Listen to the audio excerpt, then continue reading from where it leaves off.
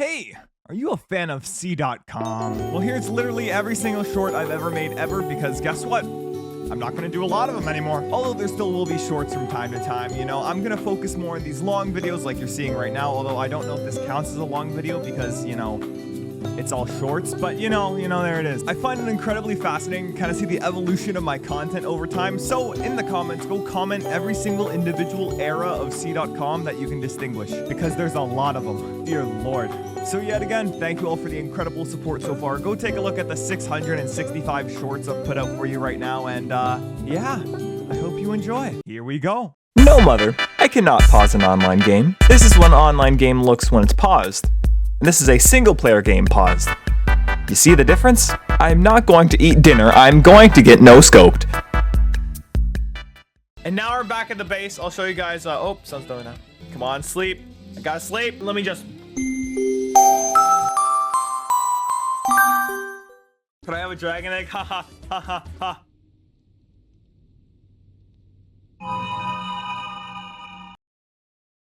This is why you should never allow me to watch the Game Awards ever again. No!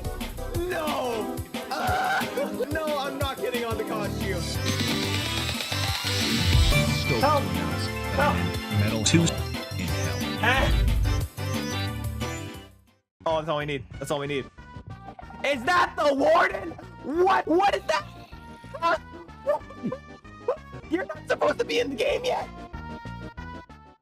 Secretly hoping I get levitation so I can make a funny bit out of it, but you know. No! What do you mean? No, no, no, no, no, no, no, no. Streamer moment. Streamer moment. Bruh. First, the baby zombie enters hell, and now I have to deal with this. Can I mine this? What? What? Ah! Right? No! Come on, man! No!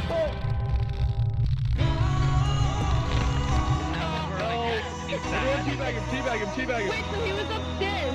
Yeah, it was Teabag him. We got him. We got him. Yeah. We got him. Dude, he just started throwing stuff across the room. He just started throwing stuff across the room. Did you guys see what it looked like? Yo, dude, you see this? Can't really make out what it is now. Look at this. Amogus. Get out, get out. So you know how water doesn't work in the nether, right? Yeah. Take a look at this. Huzzah! Water. Wait a minute. Huh? Excuse me, what? Can someone explain to me? No, the portal's definitely there. The portal's definitely there. Watch this. Excuse me, what? Is this... How? Excuse me? You don't just do that to a man.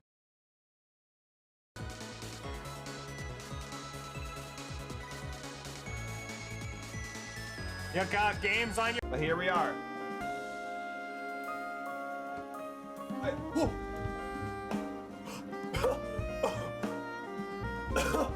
Charlie, I am so fed up with this. Okay, listen, Charlie, it might be a sign, but there's no need to get pissed about it. I'm in so much pain right now. Did you say pain? Oh, man. I don't know if I'm right for this job. Don't worry, you can do it. I believe in you. That's not exactly encouraging. I mean, I could help you out if you are that worried. Wait, how did you build that so fast?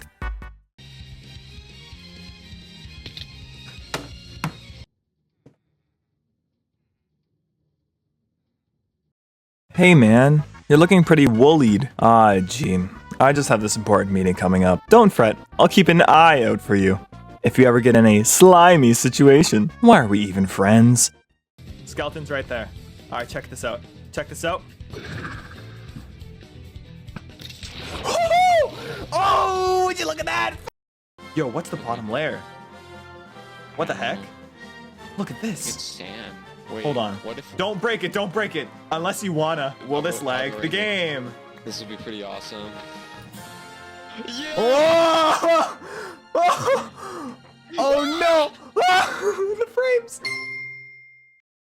Nobody's gonna know. Nobody's gonna know. They're gonna know. How would they know?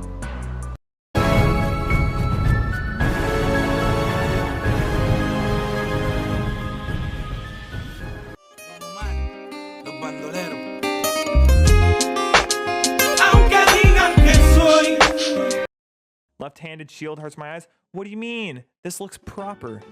What is... What the heck was that? Wait, no, hold the phone. I can flash step, you're joking. I can bloody flash step. Holy cow. Hey, villager.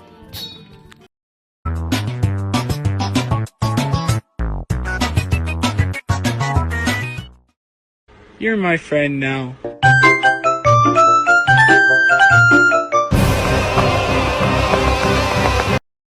So we're fine, as long as nobody teleports any bread. Question. What's your question, soldier? I teleported bread. Hey, did you know 1 in 3 people are short? Really? Well, I'm not short. Well, I'm not short either. How's it going, man? Oh, hey! Oh god, are we doing this again? Ironic, isn't it? I hate this. Alright, look at me, ready to do some PvP. Let me just left click. Oh wait, I forgot. I'm in left-handed mode. Much better.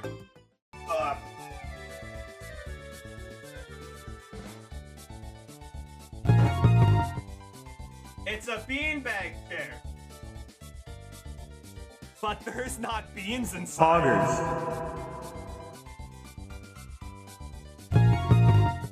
There's children. The game crashed.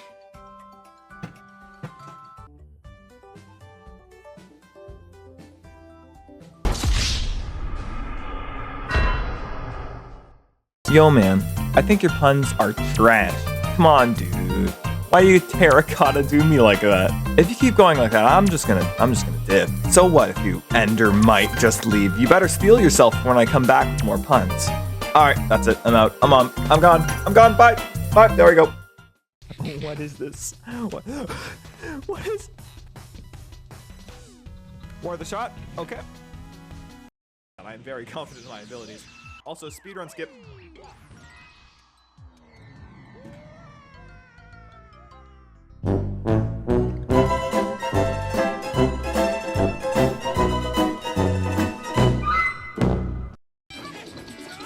Death in 5, 4, 3, 2, 1. No way! Good world design. Shoot. Oh, I got it! Let's go! See ya! See ya, idiot! I'm grabbing the guitar.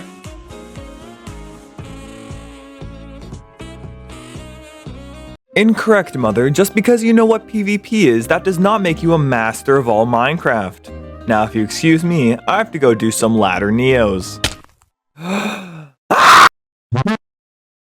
Yeah! Oh my god! Oh my god. Just drop in and just smack the lip. Whoop! Drop down. Snap. Ah! Okay, I'm going in. Is there... Don't go in! Breakfast, you need a foil? Oh, foil! It's math time. I'll just do this one. I'll just do the good old foil. This is a Minecraft stream, by the way. Welcome, everyone. First is you multiply the first ones together. If it's 3y and y, the answer is going to be 3y squared.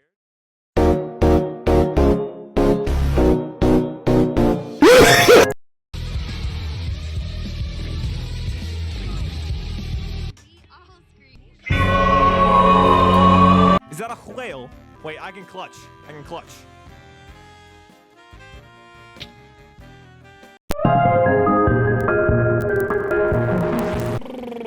Taking a shot for every L. Don't worry, you'll be sober for the rest of the night. Dies of cringe, dies. Oh, wrong button! Won every single one of my points every single time.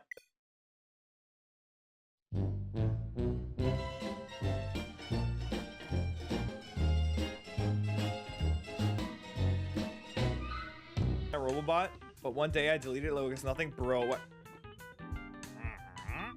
What? I'm just so taken aback right now. Please take a look. Bro, that's insane. I'm not even. Who cares if no Xenoblade 3? Wait a minute. Bro, I'm a go. Why do I suck?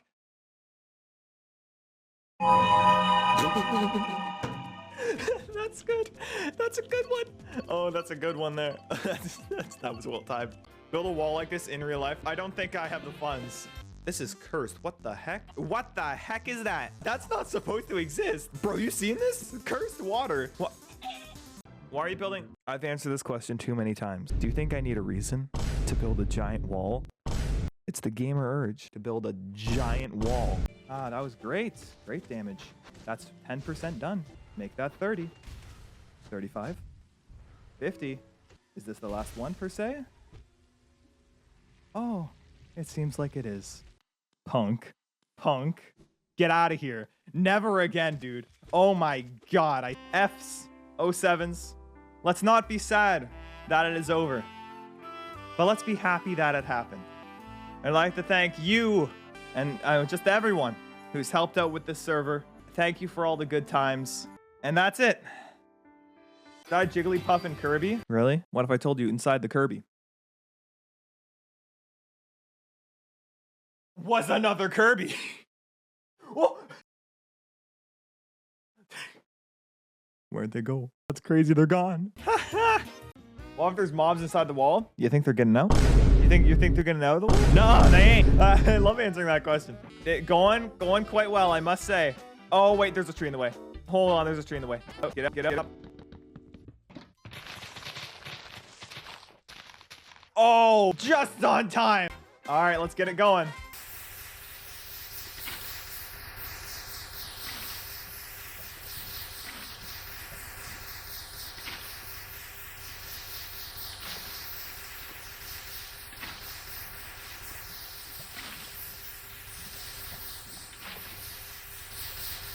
Yeah.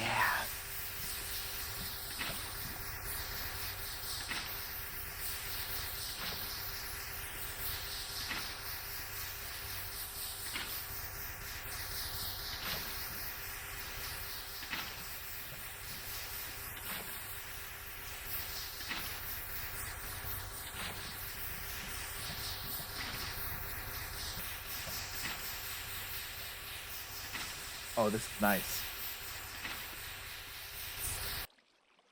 Oh, it's lagging hard. Oh. Oh my god, he's dead. I killed him. If you can take no damage in the boss, also you take double damage, so basically one hit from this thing and I'm dead. All right. Talk to you. You look cool though. Tarnished, are you? Oh. Heed my warning. The village I'm heeding the warning. been touched by death. You got something behind you there. You got something behind you there. Also, what do you mean by he has no idea? Oh, banana rotate. All right, here we go. There we go. Oh, excuse me, is that first try? Oh! Oh! Oh! Oh!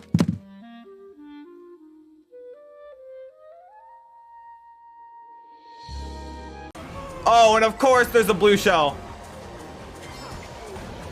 Please! Oh. Gotta go bye now. All right, bye-bye. Have a good time. This is my VTuber, by the way. I'm a VTuber now. I'm hitting you with the good old. Throw Dwayne. Please. Do it. I don't care. I don't care. Do it. Yes! Oh, there we go. Oh my god. Oh, that took 2 hours. Elden Ring? Oh no, don't say that. I'll start playing it on stream again, like last time. Alright guys, welcome to the Elden Ring stream. I got this mushroom that I'm saving for later.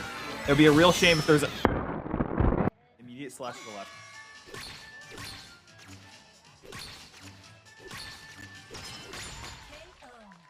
Actually, you fell off.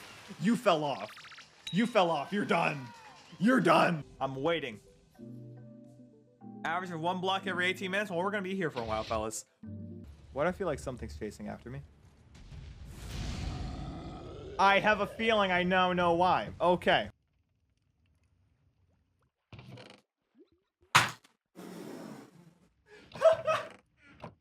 It hit my keyboard, dude.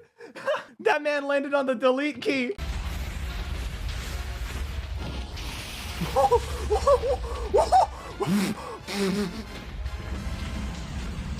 Let's go to the village and get some. What the? That's just the Badlands biome here. Desert, Badlands, desert. This game never ceases to amaze. What the heck? What the heck is this? This is some cursed sand. Oh, that's nice. Dude, we are the mosquitoes. Dude, we're no. Go mosquitoes. Get them. Get them mosquitoes. Get them mosquitoes. All right, the game's gonna be so kind to me and give me flint on my first try.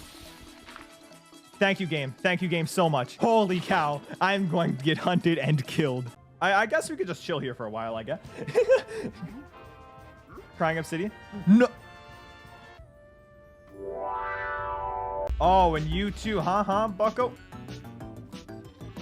That was so close. There we go. Are you kidding? Come on. I'm upset. I'm so... Thank you. Okay, anyway. It's so close. Yes! Oh, I need to get in the portal. Oh, I need to get in the portal. Let me in. Let me in. Yeah!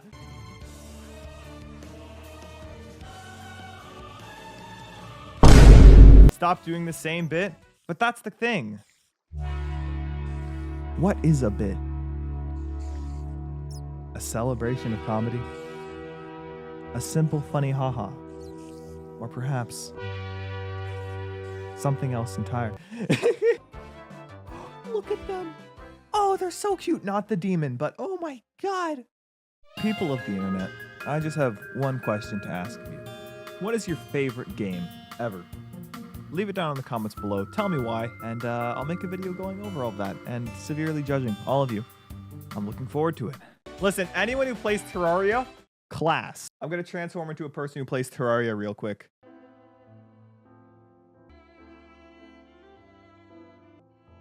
Hello, everyone. We're going to be playing Terraria today. Oh. Waffle! You wouldn't dare! Oh.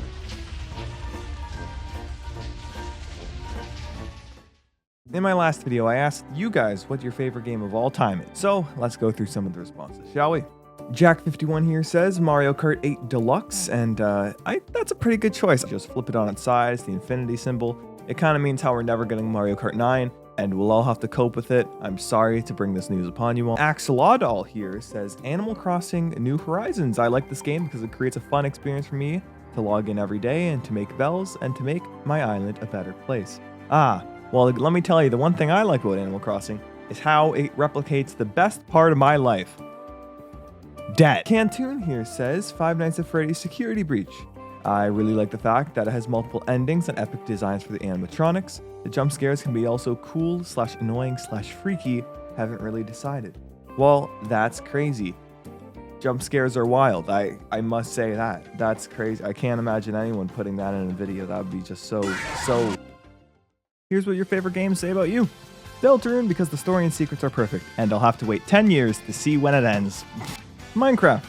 You know, that's great. If only there was a place where you could watch exclusive Minecraft content on the internet. Xenoblade Chronicles Definitive Edition. Finally! Someone with taste!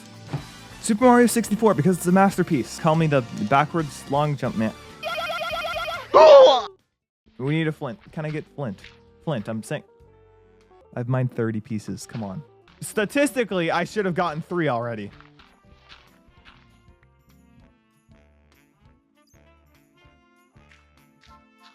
Why does it feel like one of those lives? Bro! Come on. There it is.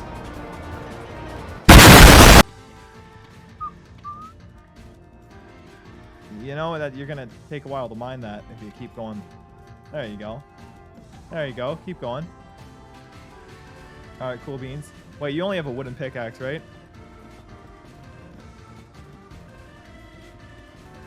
Okay, anyway, I'll see you later. Adios. Oh my god, I am cruel. And oh my god. The pickaxe only has 59 durability, so they aren't getting out. I think they're just stuck there. That's wild. I need your advice on something, man. What should I do? What should I do?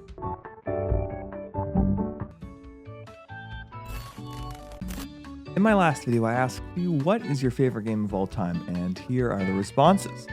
We got Metal Gear Rising Revengeance because of the memes. Ah yes, the DNA of the soul. Dragon Ball Fighters, because the dopamine rush I get from landing a combo that took me 7 hours to perfect is unrivaled by any other game. Fighting game players are a different breed, man. Holy cow, good for you. Zelda Breath of the Wild. Nothing wrong with it. Now, while I certainly wouldn't say that there's nothing wrong with the game, it is a very good game. Good choice. There's a reason why a bunch of games are called Breath of the Wild copies. Either Pokemon Ranger Guardian Signs or Persona 5. I just had a wave of nostalgia hit me that I did not know I had. Oh my god. Persona 5 is also great specifically. You know, people say I kind of look like Joker from Persona 5. That's crazy. Let me try this. What the heck? You know, these Eldritch Beings, they got nothing on a good old 16-wheeler, dude. Hit God with a truck. Yeah, there we go. Bruh. I'm struggling to type mushroom right now, but I appreciate the comment. Oh! No! No! Like, even with protection for 20-30% reduction rate, if it's a percentage, then you could probably do it. Worm bypasses armor values, so it's too...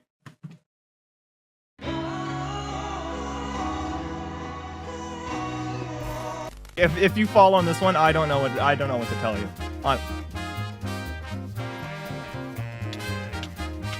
Excuse me? Yeah, this is kind of the prop. Okay. That's not what. Oh, I turned up the headphones too much. Oh my. Give everyone creative. All right. Here we go. It's always my favorite part. Oh my good god. That mountain is not a mountain anymore. That's a waterfall. Nature is healing, guys. Perfect screenshot. Nature is healing. I'm gonna post it on my Twitter. Exclamation point Twitter, guys. All right, now here's the fun part. My favorite command in all of Minecraft. Here they go.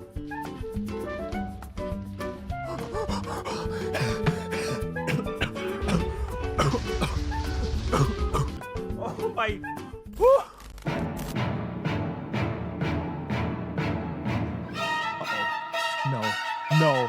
No.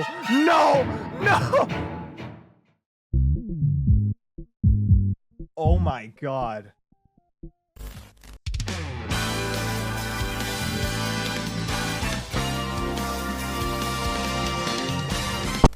There they go.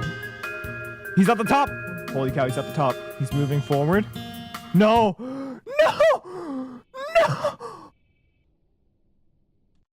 I'm done. Why'd that have to happen? He was just a strider. He was just chilling. He did nothing wrong. He was just trying to make his way in the world. And look what happened. Like 50% of the time, you'll do it 100% of the time, you know? Great job. Oh, thanks. Okay, that was just bad. That was just me being bad. There we go. What was that? Why are you glowing? You've committed a mortal sin upon the rules of Minecraft. Gosh darn it! Dolphin? Huh? Oh, I got it! Yes! Okay! Alright, let's go! Let's go! We got it! We're out! Bye! I got it! What the heck is that book? Hello? Okay, there we go. Oh, that was a close one.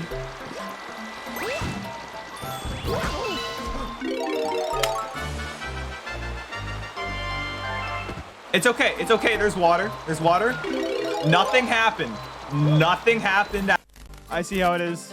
Well, you know what they say. Time to go. I don't even have the sword anymore. Who has it? Ah! No! Well, you're gonna kill everyone. No! No! He's gone mad. No! I don't know how to drop it. You can't. Waffle, you can't drop it. That's the thing. You can't. You can only throw it. You can only throw it. And when you throw it, people die. Whoa! Yeah, there you go. Oh, there he goes. Here we go. I'm putting on the song. Hopefully I don't die. That wouldn't be fun. Ready?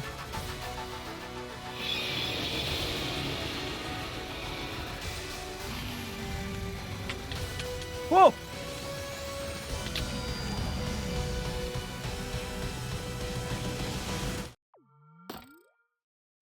Well, did you know in Mario Kart 8's Sunshine Airport course, you can see flight listings and advertisements for other courses in the game. This includes Dolphin Shoals, Cheap Cheap Beach, and Yoshi Valley. And it even shows what airline is in charge of the flight, like Galaxy Air or Paratroopa Airlines. Although you probably won't notice this in a regular race, it is a great detail made by the developers. Also, you can trick off of the airplanes in the glider section. Except I'm bad, and I've never done it. So here's a clip of it instead. With that said, what Mario Kart course would you want to visit the most? Did you know in Mario Kart 8, the music in races changes depending on what position you are in? Here is an example of what it sounds like if you're behind first place. And here's what the game plays when you are in first place. This added on drum track is great to add excitement to the race when you are in first. Subscribe for more. Did you know in Kirby and the Forgotten Land, there is a great detail programmed into the game's sound test, which unlocks after you beat the game? Can you spot the details when the Waddle Dees are playing the selected song? Each Waddle Dee is programmed to only play when their instrument is in the music track, and they're synced to the beat of the music as well.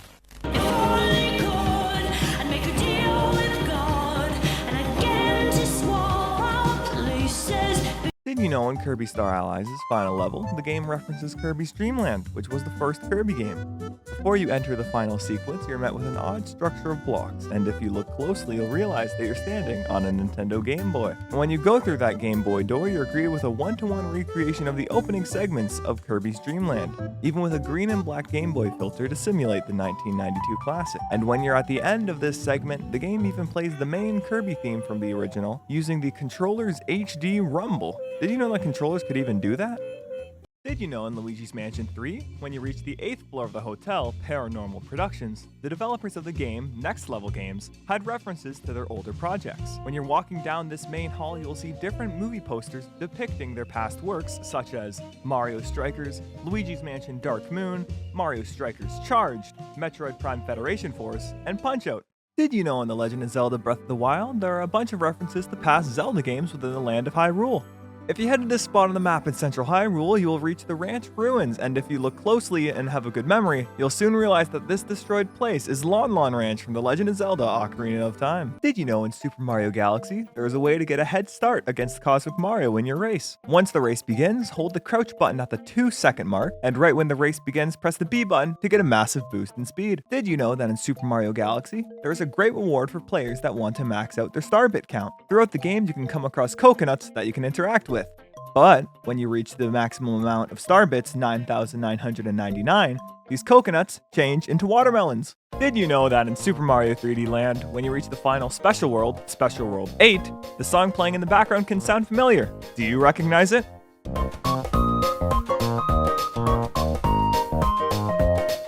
If you have a good memory, you'll realize that this song is a remix of the Flipnote Studio song, Draw Mario. Did you know that in Super Mario Galaxy 2, when you reach the Special World's 3rd galaxy after getting 80 stars, you'll realize that Twisty Trials Galaxy looks rather familiar if you've played a certain other Mario game. That's because Twisty Trials Galaxy is a recreation of Rico Harbor's 4th mission, The Secret of Rico Tower, from Super Mario Sunshine. Did you know that in Super Mario 3D World, the physics in the game can be a bit odd at times? The craziest part of the physics system has to be the ice. If you crouch repeatedly, you gain massive amounts of speed. And good use of this glitch in level 3-1 Snowball Park makes it possible to skip the entirety of the level. Did you know that in Super Mario Galaxy 2, when you reach the 6th world's 3rd galaxy, Throwback Galaxy, you'll realize that this galaxy is actually a recreation of Whomp's Fortress from Super Mario 64. The boss of this galaxy is the same Whomp King from Mario 64 as well, who even talks about his original defeat. Did you know that in Super Mario 3D World, each character has different characteristics, like how Toad is the fastest character, Luigi jumps the highest, and Peach can float in the air. This is a reference to Super Mario Bros. 2, also known as Doki Doki Panic in Japan, where these characters have the exact same attributes. And ever since this game, Luigi jumping higher than Mario has been a mainstay feature in the series. Did you know that in Super Mario 64, in order to save space for the game's file size to fit on a Nintendo 64 cartridge, some sound effects are just altered versions of other sounds. Bowser's evil laugh that you hear in the castle is actually just a slowed down version of a Boo's laugh.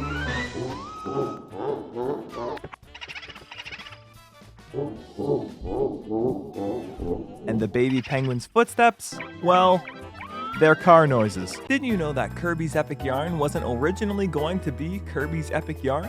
The developers of the game, Goodfeel, were originally creating the game with Prince Fluff as the main character, and it was originally called Fluff of Yarn. Until in 2009, Nintendo proposed that the game be included in the Kirby series and have Prince Fluff as player 2. Didn't you know that in Xenoblade Chronicles 3, the Sword Fighter class's talent art, Overclock Buster, is a reference to two separate things?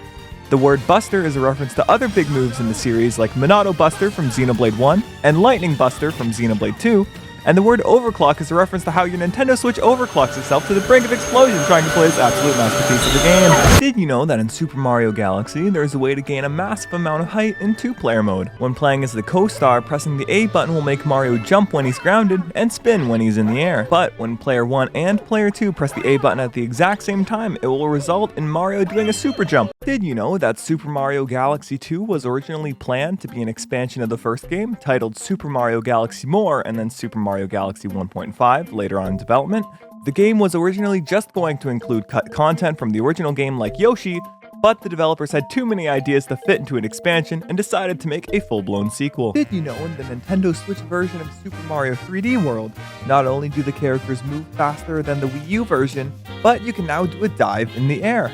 By pressing the crouch and run buttons at the same time, you can perform a dive, which is real helpful when you need a bit more height. Did you know that Splatoon was originally going to have rabbits as the playable characters? The character prototype started off as a block of tofu, then later on in development it was rabbits, until the dev team thought to themselves what would make more sense other than rabbits, and so the Inkling was created. Did you know that Splatoon was originally going to have rabbits as the playable characters? The character prototype started off as a block of tofu, then later on in development it was rabbits, until the dev team thought to themselves what would make more sense other than rabbits, and so the Inkling was created. Didn't you know there's a way to gain infinite height in Super Mario Galaxy 2? If you jump and flutter with Yoshi, then at the peak of the flutter jump, release the A button and tap the crouch button, you can flutter jump again. And you can repeat this process infinitely. With this, you can even fight the final Bowser fight with Yoshi. Did you know that in Super Mario Galaxy 2, the Stone Cyclone Galaxy is pretty familiar to fans of the first game? And that's because this planet is the exact same planet used in the third mission of Super Mario Galaxy's Beach Bowl Galaxy. Did you know that the levels of Kirby's Return to Dreamland somewhat spoil the final boss? If you take a look at each level name, that being Cookie Country, Raisin Ruins, Onion Ocean, White Wafers, Nutty Noon, Egg Engines, and Dangerous Dinner, alliteration aside, if you take the first letter of each level and put it into a word, it spells out crowned, which foreshadows Magolor getting the Master Crown and the final boss music. Did you know in the original Super Mario Bros. Game, it is possible to restart at the last world you were in if you happen to game over? All you need to do is when you are at the title screen after you game over, hold down the A button and press start. Did you know that there is an easy way to get the max amount of lives in Super Mario 3D World? If you head over to level 1-2 and grab this Koopa shell, you can throw it here and start jumping to gain lives. But if you want to do it even faster, you can play as Toad.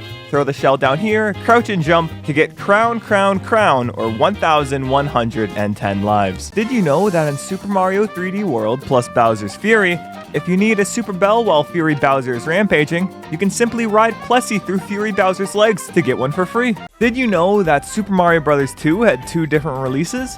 The original Super Mario Bros. 2, which many of you now know as Super Mario Bros. The Lost Levels, added many new mechanics to the original Super Mario Bros. Game, such as wind elements and toxic mushrooms. This game was deemed too difficult and therefore potentially dangerous to the Mario brand and video game market by Nintendo of America. So instead of the difficult original game, Nintendo decided to take a game originally known as Doki Doki Panic and make adjustments to it so it resembles a Mario game, and then release it elsewhere, while this version is known as Super Mario USA in Japan. Did you know there is a secret copy ability hidden in Kirby Planet Robobot? If you go to level 1-4 and enter a secret door right underneath here, you can get the Smash copy ability. This copy ability replicates Kirby's moveset from Super Smash Bros. Did you know that in Super Smash Bros. Ultimate, one of Mythra's taunts is a reference to a really funny moment in Xenoblade 2?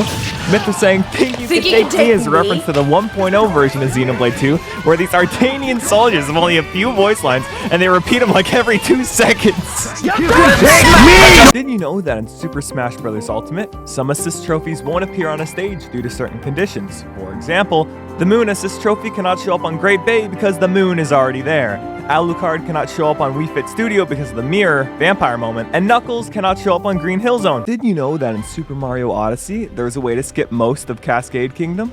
If you go to the T-Rex and capture it, and then run over this trampoline with your left foot, you'll be launched up high in the air.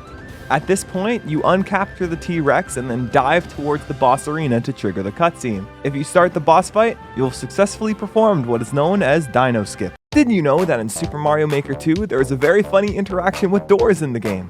If you press A on a door a bunch of times, he watches.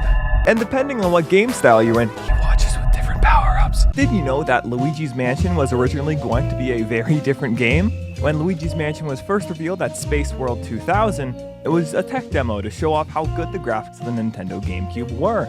It was then decided to make this demo into a full-blown game that would have Luigi trying to find Mario. After some content was cut due to it being too scary, a newer version of the game was shown off in 2001 with the poltergeist and other elements seen in the final release. Did you know that there's a great way to get rare stones fast in Kirby and the Forgotten Land? First, you are going to need any type of hammer copy ability, but the toy hammer works best. Make your way over to this area to the right of the arena, then hover in the air until you start falling. Once that happens, press and hold down the attack button, and the moment you hit the ground with your hammer, mash the jump button to gain crazy amounts of height. Then hold forward and slightly left. Wait a few moments and then deflate to land on this small patch of grass. Jump down and then hover under the arena to go out of bounds, then make your way to the entrance of the arena. Fight the 2 mini-bosses, and beat the glitched version of the Meta Knight Cup to get a rare stone. Did you know that there is a secret copy ability hidden in Kirby Planet Robobot? Once you 100% complete the game by collecting all code cubes and rare stickers, you can go to the ability test room to get the UFO ability. Or you could just use the Kirby Amiibo to get it as well as a full heal in the true arena. What? Did you know that there is a way to skip the entire Moon Cave segment in Super Mario Odyssey? Now you may be asking, but cdotkom, I don't want to skip the Moon Cave. You do. Make your way over to the Sphinx and jump onto its head. Do a ground pound jump, throw Cappy, bounce off Cappy, and maneuver to this exact spot on the wall. Then hold left to wall jump off of the other wall, and dive over to skip the cave completely. Did you know that in Donkey Kong Country Tropical Freeze, the developers of the game, Retro Studios, hit a reference to their previous work on the Metroid Prime series? If you head over to level 1-B and look in the background, you can see Samus's gunship. Did you know when you beat the post-game boss of Kirby and the Forgotten Land, you get a copy ability blueprint for the... Last chance for spoilers, get out while you still can. Okay, Morpho Knight's sword, which has some extra attacks that are different from the regular sword attacks. You can hold the guard and attack buttons on the ground to release Phantom Forgos that chase down enemies, and hold the same buttons in the air to perform Morpho Knight's wave attack. Did you know that in Kirby and the Forgotten Land, just like the previous games in the series, the different world names spell out a phrase? You have the Natural Plains, Everbay Coast, Wandaria Remains, Winter Horns, Original Wasteland, Redgar Forbidden Lands, and Lab Discovera, which altogether spell out New World. Did you know that in Luigi's Mansion, Dark Moon, when you enter the elevator in Gloomy Manor, the music playing can sound familiar? Do you recognize it?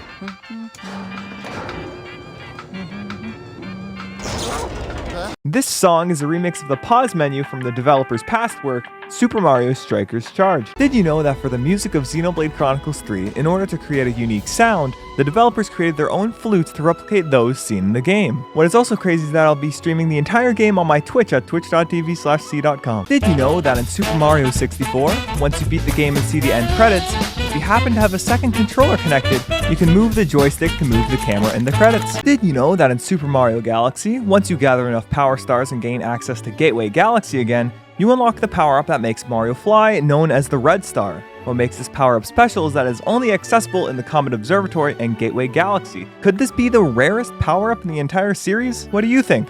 Did you know that in Kirby's Dream Land for the Nintendo Game Boy, there is a great little detail hiding in the game's seemingly simple pause screen? If you wait long enough on the pause screen and then look at Kirby. Did you know that Super Mario Bros. 2 was the first game to introduce Shy Guy, and ever since then, Shy Guy has shown up in many different Mario games? But he hasn't gotten any design updates, and that is because he is perfect and without flaw. Did you know that in Super Mario Sunshine, the paintbrush that Bowser Jr. uses was made by Professor Egad from Luigi's Mansion, who also made the Poltergust and Flood? But in Super Mario 3D World plus Bowser's Fury, Bowser Jr.'s paintbrush no longer has the Egad logo, so what happened there? What happened there? Did you know that in Super Mario Odyssey's Metro Kingdom, New Donk City, there are many references to the Donkey Kong series within the city itself? The license plates on the cars have 1981-ND on them, which is a reference to the year the original Donkey Kong arcade game released. The street names are also references to different characters from the series, such as Cranky Kong, Squawks, Dixie Kong, K. Rool, Rambi, and Rattly. Didn't you know that in Splatoon's Battle Dojo, there is a way to enable motion controls for the player not playing on the gamepad? In the game's Sunken Scroll number 26, we can see a skeleton, that's us, with a Wii U along with a Pro Controller with a Wiimote strapped to it with a certain button combination pressed. If you go into the Battle Dojo and connect the Pro Controller with this combination, you can use motion controls in this mode, although I wouldn't say that it's intuitive. Did you know that in Kirby Triple Deluxe, the worlds in the game all combine to spell out a word? The names are Fine Fields, Lollipop Land, Old Odyssey, Wild World, Endless Explosions, Royal Road, and if you include the name of the final world, Eternal Dreamland, it spells out Flowered. Did you know in Super... Did you know in Super... What is going on, man? What is this? How does this even happen? Did you know that in Super Mario Galaxy, when you stand on any reflective surface and look at Mario's Did you know that in Super Mario Galaxy, depending on the amount of Power Stars that you collect, the music in the Comet Observatory will change? There are 3 versions in total. Take a listen and let me know your favorite in the comments.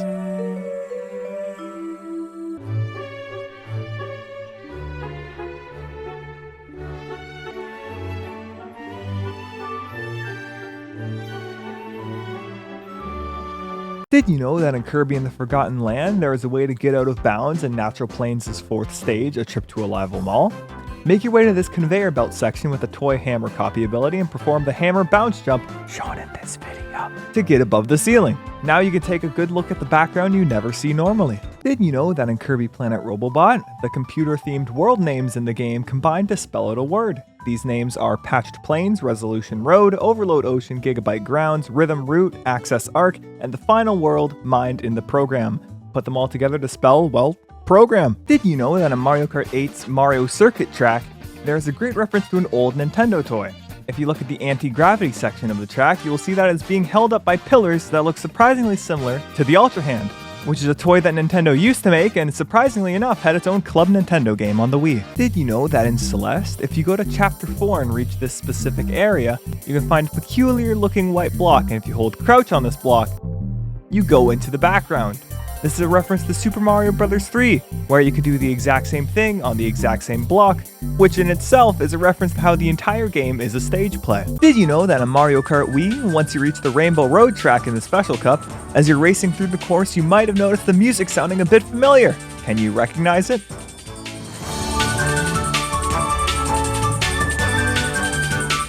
Part of the song you listen to is part of the main melody in Super Mario Galaxy's Good Egg Galaxy. Did you know that in Super Mario Sunshine's Delfino Plaza,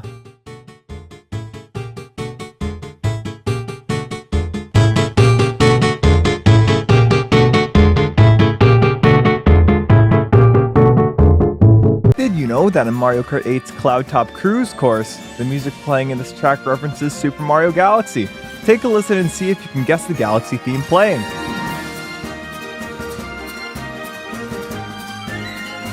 Gusty Garden Galaxy. What a jam. Did you know that in Persona 5, when you start a battle, you can hear some nifty jazz music playing in the background? This is a reference to how Persona 5 created the entire concept of jazz music.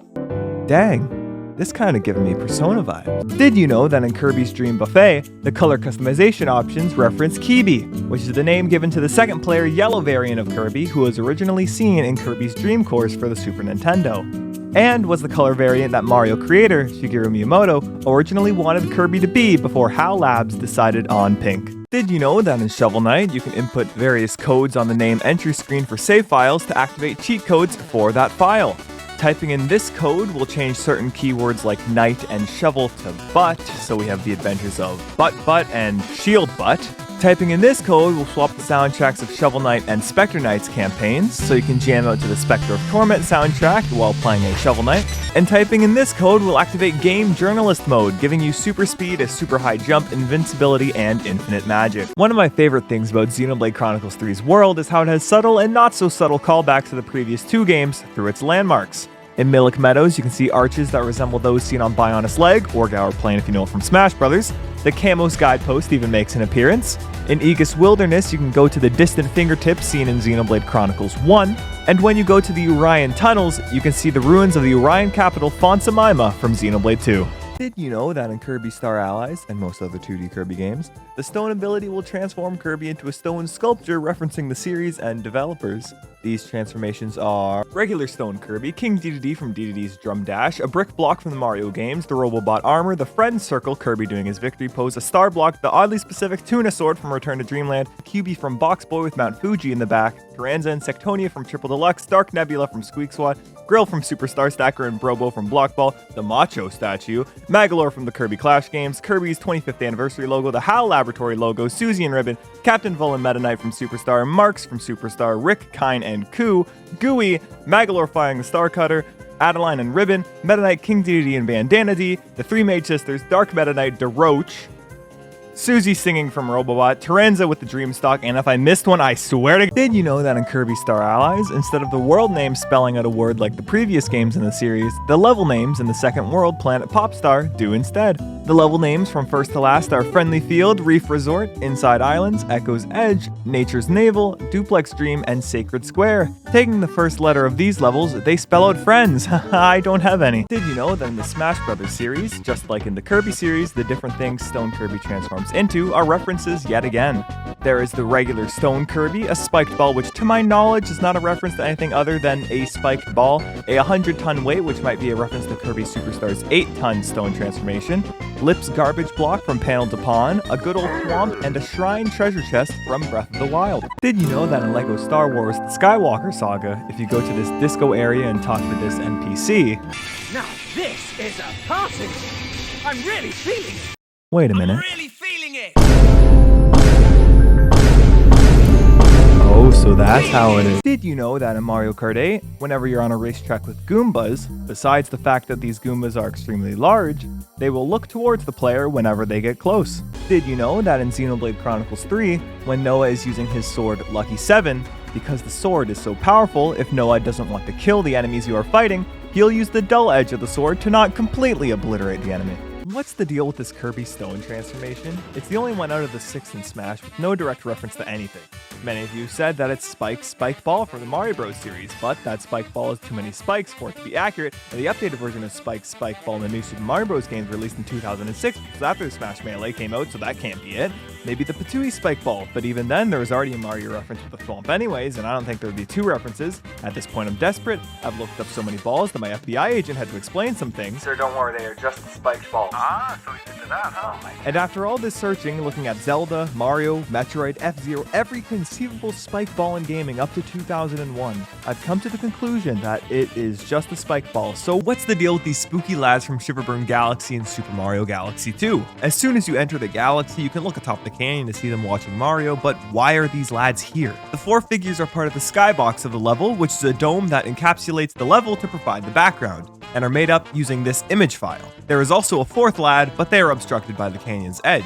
The The file naming scheme of the Skybox images, Hell Valley, might refer to this place in Japan with the same name. Hell Valley is a geothermal crater with lava pits covered up by thick blankets of snow. Oh boy, I wonder where I've seen stuff like that before. The file name seems to imply that there might be tree spirits from Japanese folklore called Kodama. Taking a look at common depictions of the spirit, I'd say they look rather similar. Aside from their potential origin, however, what do you think these lads are doing and why would they be watching Mario? I guess we'll never know, so what's the deal with Minecraft's ancient city? I've been rebuilding the city with viewers on my streams and it got me thinking, out of all the structures in Minecraft, this one is the most mysterious by far. Especially these redstone contraptions testing out the conductivity of blocks among various other machines. The most mysterious aspect is the skulk growth around the area. It's obvious that this place wasn't built with the skulk in mind. It probably seeped out of the portal in the middle of the city, because we all agree that's a portal, right? Yeah, okay. This probably was the same for the Warden, as it was most likely a mechanical creation before being overtaken by the skulk. But what do you think it is? And I've made a mistake. In a previous video, I talked about how this Kirby Stone transformation in Smash Bros. And how it did not reference anything, and you guys completely blew up that comment section, so I would just like to apologize. I didn't realize you all forgot what a Gordo looks like. I don't know how you... I also said it can't be a Patooey Spike Ball because there can't be more than one Mario reference. That was just a bait statement, and the Patooey Ball I showed there was actually from Smash Ultimate, which was after Super Smash Bros. Melee came out, so that's obviously not going to be it. There have been really good suggestions like Mace Knight from Kirby Superstar and the Ball and Chain Soldier from The Link to the Past, but none of these are exact, except for the Kirby Superstar Ultra drawing of Mace Knight, which is obviously after Melee, so that doesn't count. So is it really just the Spike Ball? Yeah. How many spins does it take to beat Super Mario Galaxy? The rules. Whenever I press Y and Mario spins with a baby Luma popping out of his head, that is a spin. Using launch stars and other items that require the Y button do not count. Our first spin is at Gateway Galaxy, where we have to break this crystal to progress, and the next crystal has a star chip in it, so that makes 2. Another spin to knock this Goomba off its feet because jumping on it apparently doesn't work so well, and that's the first mission. There are some more spins in Good Egg Galaxy to break this crystal and defeat Dino Piranha. We break these crystals to progress in Good Egg Galaxy, and then we do some sneaky maneuvers to finish the mission, and the other galaxies in this world require no spins, so we get ourselves to the boss fight of this world, which requires no spins, and we managed to get past this world with 10 total spins. How many spins does it take to beat Super Mario Galaxy? The rules. Whenever I press Y and Mario spins with a baby Luma popping out of his head, that is a spin. Using launch stars and other items that require the Y button do not count. This second world has some spots where we have to do a fair amount of spins, like this area in Space Junk Galaxy to free the Toads, because we can't jump up to the ship from here. That clears mission 1, and we can even do the Camella fight mission. 1 spin to pick up this Bob-omb in Battle Rock Galaxy, and then it's boss fight time with Bowser, and it is pain. 1, 2, 3, 4, 5, 6, 7 spins. Bowser sucks. What's the deal with the tracks in Mario Kart 8 Deluxe? Now, you may be thinking I'm talking about the Booster Course Pass and how they decided to add bloody Mario Circuit 3 of all tracks in, but that is not the case. Take a look at these lads. They are massive. And it's not like there aren't somewhat regular sized lads in most tracks, but just look at the scooter. Maybe the oversized nature of these elements come from Mario Kart Wii's PNG file crowds, or maybe these guys are larger in size due to the developers making them bigger so that the player can see them while racing. Or maybe I shouldn't think too hard about these things. Yes. How many spins does it take to beat Super Mario Galaxy? The rules. Whenever I press Y and Mario spins with a baby Luma popping out of his head, that is a spin. Using launch stars and other items that require the Y button do not count. In the third world's Beach Bowl Galaxy, we spin once to break this crate, and then another 2 to break this crystal to finish the mission, and then another 2 to break this crystal and finish the mission, 1 more to switch this lever, and then after that, the preceding Bowser Jr. fight takes no spins. How many spins does it take to beat Super Mario Galaxy? The rules. Whenever I press Y and Mario spins with a baby Luma popping out of his head, that is a spin. Using launch stars and other items that require the Y button do not count. Before we begin on the 4th world, some of you lads in the comments have told me that you can shoot a star bit at this prism to knock the Goomba over in the first mission, and you'd be correct. I'll minus 1 spin from the total. A big issue I'm facing now is that we used to have a lot of missions that required no spins, but now the number of those missions has reduced drastically. So it's a lot of trial and error figuring out what missions have the least amount of required spins. So let me know in the comments if you come up with any other potential routes I could take. We close out World 4 with our second to last Bowser fight and end up with 45 spins. How strong is Kirby? While most of us know that Kirby is unreasonably strong for just being a little guy, I still wonder who can beat Kirby in a fight. Only including main series Kirby game, some of the strongest things we've seen in Kirby 2 are drilling through an entire planet-sized supercomputer, also known as a Clockwork Star in Kirby Planet Robobot, punching straight through Planet Popstar in Kirby Superstar's Megaton Punch minigame.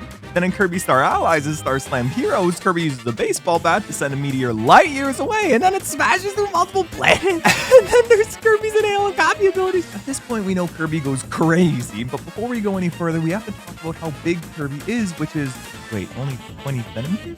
Oh, so then it must be easy to beat him.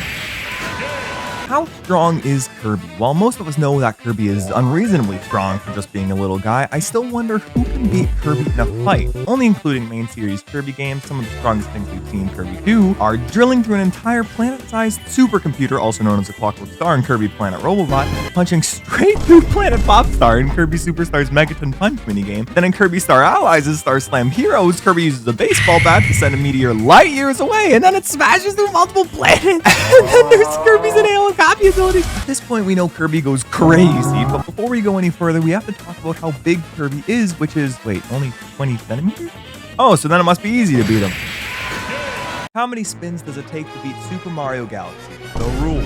Whenever I press Y and Mario spins with a baby Luma popping out of his head, that is a spin. Using launch stars and other items that require the Y button do not count. Now on to the final worlds. We're in the home stretch now, but that also means there are even less levels with no spins. The third Bowser Jr. fight is optional, so I'll be skipping that. It would have added 10 plus spins anyways. Most of our stars are now coming from Comet variants of past missions, which sadly have a fair amount of spins to do. But the real pain is the final Bowser fight, which takes a whopping 15 spins. So overall, you can beat Super Mario Galaxy with a minimum amount of 77 spins. What's the deal with Morpho Knight? For the uninformed, Morpho Knight is a newer boss in the Kirby series added in Kirby Star Allies as guest star mode and as a secret boss in Kirby in the Forgotten Land that mainly stays in the form of a butterfly. The most similar real-life butterfly I can find is the Monarch Butterfly, and its boss form is based off of a concept art for Meta Knight. The scariest part about Morpho Knight is that in the in-game lore text it says, on the day of judgment, this fluttery fiend will fly into action. So you're telling me that this tiny butterfly is the Grim Reaper of the Kirby series. It could just roll up, touch my fingertip, and Excuse me. Have you seen any Monarch butterflies anywhere? Oh yeah, I saw one right over there. Right up. What's the deal with the Kirby Spike Ball? In my previous two videos, I've tried to figure out what the Spike Ball is a reference to, as it's the only Kirby Stone transformation in Smash out of the 6 without a reference to anything. Many of you have given great suggestions, which would probably be it if the Spike Ball didn't come after Super Smash Bros. Melee, which is the last Smash Bros. Game to have only Nintendo franchises in it. Although some of you have said that it's from games like Bomberman, keep in mind Bomberman's owned by Konami and not Nintendo. And I think there's no notable Nintendo game Spike Balls that look like the one Kirby turns into in Melee. The main takeaway from the Spike Ball is that not everything has to be a reference to something. If my comedy was a reference to something, it'd be Sonic and Melee because it just straight up doesn't exist. But if you still don't believe that it is just the Spike Ball, just check the wiki, man. It's right there. Like, I knew this from the start. Oh, okay. Yay. Happy moment. Wait. Oh. Why does Kirby look like this, and how can I get him? For Kirby Star Allies' final update, you can unlock Kirby's classic look if you complete certain objectives. First step, beat the game. Simple. Second step, beat the epilogue titled Heroes in Another Dimension. Third step, head over to the Ultimate Choice. You'll need to play through the Infernal Crisis difficulty to unlock Soul Melter, and then play through Soul Melter difficulty to unlock Soul Melter EX. Once you have access to Soul Melter EX, congrats, this is the hardest challenge in the entire game. Here's how to beat it. Pick Magolor as your character, then the 3 Mage Sisters, and then 2 other Dream Friends. I tend to use Magolor, but I'm a bit biased. So here's how you play. You press down, then up, and B, and you do the big sword. You're entirely invincible during this. Whenever you're in trouble, all you do is jump, hold L, and bam, invincible. And you can even move around while doing this. And for the Void Termina boss fight, remember that L and R makes you dodge, and once you beat this challenge, you too can have curb. For context, this is me trying to beat Super Mario Galaxy 2 without spinning. Wait, what is that? Any ideas on how we can potentially skip this? There has to be a way, right? I'm not just going crazy. cdotkom, maybe the exclamation button's momentum pair with a long jump could work. That's actually so smart. Plague, you're actually a genius. Hold up. Too early. Come on. Oh! Oh, we can do it! Oh, there we go! All right, now what? So a ton of attempts happen, and then 30 minutes later, we finally get the clip. Let's go! Oh, I'm the best gamer in the world. Oh, no spin. Catch that on YouTube tomorrow. Oh, I'm getting noise complaints tonight. What is a piranha plant? I promise this is an interesting question. While playing through the Mario games, I always thought to myself, just what exactly is a piranha plant? It's not like Mario doesn't have fantasy creatures, but most of them can be traced back to some creature or thing. But the piranha plant can be traced back to piranhas and plants, so what is it? For the argument of plants, it seems pretty simple. Just look at it. Stem, leaves, I'm assuming they're even based off of the Venus flytrap, but then I look at the other elements and what the heck? This bad boy has teeth, a tongue, not to mention bones, not to mention they can breathe fire and blow air hard enough to keep their not the Kirby spike ball up in the air so they have lungs. And that's not even including more advanced creatures like PD Piranha, which other than the leaves have no traits connecting to a plant. Taking all of these things into consideration, my piranha plant enthusiast self can't even figure out what this guy's supposed to be. What are you? Is this lad just a piranha or just a plant? Oh, but cdotkom, why can't it be? No. Kirby is overrated. Hear me out. In one of my past videos, I talked about just how strong Kirby is, followed by the fact that Kirby's just a small little guy, so I can drop kick him and win a fight. I ended up getting a lot of comments on the video saying that size doesn't matter, so now that I know my audience a bit better, here's why Kirby is not as strong as you think. I want to say off the bat that I'm quite the Kirby enjoyer. I mean, look at me. I'm just merely stating the facts here. Most of the threats Kirby fights are crazy powerful beings, but that does not mean upon winning the fight, he is stronger than that boss. Take Void Termina, for example. This lad is the destroyer of worlds, but what is the boss fight? A few spears, axes, and sword strikes? Void Termina had the Master Crown and just shoots lasers. The Master Crown can create black holes among some other wacky things, as we see with Magolor. So while Kirby may fight extremely powerful opponents in his own games, most of the time we have never seen what these bosses are truly capable of. I could still be a good fight. Top 5 Nintendo controllers. Yet again, my opinion, but if you disagree, you are just wrong. At number 5, we have the Nintendo Wii U Pro Controller. This is probably one of my favorite ones just because of the 2 thumbsticks it has at the very top. It's way more comfy to have your hands up here than hands down there. At number 4, we have the Wii Remote. Now, this might be a bit of an odd pick. The fact that it looks like a TV remote and you could just point at it and say, oh, watch out, I don't have a wrist strap on. All right, number 3, the GameCube controller. Look at this lad. Oh man, it's so great. The GameCube controller is really good for playing GameCube games, but that's about it. And at number 2, a surprising pick, the Switch Pro controller. Yeah, this controller's so good, I ended up actually getting 2 of them. This is the best conventional controller on this list. So hey, if you want a good one, taking the number 1 spot, the Wii U gamepad. I've never felt a more comfortable controller in my life. Who's the strongest Smash Brothers fighter? Now, if we're talking gameplay, then it's most likely one of the Fighters Pass characters like Steve or Pyra and Mithra. But gameplay aside, if we were to put out all fighters in a big open field at the peak of their power, who would win? Some contenders for the strongest character that come to mind would be Kirby, Ness, Palutena, Sephiroth, maybe Steve in Sonic 2, and Shulk if he allows to play Xenoblade Chronicles. While Kirby has killed gods of destruction and whatnot in his games, that might give him an edge, but then you remember a shocking amount of these fighters have either killed gods or are gods themselves. But the strongest character in Smash Brothers is one that transcends dimensions, literally making them impossible to touch, and that character is Mr. Game & Watch. I've made a mistake. Again, in a previous video I talked about who the strongest fighter in the Super Smash Bros. Series is, and I came to the conclusion that it was... But I ended up getting some comments on both YouTube and TikTok saying that my choice was wrong, so I went back and did some more research. And what I found was astounding. I don't know how I missed such an obvious choice, but it makes sense as this character is so powerful that most Smash Bros. Players don't go anywhere near them on the select screen. And that character is... Deodorant. Welcome to day 1 of beating every 3D Zelda game before the release of Tears of the Kingdom. We've got 6 games to go, so let's start off with Ocarina of Time. We wake up Narugear and totally not kill the Deku Tree, sneak past the guards in Hyrule Castle, talk to Zelda, play the Ocarina, get a spiritual stone from Darunia, and a hug from the boys. Swim a bit to Zoro's domain, get eaten by a fish, and then completely rupture their insides. They now have 3 unknown diseases. We head back to Hyrule Castle, and Zelda chucks us the name of the game, and we enter the Temple of Time. Check my YouTube live page to catch these streams when they happen, and I'll see you tomorrow. We have a ways to go. Welcome to day 2 of beating every 3D Zelda game before the release of Tears of the Kingdom. For day 2, we start off by trying to get to the Forest Temple and surprisingly spend an entire hour before we enter it. We boggle our minds at the Forest Temple until nabbing a key where no sane person would look. We beat up Phantom Ganon, totally, and then we go to get our horse Epona, which then leads us to creating a paradox, which then leads us to the well, and oh my goodness, how is this in a children's game? Check my YouTube live page to catch these streams when they happen, and I'll see you tomorrow. We have a ways to go. Welcome to day 3 of beating every 3D Zelda Zelda game before the release of Tears of the Kingdom. For day 3, we keep it pretty simple. We do some exploring and figure out how to get to the Fire Temple.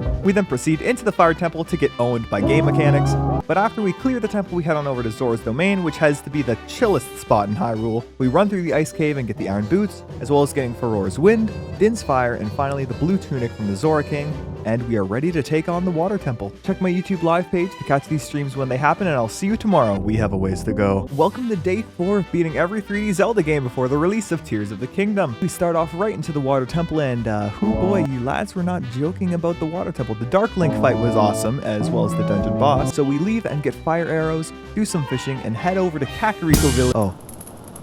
Then we make our way through Gerudo Valley and Gerudo Fortress, and now we head deeper into the desert. Check my YouTube live page to catch these streams when they happen, and I'll see you tomorrow. We have a ways to go. Welcome to day 5 of beating every 3D Zelda game before the release of Tears of the Kingdom. Instead of going through the desert, we realize that we need hover boots to get through the sand, but what exactly are hover boots? Time for the Shadow Temple. We fend off the horrors and nab the hover boots, as well as catch a ride on the boat and give a big bonk to Bongo Bongo. Now we try to get ice arrows, but whoops, no arms. And with that, we get ready for the Spirit Temple and get another bottle. Check my YouTube live page to catch these streams when they happen, and I'll see you tomorrow. We have a ways to go. Welcome to day 6 of beating every 3D Zelda game before the release of Tears of the Kingdom. Today we headed to the Spirit Temple, nabbed the Silver Gauntlets and then the Mirror Shield. We fought Twin Rova. The fight is awesome. Once all the sages are awakened, it is time for Ganon's castle. We shoot the 6 pimples and head up for a nice tennis match with Ganondorf until he gets so mad he violates so many OSHA regulations. We beat him up, save Hyrule, and now with Ocarina of Time finished, it's time for Majora's Mask. Check my YouTube live page to catch these streams when they happen, and I'll see you tomorrow. We have a ways to go. Welcome to day 7 of beating every 3D Zelda game before the release of Tears of the Kingdom. We now start up Majora's Mask, and we instantly get mugged by the name of the game. We play hide and seek, have a flashback, and make our way towards the Woodfall Temple. After making our way through the temple, we fight the boss and end up taking 30 minutes to try and find the last stray fairy, and then another 30 minutes trying to get to the fairy fountain. After that, we nab the fairy mask. That would have been handy. We get the bomber's notebook and return to dawn of the first day. Check my YouTube live page to catch these streams when they happen, and I'll see you tomorrow. We have a ways to go. Welcome to day 8 of beating every 3D Zelda game before the release of Tears of the Kingdom. We go into the freezing tundra of Snowhead and decide that physics don't apply to us. Then shortly after, we do some grave robbing, people robbing. How do I classify this? After heading into Snowhead Temple, we run through it with ease, and then we fight the goat. After restoring warmth to the land, we participate in some races and upgrade our sword to the Gilded Sword and return to dawn of the first day. Check my YouTube live page to catch these streams when they happen, and I'll see you tomorrow. We have a ways to go. Welcome to day 9 of beating every 3D Zelda game before the release of Tears of the Kingdom. We mainly focus on getting masks today as we march with some chickens and shoot down some aliens. After that, we stop some crime and help out an invisible man to get a few more masks. Then heading to Great Bay, we get the Zora mask, enter the Gerudo Pirate Fortress to nab the lost Zora eggs, which just so happened to teach us the most banger song of all time, and that lets us enter the Great Bay Temple and return to dawn of the first day. Check my YouTube live page to catch these streams when they happen, and I'll see you tomorrow. We have a ways to go. Welcome to day 10 of beating every 3D Zelda game before the release of Tears of the Kingdom. 10 straight days in a row. You know what that means? Great Bay Temple. We nab the ice arrows and get our defense upgrade from the Great Fairy. Going to the George fight, we complete it with relative ease. Then we go to the races, talk to some ghosts, learn the Song of Storms, heal some old dude, and then bust a move. Check my YouTube live page to catch these streams when they happen, and I'll see you tomorrow. We have a ways to go. Welcome to day 11 of beating every 3D Zelda game before the release of Tears of the Kingdom. For day 11, we kill some spiders and nab the Mask of Truth and a big boy wallet, and then we do the longest quest chain in the entire game while getting a multitude of masks in the process. Was this quest worth it? Yeah. The rest of the day was spent preparing for the Gibdo trading quest, and tomorrow we complete the Stone Tower and beat the game. Check my YouTube live page to catch these streams when they happen, and I'll see you tomorrow. We have a ways to go. Welcome to day 12 of beating every 3D Zelda game before the release of Tears of the Kingdom. Today we finished the Stone Tower Temple, and I have to say that it is my favorite dungeon of the entire game. After we clear that, we go and confront Skull Kid on the final day, and this was not what I expected at all. We go play hide and seek with the 4 spirit kids before getting the Fierce Deity's mask and absolutely destroying Majora, although we do still beat him regularly. And with Majora's Mask completed, now it's time for Wind Waker. Check my YouTube live page to catch these streams when they happen, and I'll see you tomorrow. We have a ways to go. Welcome to day 13 of beating every 3D Zelda game before the release of Tears of the Kingdom. Wind Waker is my favorite Zelda game as of day 13 of this challenge, so I thought I would spice up the adventure by 100% completing the game on Hero Mode. The waves of nostalgia rush over us as we make our way through the Forsaken Fortress, and shortly after we clear Dragon Roost Cavern, we then do some side quests and bid for the Swift Sail. And then it is onwards to Forest Haven. Check my YouTube live page to catch these streams when they happen, and I'll see you tomorrow. We have a ways to go. Welcome to day 14 of beating every 3D Zelda game before the release of Tears of the Kingdom. We start off the day by entering Forest Haven and talking to the Great Deku Tree. We obtain the Deku Leaf and start making our way into the Forbidden Woods. We get the Boomerang from this dungeon, and then we do the funny on the boss. After that, we go get bombs and our last pearl, and then whack this lad 500 times without failing. Yup, check my YouTube live page to catch these streams when they happen, and I'll see you tomorrow. We have a ways to go. Welcome to day 15 of beating every 3D Zelda game before the release of Tears of the Kingdom. Today we played hide and seek at Windfall Island before placing the 3 pearls on their respective islands to unlock Tower of the God. Before we go anywhere, we whacked Mr. Swordman 1,000 times and only get $200 from it. Going into the Tower of the Gods, we get the Hero's Bow and then the Master Sword, and tomorrow we save Errol from the Forsaken Fortress. Check my YouTube live page to catch these streams when they happen, and I'll see you tomorrow. We have a ways to go. Welcome to day 16 of beating every 3D Zelda game before the release of Tears of the Kingdom. Today we go to the Forsaken Fortress to save Errol and then beat up the Helmarok King. After learning about the Triforce in Hyrule, we proceed to not go to any temples today and rather focus on side quests. Tomorrow we'll go to the Earth Temple, for sure. Check my YouTube live page to catch these streams when they happen, and I'll see you tomorrow. We have a ways to go. Welcome to day 17 of beating every 3D Zelda game before the release of Tears of the Kingdom. Today we start off heading right into the Earth Temple, and we nab the Mirror Shield and beat up some Redeads. Then after powering up the Master Sword, we go to the Savage Labyrinth, and we died on the last floor. Dear God. In a fit of rage, we decide to enter the Wind Temple as well. We nab the Hookshot and fully power up the Master Sword, and now it's time for some side quests. Check my YouTube live page to catch these streams when they happen, and I'll see you tomorrow. We have a ways to go. Welcome to day 18 of beating every 3D Zelda game before the release of Tears of the Kingdom. Today we decided to focus on small things. We go into a trading quest to get magic armor, then we get our revenge against the Savage Labyrinth. We then proceed to get all the Triforce pieces somehow, and tomorrow we finish getting our full 20 hearts. Check my YouTube live page to catch these streams when they happen, and I'll see you tomorrow. We have a ways to go. Welcome to day 19 of beating every 3D Zelda game before the release of Tears of the Kingdom. We spend today getting our heart count up from a measly 15 to almost 19. What happened to the last two? We don't talk about it. But hey, we beat the game tomorrow, so that's cool. Check my YouTube live page to catch these streams when they happen, and I'll see you tomorrow. We have a ways to go. Welcome to day 20 of beating every 3D Zelda game before the release of Tears of the Kingdom. You know those 2 hearts we missed yesterday? We got them. But now it's time to fight Ganon. Time to use the bottle again, beat up Puppet Ganon, and then move on to the regular Ganondorf fight, and holy moly, he's dead. More importantly, tomorrow it's time for Twilight Princess. Check my YouTube live page to catch these streams when they happen, and I'll see you tomorrow. We have a ways to go. Welcome to day 21 of beating every 3D Zelda game before the release of Tears of the Kingdom. Time to start Twilight Princess. Just like with Wind Waker, I'll be getting all 20 hearts and items. We go Goten, and then, wolf time. After meeting up with Zelda, we head to the Forest Temple and nab the Gale Boomerang, then do some puzzle solving to defeat the boss of the temple. Check my YouTube live page to catch these streams when they happen, and I'll see you tomorrow. Welcome to day 22 of beating every 3D Zelda game before the release of Tears of the Kingdom. We make our way to Kakariko Village, and hoo boy, I sure hope nothing bad happens here. Oh look, it's the stage from Smash!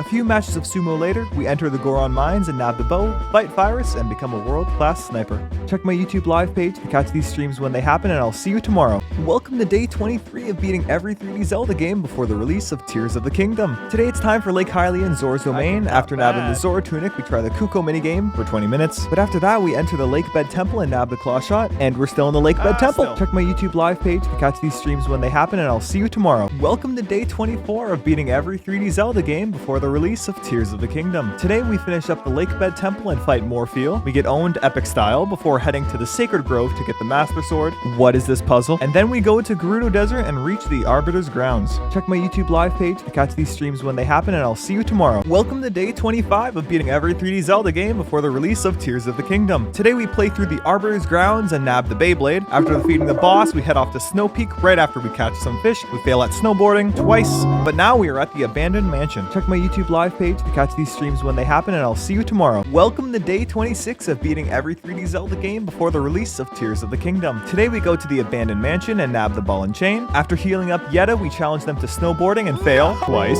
We go on a boat ride and nab some more bombs, and then make our way to the Temple of Time. Check my YouTube live page to catch these streams when they happen, and I'll see you tomorrow. Welcome to day 27, beating every 3D Zelda game before the release of Tears of the Kingdom. Fairly simple today. Temple of Time, Dominion Rod, Goma, find the cats. Now we make our way way to City in the Sky. Check my YouTube live page to catch these streams when they happen, and I'll see you tomorrow. Welcome to day 28 of beating every 3D Zelda game before the release of Tears of the Kingdom. Today we enter the City in the Sky and nab our second claw shot. I must say it's probably my favorite dungeon in the game. We beat up the dragon and restore the Twilight Mirror. Heading into the Twilight Palace, we nab some balls, power up a Master Sword, and absolutely murk Zant, dear lord. And tomorrow we beat the game. Check my YouTube live page to catch these streams when they happen, and I'll see you tomorrow. Welcome to day 29 of beating every 3D Zelda game before the release of Tears of the Kingdom. Today we get our final 2 hidden skills and make our way through Hyrule Castle and go fight Zelda with the bottle, fight Dark Beast Ganon, and then move on to actual Ganon, and oh boy, he's dead. Now we move on to Skyward Sword. Check my YouTube live page to catch these streams when they happen, and I'll see you tomorrow. Welcome to day 30 of beating every 3D Zelda game before the release of Tears of the Kingdom. Today we start up Skyward Sword and get pushed off a cliff twice. We say hello to Fi and nab the Goddess Sword before heading into Faron Woods and Nintendo Direct tomorrow. Oh boy, I'll be streaming that. Check my YouTube live page to catch these streams when they happen, and I'll see you tomorrow. Welcome to day 31 of beating every 3D Zelda game before the release of Tears of the Kingdom. Continuing on to Skyward Sword today, haha, nope, it's Nintendo Direct time. Tears of the Kingdom looks real neat, but we'll do the Skyview Temple tomorrow, for sure. Check my YouTube live page to catch these streams when they happen, and I'll see you tomorrow. Welcome to day 32 of beating every 3D Zelda game before the release of Tears of the Kingdom. Now we finally decide to run through the Skyview Temple as well as nabbing the beetle, and after making our way to the spring and unlocking the Elden region, we go play with bombs a bit too much and end up right in front of the Earth Temple. Check my YouTube live page to catch these streams when they happen, and I'll see you tomorrow. Welcome to day 33 of beating every 3D Zelda game before the release of Tears of the Kingdom. Time for the Earth Temple. We nab the bombs and beat up Mike Wazowski, then proceed to gamble all of our money away again. But after traveling back and forth in time, we enter the Lanayru mining facility. We nab the Gust Bellows and then get owned. Check my YouTube live page to catch these streams when they happen, and I'll see you tomorrow. Welcome to day 34 of beating every 3D Zelda game before the release of Tears of the Kingdom. We make our way through the rest of the Lanayru mining facility and meet up with Zelda for a few seconds before fighting the imprisoned and learning about the Gate of Time. Heading into our first Silent Realm, we clear it first try, thankfully. Oh my god. Then meet up with the Water Dragon and enter the Ancient Cistern. Check my YouTube live page to catch these streams when they happen, and I'll see you tomorrow. Welcome to day 35 of beating every 3D Zelda game before the release of Tears of the Kingdom.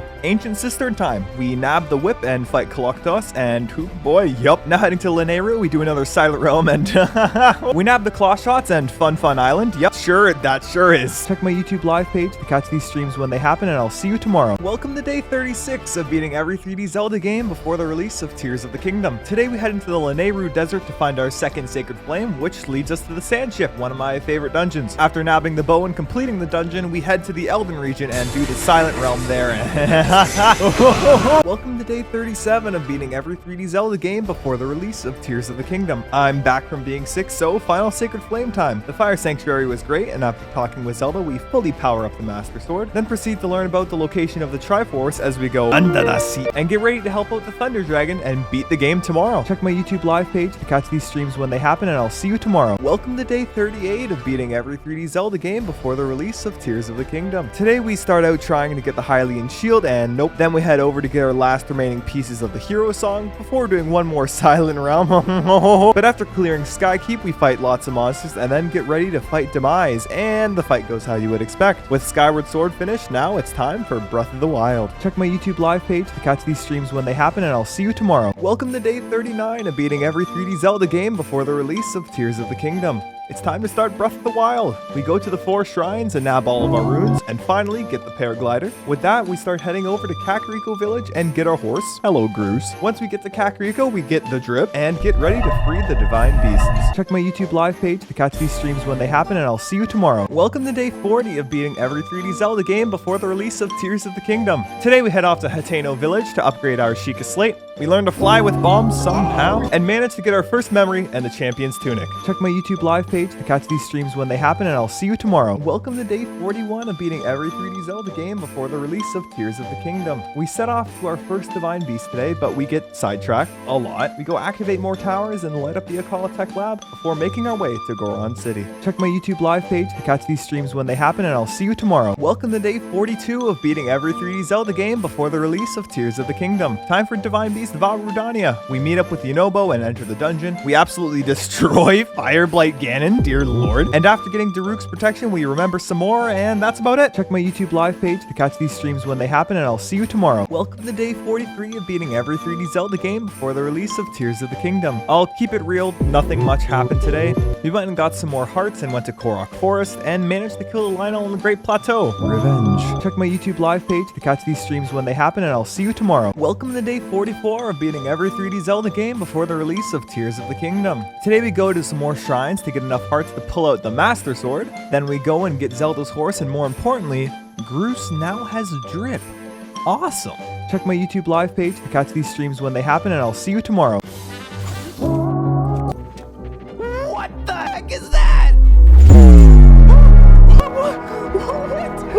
Welcome to day 45 of beating every 3D Zelda game before the release of Tears of the Kingdom. Today we continue exploring and remember some more. Groose dies and then doesn't, and then we make our way to Rito Village. Check my YouTube live page to catch these streams when they happen, and I'll see you tomorrow. Welcome to day 46 of beating every 3D Zelda game before the release of Tears of the Kingdom. We decided to go and free Divine Beast Von Meadow, and oh my lord, Windblight is gone. After that, we nabbed the giant horse and named them Pebbles. Groose dies again somehow and then doesn't. What a wacky guy. Welcome to day 47 of beating every 3D Zelda game before the release of Tears of the Kingdom. We chill in the Faron region for most of the day. We get struck by lightning and head to Lurlin Village, trying to complete Eventide Island, and yeah, no, we head back to some stables and get Groose all kitted out, and then we buy our house back. It only took 100 years. Welcome to day 48 of beating every 3D Zelda game before the release of Tears of the Kingdom. Today we decide to climb mountains for some reason. Mount Lanayru to help out Naja, and Mount Hebra to absolutely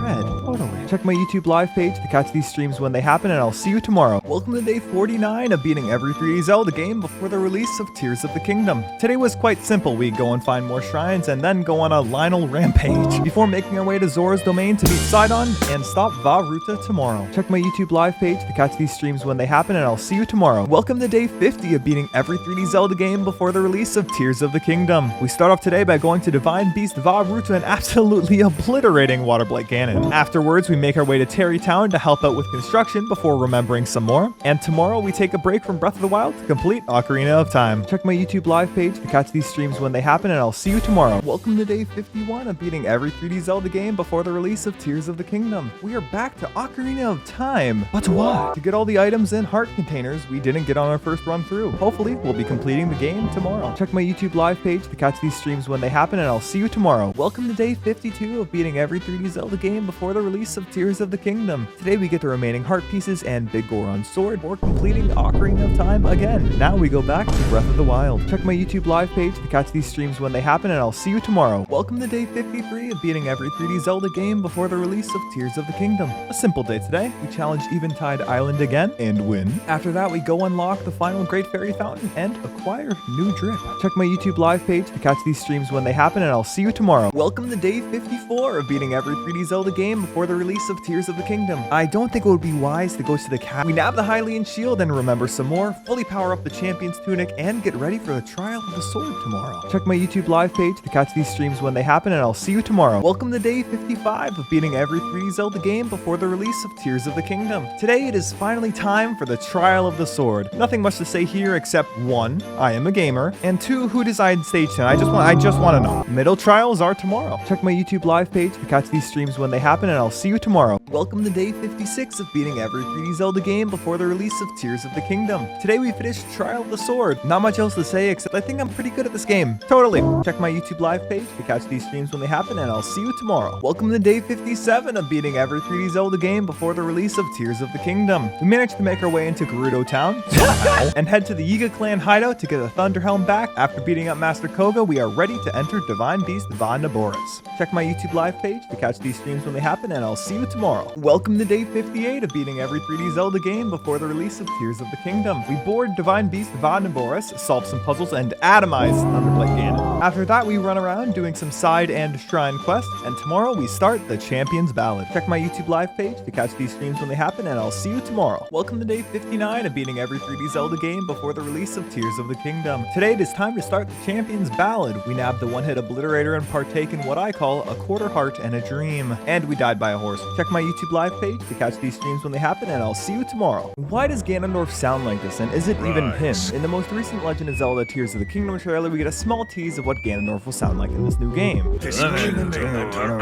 I don't think that's what Ganondorf sounds like. I've played through all the 3D Zelda games with this lad on them in my live streams, and I don't think this raspy laugh matches. Especially when the supposed Ganondorf we see in this game looks like they are forced to play Zelda 2 for all time without save states. Now, there could be quite a few reasons for this. 1, artistic liberty exists, and I'm overthinking things again. 2, this isn't Ganondorf, but rather someone like Demise, which we did see a similar looking silhouette in the very first teaser of the game, mind you. Or 3, Ganon woke up, scuttled his way over to Hateno Village Tech Lab, and used some wacky machine to make themselves young again. That'd be quite interesting. Wouldn't that be cool? Welcome to day 60 of beating every 3D Zelda game before the release of Tears of the Kingdom. We tackled the Urbosa section of the Champion's Ballad and upgraded Urbosa's Fury, then fought 3 golden Lynels. That's fun. Tomorrow we go back to Majora's Mask. Check my YouTube live page to catch these streams when they happen, and I'll see you tomorrow. Welcome to day 61 of beating every 3D Zelda game before the release of Tears of the Kingdom. Back to Majora's Mask to collect some more heart pieces. Also, how did they expect kids to get this? And tomorrow we head back to Breath of the Wild. Check my YouTube live page to catch these streams when they happen, and I'll see you tomorrow. Welcome to day 62 of beating every 3D Zelda game before the release of Tears of the Kingdom. I finally got a Wolf Link amiibo. Today our main goal was to complete Rivali's portion of the Champion's Ballad, and just like last time, when Blight gets owned, man just can't catch a break. Check my YouTube live page to catch these streams when they happen, and I'll see you tomorrow. Welcome to day 63 of beating every 3D Zelda game before the release of Tears of the Kingdom. Today we finish up Terry Town. Nice. Then we complete the Daruk section of the Champion's Ballad, and Fireblight gets owned, naturally. Check my YouTube live page to catch these streams when they happen, and I'll see you tomorrow. Welcome to day 64 of beating every 3D Zelda game before the release of Tears of the Kingdom. Today we complete the Mifa section of the Champion's Ballad, and now we can access the final Divine Beast. But more importantly, Tears of the Kingdom gameplay demo tomorrow. How high do the Sky Islands go in Tears of the Kingdom? In the most recent gameplay showcase, we see the minimap for the first time, and it has nifty coordinate indicators showing where you are on the map. One for the X-axis, Z-axis, and most importantly, the Y-axis. Now, the most important thing to note is that the first set of islands Link goes through in the showcase are around 500 meters in the sky, with sea level being anywhere around 0 to 30 meters high. But later on, we see Link go up to 1,500 meters high, and in this shot, we see this building, but then we see a screenshot of Link way above said building. So just how high does this game go? At this rate, I wouldn't be surprised if we reach the bloody Sacred Realm at this point, but what do you think? Welcome to day 65 of beating every 3D Zelda game before the release of Tears of the Kingdom. On a whim, I decided to get all 900 Korok seeds.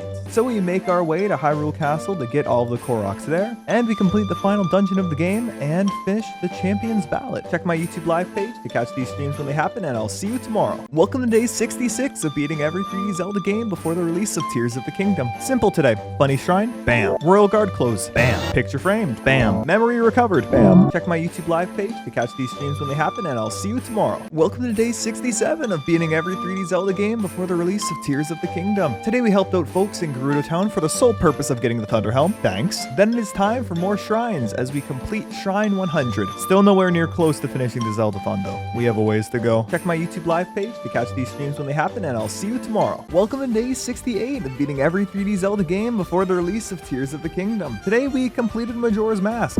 Yep, that's it. But tomorrow we'll be taking a small break to play Age of Calamity. I won't be completing this one, but it'll be a nice change of pace. Check my YouTube live page to catch these streams when they happen, and I'll see you tomorrow. Welcome to day 69 of beating every 3D Zelda game before the release of Tears of the Kingdom. April Fools! This isn't Breath of the Wild. Yup, look at Link, he's eating a rock. Anyways, back to Breath of the Wild tomorrow. Check my YouTube live page to catch these streams when they happen, and I'll see you tomorrow. What's the most effective fighting style in Breath of the Wild? This may also apply to Tears of the Kingdom. Is using flurry rushes? Very nice, but nah. Parrying tactical, but nah. Slow down time, shoot arrow matrix, bullet time, yada yada. No, the answer is clear, and also blue. Water-based combat. Now when I say water-based combat, I don't mean the funny Zoro roll, but I'm talking about conductivity. All it takes is simple elemental attacks. The rain may be a hindrance to some, but to me, oh no.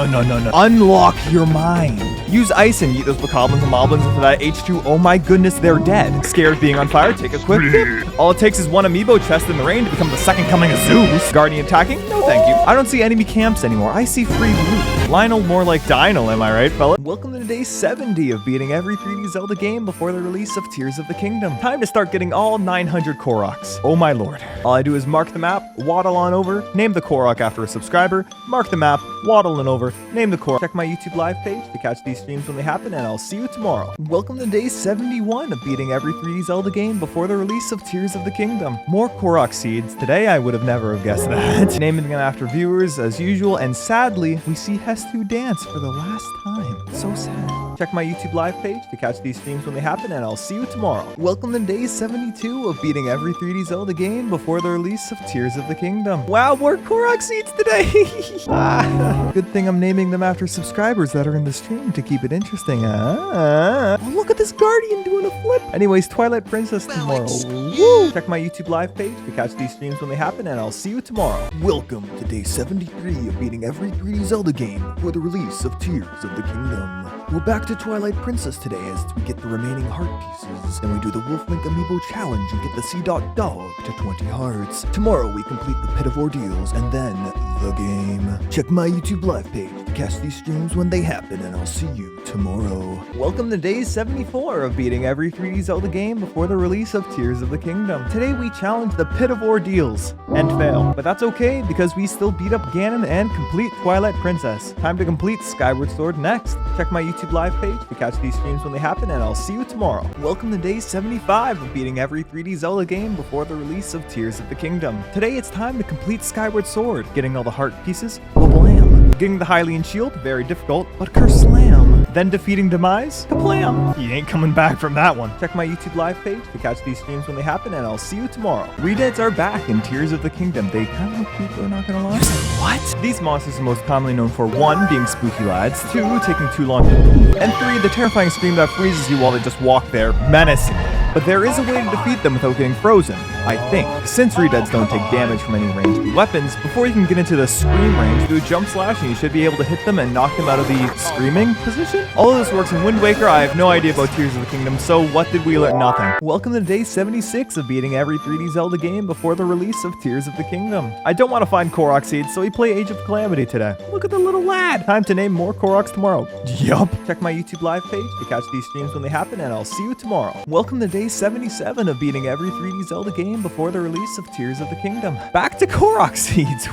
Nothing much to say except how long does it take for these Volt Fruits to respawn? Game, I only got a month left. Like, come on. Check my YouTube live page to catch these streams when they happen, and I'll see you tomorrow. Welcome to day 78 of beating every 3D Zelda game before the release of Tears of the Kingdom. More Korok seeds are collected today as we make our way over 600. Still a ways to go. Oh boy. I'll be watching the final Tears of the Kingdom trailer on stream tomorrow as well, so that's pretty, Check my YouTube live page to catch these streams when they happen, and I'll see you tomorrow. Welcome to day 79 of beating every 3D Zelda game before the release of Tears of the Kingdom. Today we look at the final trailer and also get more Koroks, as well as explaining how time travel works. Dear Lord, check my YouTube live page to catch these streams when they happen, and I'll see you tomorrow. Welcome to day 80 of beating every 3D Zelda game before the release of Tears of the Kingdom. Today I keep collecting Koroks and naming them after folks in my stream. For the next 2 days, I'm gonna try and get all remaining 200 Korok seeds, so that's pretty neat. Looking forward to Hestu's gift. God. Check my YouTube live page to catch these streams when they happen, and I'll see you tomorrow. Welcome to day 81 of beating every 3D Zelda game before the release of Tears of the Kingdom.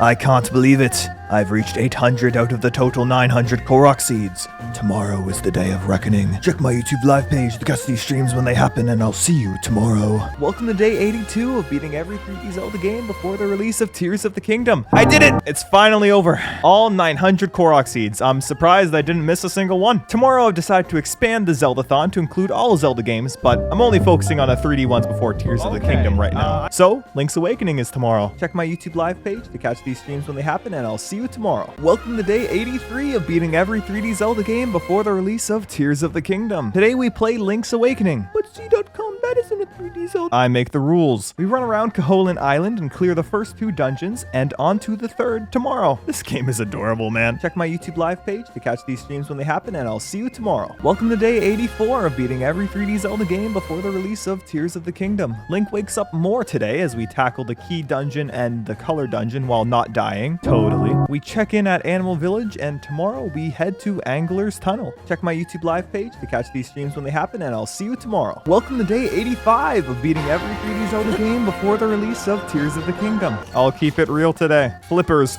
Wow. Hookshot. Ow. Koholint Island is a what bars? Check my YouTube live page to catch these streams when they happen, and I'll see you tomorrow. Welcome to day 86 of beating every 3D Zelda game before the release of Tears of the Kingdom. Today we continue getting the instruments as we venture through the Face Cave and the Eagle Tower. We enter Turtle Rock tomorrow and then finish Link's Awakening. Check my YouTube live page to catch these streams when they happen, and I'll see you tomorrow. Welcome to day 87 of beating every 3D Zelda game before the release of Tears of the Kingdom. Today we obtain the Fire Rod and clear Turtle Rock, then get the magnifying glass to reach the final boss. We use the bottle and finish Link's Awakening. Time to head back to Breath of the Wild tomorrow. Check my YouTube live page to catch these streams when they happen, and I'll see you tomorrow. Welcome to day 88 of beating every 3D Zelda game before the release of Tears of the Kingdom. Back to Breath of the Wild today as we go clear more side quests while covering some shrines in the process. There are only 4 more shrines to get, but more importantly, why did I get all Korok seeds before all the shrines? Like, what's it? Check my YouTube live page to catch these streams when they happen, and I'll see you tomorrow. Welcome to day 89 of beating every 3D Zelda game before the release of Tears of the Kingdom. We are really close to completing Breath of the Wild, but naturally, we have a ways to go. We finish all of the side quests in Hateno Village, fully update the Hyrule Compendium, get the 4th, 3rd, and 2nd last shrines, which means there's only 1 left, so naturally tomorrow we're going to be playing Age of Calamity. Check my YouTube live page to catch these streams when they happen, and I'll see you tomorrow. Demise will not be in Zelda Tears of the Kingdom, and here's why. Demise reappearing is a popular theory that has been brought up, so I'm here to tell you why you're wrong, respectfully, with 3 points. First off, Demise is the original big bad in the Zelda timeline, being the source of all evil in the world and such. TLDR, he dies. The first theory is that this lad in the final trailer is Demise, and while I can see it barely, this big fella more closely resembles the person depicted in the stone hieroglyphics shown at the end of the trailer with the horn poking out of his head. It's most likely Ganondorf transforming in some way, as these 2 folks are in the same spot wearing the same clothes. The Twizzler hair looks great though, would recommend. The second theory I've heard is that since Demise's consciousness was decaying in the Master Sword and the Master Sword be rogue, so Demise could potentially be released into the world, but this also cannot happen because time travel. In Skyward Sword, when the Master Sword is left in the past to decay Demise, in the present, Link uses the Triforce to wish away Demise, so the Demise in the Master Sword decaying also goes poof. But cdotkom, Demise's curse still exists? Yes it does, but that's not Demise. Source, dude, trust me. Welcome to day 90 of beating every 3D Zelda game before the release of Tears of the Kingdom. Time to almost complete Age of Calamity, and while playing this game I realized 2 things. 1, the soundtrack goes crazy, and 2, if there are no Rivali haters in the world, that means the mere concept of me does not exist. Check my YouTube live page to catch these streams when they happen, and I'll see you tomorrow. Welcome to day 91 of beating every 3D Zelda game before the release of Tears of the Kingdom. Today marks the 2nd last day of Age of Calamity. We go save Mipha and Daruk before Zelda gets access to nuclear weapons, oh my lord. We finish the game tomorrow. Check my YouTube live page to catch these streams when they happen, and I'll see you tomorrow. Will Link be able to go underwater in Tears of the Kingdom, and why do these lily pads confirm it? In the gameplay showcase video, we see Link falling into a lake, and for a split second you can see that Link's new Ascend ability can be used while he is submerged fully, but the second he reaches the surface it fades out and becomes unusable. But just because an ability isn't faded doesn't mean that it can be used properly. There's no way that Ascend would work out in the open like this with no ceiling in sight. The same is true for water. I don't think Link would be able to zip up to the surface if the water's surface is always rapidly changing. But these lily pads floating by might be the answer Link needs, as they can provide a stable ceiling for Link to ascend to. But what do you think? Welcome to day 92 of beating every 3D Zelda game before the release of Tears of the Kingdom. Today we finish up Age of Calamity.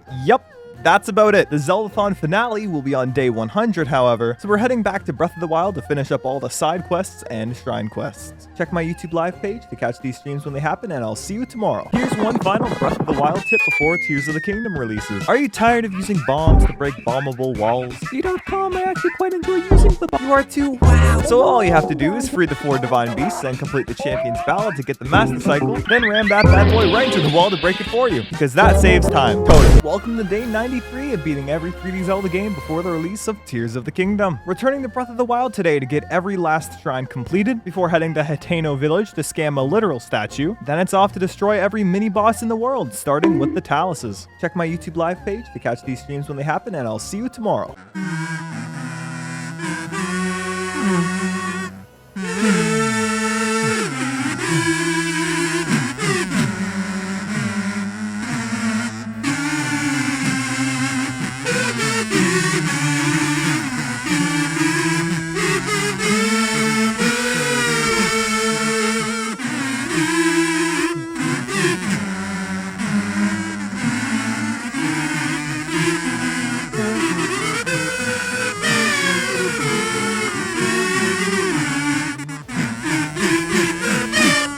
day 94 of beating every 3D Zelda game before the release of Tears of the Kingdom. Today is quite simple. Every single stone talus is destroyed, and we nabbed the Tunic of the Wild set. Going to take down every Molduga and Hinox next. Check my YouTube live page to catch these streams when they happen, and I'll see you tomorrow. What are the Sky Islands in Zelda Tears of the Kingdom? The Sky Islands are the main selling point of the game, but we don't know much about them other than being in the sky and being islands. My biggest question with the Sky Islands is where exactly did they come from? There's no Sky Islands in Breath of the Wild, obviously, but I don't think they fell down from the heavens and just stopped to chill out for a bit. But rather, I think there was an invisible barrier in the sky that stopped people from seeing and going to the Sky Islands. When 3 dragons fly through a portal in the sky, are they passing through this barrier? If so, it would make the most sense if the Sky Islands are the Sacred Realm. We know it isn't in another dimension and is where the Triforce resides most of the time. Keyword most. That would definitely explain why everything looks so golden and godly. In Ocarina of Time, the Master Sword is the key locking up the Sacred Realm, so that explains why the sky is getting owned with debris falling everywhere. I'm sure Goddess Hylia is having a great time. I think the aim of the game might be to go all the way up to the top of the Sacred Realm and nab the Triforce. But what do you think? Welcome to day 95 of beating every 3D Zelda game before the release of Tears of the Kingdom. We attempt to build a flying machine to destroy every Hinox, which fails, but the Hinox are gone at least. Tomorrow I will finish up any remaining side quests and destroy the Molduga. Then after that, for days 97, 98, and 99, I'll be attempting the Trial of the Sword without healing or armor, unless I'm burning or freezing alive. Check my YouTube live page to catch these streams when they happen, and I'll see you tomorrow. Welcome to day 96 of beating every 3D Zelda game before the release of Tears of the Kingdom. Today we clean up the Molduga or Moldugan. We finish up any remaining side quests, sell all of our gems, oh my lord. And tomorrow it's Trial of the Sword time. Check my YouTube live page to catch these streams when they happen, and I'll see you tomorrow. My biggest hope for Tears of the Kingdom is quite simple. You may be asking me, is it dungeons? No. Is it the hookshot? That'd be very cool, but no. 2,000 plus Korok seeds? Not even. The only thing I want, no, I need for Tears of the Kingdom is more amiibo outfits. And when I say more, I mean one. That's it. I'm still hoping for the Xenoblade 3 crossover costume, just like Xenoblade 2. The outfit literally makes itself. Have you seen Noah's arm? But I need this little lad from Link's Awakening to have his own costume. Can you imagine running around Hyrule going, I don't want to make toys, I want to be a dentist? One detail you missed in Zelda Tears of the Kingdom is actually quite small, so it's alright if you missed it. In the preview footage, we see that cooking does make a return and works just like Breath of the Wild. But here's what cooking sounds like in Breath of the Wild. And now in Tears of the Kingdom, we can hear Link humming a different tune than before. Oh, would you look at that? Welcome to day 97 of beating every 3D Zelda game before the release of Tears of the Kingdom. Today I try to beat the beginning trials without armor or healing items, and it was going real well until stage 10. Check my YouTube live page to catch these streams when they happen, and I'll see you tomorrow. Welcome to day 98 of beating every 3D Zelda game before the release of Tears of the Kingdom. Today I tried to beat the middle trials without armor or healing items, and while it was a struggle at first, it wasn't anywhere close to stage 10. Check my YouTube live page to catch these streams when they happen, and I'll see you tomorrow. What is the final Tears of the Kingdom ability? With the gameplay preview footage released, we've seen that there is an ability wheel. The abilities we see here are Ascend the Map, Recall Amiibo, Fuse Ultra Hand, and this purple ability that looks like Discount Bongo Bongo. But there is one ability that isn't unlocked at the top right, so what could this be? It could be the camera, but nah, I think it's mind control. What basis do I have for this claim? None. But the Zelda series has had its fair share of mind control and remote controlled objects in the past, so why not take it a step further? Instead of moving Makar everywhere, why don't you just possess a bokoblin to blow yourself up? That'd be hilarious. Or I bet that underground there'll be a guardian that the Hyrule cleaning crew didn't catch, and Link just uses it like an RC car to destroy everything in sight. But it's probably just a camera. Arm camera. Welcome to day 99 of beating every 3D Zelda game before the release of Tears of the Kingdom. Although we attempt both the beginning and final trials, we fail both. Dang. But tomorrow is the final day of the Zeldathon, so that is wacky. Check my YouTube live page to catch these streams when they happen, and I'll see you tomorrow. Zelda, we rely on your knight and that legendary sword he carries. Our last line of defense will be Link.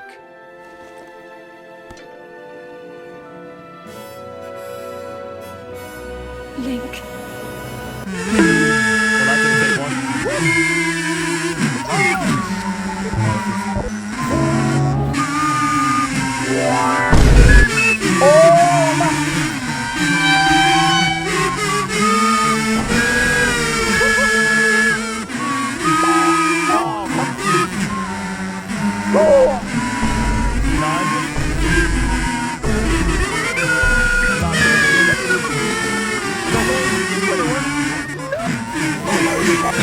Welcome to day 100 of beating every 3D Zelda game before the release of Tears of the Kingdom. This is it, the final day. We storm Hyrule Castle and finally take down Calamity Ganon. With that, the goal of beating every 3D Zelda game before the release of Tears of the Kingdom is complete. See you in a week for Tears of the Kingdom. The Zelda timeline explained. Since Tears of the Kingdom is coming out, here's a refresher on what's happened so far. I gotta bring out the whiteboard for this one, so let's take a look. Starting with Skyward Sword, it tells the tale of a battle between Demise and Hylia and ends with Demise getting owned and the Master Sword being created. But Demise puts a curse on Link and Zelda so that an incarnation of his hatred will follow them for eternity. Important. Going a bit further to Ocarina of Time, we see that Link and Zelda are here along with Demise's hatred incarnated, Ganondorf. Link travels back in time after defeating Ganondorf in this game to talk to Zelda to stop the events of the game from ever happening. So this creates two timelines. One where Ganon gets sealed when Link is an adult, and another where Link says Ganondorf is sus as a kid and Ganondorf gets sealed that way. Kid Link goes to do Majora's Mask, and then some 100 years later, Twilight Princess happens. Adult Link isn't present in the other time because he is a kid, so the events of Wind Waker happen. Breath of the Wild has no official placement in the timeline, but it doesn't matter because the game takes place at least 10,000 years apart from any game in the series, so it could be any of the three. Wait, did you just say 3? Yup, when you die in the final Ganon fight, you create the 2D games. That's wacky. And Tears of the Kingdom is after Breath of the Wild. Dear Lord, that's confusing. What's the best final boss of the 3D Zelda games? After playing all 3D Zelda games in the Zeldathon, here's my objective ranking of all the final bosses. 6, Majora. Out of all the bosses, this one didn't feel as climactic as the other ones, but I do love how you had to use multiple masks to win, an overall great time. 5, Calamity Ganon. The build-up of this fight is great, and it's awesome how Ganon uses all the Blight Ganon abilities. Dark Beast Ganon isn't the best, but Calamity Ganon evens it out. 4, Demise. The guy who's not coming back in Tears of the Kingdom. The setting, music, yes! Just sometimes I can never get a proper Skyward Strike in. 3, Twilight Princess Ganondorf. Perfect finale to a fantastic game, although the Dark Beast Ganon fight drags on for just a bit too long. 2, Ocarina of Time Ganon. The original tennis match, the escape sequence, and the final boss atmosphere is incredible. If I saw this back in 1998, I would definitely say that this is the best game of all time. 1, Wind Waker Ganondorf. What else can I say? The coolest ending to any Zelda fight. Wild perfection. Will I spoil Tears of the Kingdom on release? My content plan for the game goes as follows. The game releases on May 12th, but I have the Japanese copy of the game, so I will start streaming it May 11th at this time, and then one stream later the same day at this time. All shorts and videos I make for the first 2 weeks of the game's launch and other spoiler-heavy content like the final boss will be preceded by a lengthy spoiler warning with a spoiler-free description of the content, so you can click or swipe away if you don't want to see it. I can't put a spoiler warning on streams, but the thumbnails will have no spoilers on them. I hope you're all looking forward to the Tears of the Kingdom content on this channel. What's the Korok Award in Tears of the Kingdom? Since Korok seeds are confirmed to be back for the gameplay preview, I wonder what the reward could be since there has been a lot of complaining about Hesper's gift. So I think the perfect reward would have to be something equivalent to the Master Cycle in Breath of the Wild. At this point, the player has basically done everything in the game. They didn't need to collect all 9 times future power from any Korok seeds there are in Tears of the Kingdom, but they did it anyway, so what do we give them? The ability to see Hestu dance? A great thing, but folks were unsatisfied. So here's my idea. A Korok glider. It could simply be cosmetic for the glider Link has, or it could look like the Deku Leaf from Wind Waker, or it could be a special glider that has 2 of Link's personal Koroks carry him down from the skies and takes no stamina, but it's probably just a bigger golden sword. What happened to Death Mountain in Tears of the Kingdom? But cdotkom, the game comes out in a day, just wait. No, I'm gonna speculate. Death Mountain is now Death Fountain with all the malice spewing out of it, so what happened to the Gorons living there? We don't see my main man Yunobo in any of the trailers except for this, maybe? Who are you? And we've only seen a few Gorons, but none near Death Mountain. We know that Death Mountain won't be as hot as it was in Breath of the Wild because some giant lizard isn't whacking it every 5 minutes. So perhaps the malice forced the Gorons underground, but that won't be good because the malice is clearly coming from underground, so are the Gorons evil now? What's going on? I'm playing the game less than 24 hours, my mind is racing.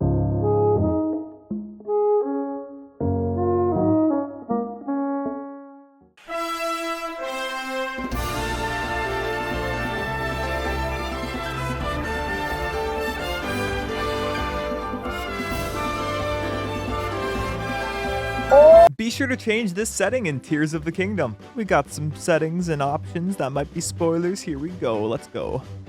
While playing the game, if you ever want to take in the scenery, you can't because of all the user interface. However, if you go into settings and change the HUD or heads-up display mode to Pro, you can get rid of all of that clutter, and it even gets rid of hearts when you aren't in combat. This is perfect for thumbnails, oh my lord. I was wrong about Tears of the Kingdom. This is your captain speaking. We have spoilers inbound. We have spoilers inbound. Here we go. I stated in a previous video that I would really want to have the Link's Awakening amiibo work in the game and for the player to look like, and I quote, "I don't want to make toys, I want to be a dentist." But it turns out that not only is the amiibo outfit in the game, but he is a tall lad, oh my goodness. There are even more Easter eggs in Tears of the Kingdom. Alright, I guess if you dislike cooking, you should probably swipe away, because he's gonna have cooking spoilers. I thought that Link would only hum Cass's song while cooking, but hoo boy, I sure was wrong about that. Here I am, discovering what classic tunes Link jams to while cooking. And yes, I am in a suit. Moving on. Let's try this.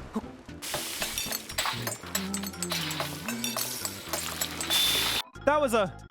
Wait a minute. That was a... He's humming the Champion's Ballad! Oh my god! That's Ballad of the Wind! Cass's theme, okay. Classic, oh my god.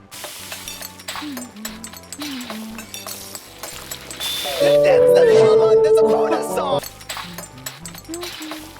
And that's the Ocarina of Time Hyrule Field theme. Here are the best fuse combos in Tears of the Kingdom. Alright, we got some spoilers inbound. There is one amiibo outfit in one of the clips, but that's about it. Using a key swing will make your arrows go zoom, a flame emitter to your shield to make the flamethrower, a wing zonai device to your shield to get a higher shield surf jump, a rocket to shield surf super fast, and a bomb flower to your shield to launch yourself up in the air like a bullet time bounce. This also works with a time bomb. Don't fuse it to anything else though. Here's how to get the Champion's Tunic in Tears of the Kingdom. You'll need to see these locations, but there is no main story spoilers in this video. First, you have to make your way to Hateno Village, and then your house. Head on over to the back and enter this well to find Zelda's secret room. After reading her notebook, you find out the new and improved Champion's Tunic is in the throne room of Hyrule Castle, and you have to light the 2 torches to find it. But now comes the hard part. How do you get to Hyrule Castle? Well, here's how I did it. Step 1, hop on over to the Temple of Time. Oh wait, wrong one. The Temple of Time on the Great Sky Island and use ascend and climbing to get to the very top. Then assemble your glider and fly over to Hyrule Castle. You'll need lots of Zonai charges or a ton of batteries to make the trip with fans. If you got enough stamina, you should be able to make it to the Sanctum and nab the drip. And be sure to grab the Dusk Bow at the top of the castle while you're at it. Here's how to get the Champion's Tunic in Tears of the Kingdom. You'll need to see these locations, but there is no main story spoilers in this video. First, you have to make your way to Hateno Village, and then your house. Head on over to the back and enter this well to find Zelda's secret room. After reading her notebook, you find out the new and improved Champion's Tunic is in the throne room of Hyrule Castle, and you have to light the 2 torches to find it. But now comes the hard part. How do you get to Hyrule Castle? Well, here's how I did it. Step 1, hop on over to the Temple of Time. Oh wait, wrong one. The Temple of Time on the Great Sky Island and use ascend and climbing to get to the very top. Then assemble your glider and fly over to Hyrule Castle. You'll need lots of Zonai charges or a ton of batteries to make the trip with fans. If you got enough stamina, you should be able to make it to the Sanctum and nab the drip. And be sure to grab the Dusk Bow at the top of the castle while you're at it. I just found the funniest thing in Tears of the Kingdom. Alright, not that many spoilers here, but you will see Najdra the dragon. That's wacky. So the dragons are back and they chill through the land, quite literally through the land. And so I was hitching a ride with Najdra back up to the surface before I realized, wait a minute, no way. This really takes Let Me Cook to a whole new level, huh? Get this item when going underground in Tears of the Kingdom. If you haven't gone underground yet, you probably should do that before watching this, just saying. The lack of vision underground isn't really helping out the whole navigation thing, and placing bright bloom seeds everywhere isn't the best either. So you could either go cook some food that gives you bioluminescence, or you could go to the highly essential mine right here on the map. It's also below Mount Hylia on the Great Plateau. Open this chest to get the miner's trousers. Now, is there probably a full set to give you more light than this? Yeah. Do I know where to find it? Not at all. Have fun. Here's how to defeat this overworld boss in Tears of the Kingdom. Okay, last spoiler warning. It's really cool. Experience it for yourself first. Anyways, here we go. This overworld boss draws from 2 different classic Zelda enemies, the Wall Masters, and last chance to get out for spoilers, 3, 2, 1, Phantom Ganon. What? If you ever see this splotch of gloom chilling like it's Death Stranding, either A, run away, or B, be insane. You have to take out all 5 of the hands in order to make them go bye-bye, otherwise they will keep coming back even if there is just 1 remaining. Now, what are these lads' attacks? I don't know, I was too scared to stay around for too long. After all these hands are gone, now it's time to fight Phantom Ganon. The hardest part of this fight is the wacky timing of his attacks. It'll be really hard to get a flurry rush at all. Be sure to always be at full health so one-shot protection protects you so you don't get owned. Try to keep your distance or risk getting gloomed to death again. And with Phantom Ganon defeated, you get the Gloom Sword and Bow. Be careful using the sword though, it will literally kill you. Here's another reason to hate the rain in Tears of the Kingdom. Hateno Village doesn't have any massive story spoilers in it or anything like that, so you're good, you're good. We all know that rain makes everything slippery and tough to climb, which has been remedied a bit by the new Ascend ability, but there's another thing the rain does that is just too evil. Rain is water, and water is wet, so it makes our paraglider fabric wet and weighs Link down, making him fall faster when gliding. Eyeballing the comparison shots, I say that Link falls 5% faster compared to no rain, and 5% is everything. Here's a cool detail about shrines and Tears of the Kingdom. There's not going to be any spoilers in here if you played through the first 3 hours of the game or so you're good. So while you go around exploring shrines, you notice that they have some wacky names. I'm not even going to try and pronounce some of them, but if you head underground and activate some light roots and take a look at the map, you'll notice that not only do the light roots and shrines exist at the same points on the map, but the light root's name backwards is the name of the shrine it shares a spot with. Goodness gracious. How to get the Master Sword in Tears of the Kingdom. This does have a main quest spoiler, but I don't show the actual Master Sword pull cutscene. You're good. First off, at the end of the Great Sky Island, you send the Master Sword to wherever Zelda is, but where did Zelda go? To find that out, you must investigate all of the geoglyphs across Hyrule to find your answer. Once you investigate them all, a final one will appear. Now that you know the location of the Master Sword, how many upgrades do you need to pull it? All I will say to avoid spoiling the amount of upgrades you need is that you need at least the stats shown here. Have fun. How to upgrade your battery in Tears of the Kingdom. The locations shown here aren't really spoilers at all if you've played the game for more than 2 hours, so you're good. I know we all love making wacky creations with Ultra Hand, but those mean nothing if we don't have the battery power to operate them, so how do we increase the capacity? The first step is getting Zonite, which is a nifty rock found mostly in the depths by enemy camps, but you can find it more elsewhere as well. After you got a large amount, you can head to a forge construct. The one I go to is in the central mine, which is right under the Great Plateau. The second step is to take the Zonite and process it into energy charges. These can be quite pricey, big yikes. The final step is to head to the Recall Shrine and talk to this lad, and they can take your energy charges and turn them into energy wells for your battery. It takes 100 charges to get one of these upgrades. Dear lord, that's a lot of Zonite. How to get the travel medallion in Tears of the Kingdom. These locations can be a bit spoilery maybe, but no main story spoilers in this video. The travel medallion will allow you to set your own warp point, so how do you get it? You first want to do some side quests with Joshua and Robbie until you can get Robbie's hot air balloon fixed up. Once you fix that up, Robbie will soar off to Hateno Ancient Tech Lab, where you can now upgrade the Pura Pad. The travel medallion files are all the way at Akala Ancient Tech Lab, however, so you'll need to go there and get it. I'm sure nothing bad's happening there. To get even more travel medallions, you will need to fill out the map. For a second one, you will need 10 towers activated, and all of them for the third. How to get the Hylian Shield in Tears of the Kingdom. The only location shown here is Hyrule Castle, but there's no story spoilers in this video at all. First things first, you may want to be well equipped with bomb flowers before you go get it for absolutely no reason whatsoever. Your location is where the Sheikah Shrine was in Hyrule Castle in Breath of the Wild. Shot. To get there, just mosey on over to Hyrule Castle and go around the back to reach the docks. You may want to be careful of some lads, but once you light the torch, the chest will rise up from the ground containing the Hylian Shield. How to defeat a Gleeok in Tears of the Kingdom. If you want to experience this fight blind and then come back later to see how to beat it if you fail, go ahead.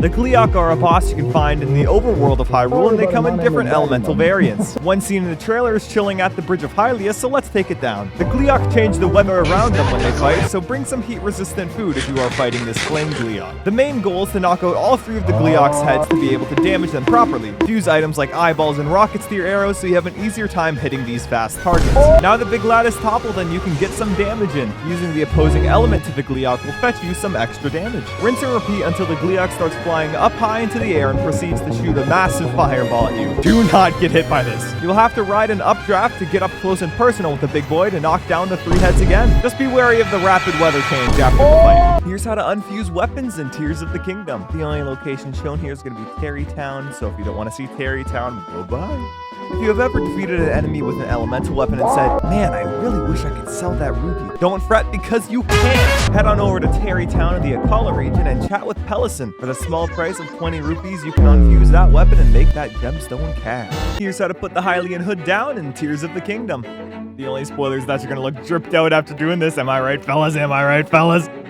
First, you will need to get the Hylian hood, and I got mine at Lookout Landing right after I landed there. Then you will need to make your way to Hateno Village and enter Ventus Clothing to initiate a side quest chain that causes Hateno Village to have an election. Keep doing those side quests until the election is over and Ventus Clothing should be open for business. Go talk to Cece and you will get the best hat in the game, and talking to her with the Hylian hood will give you the prompt to put the hood down. Here's how to customize your glider in Tears of the Kingdom. I don't really know what spoiler warning to say, like, oh, there's gliders in the game, oh my god.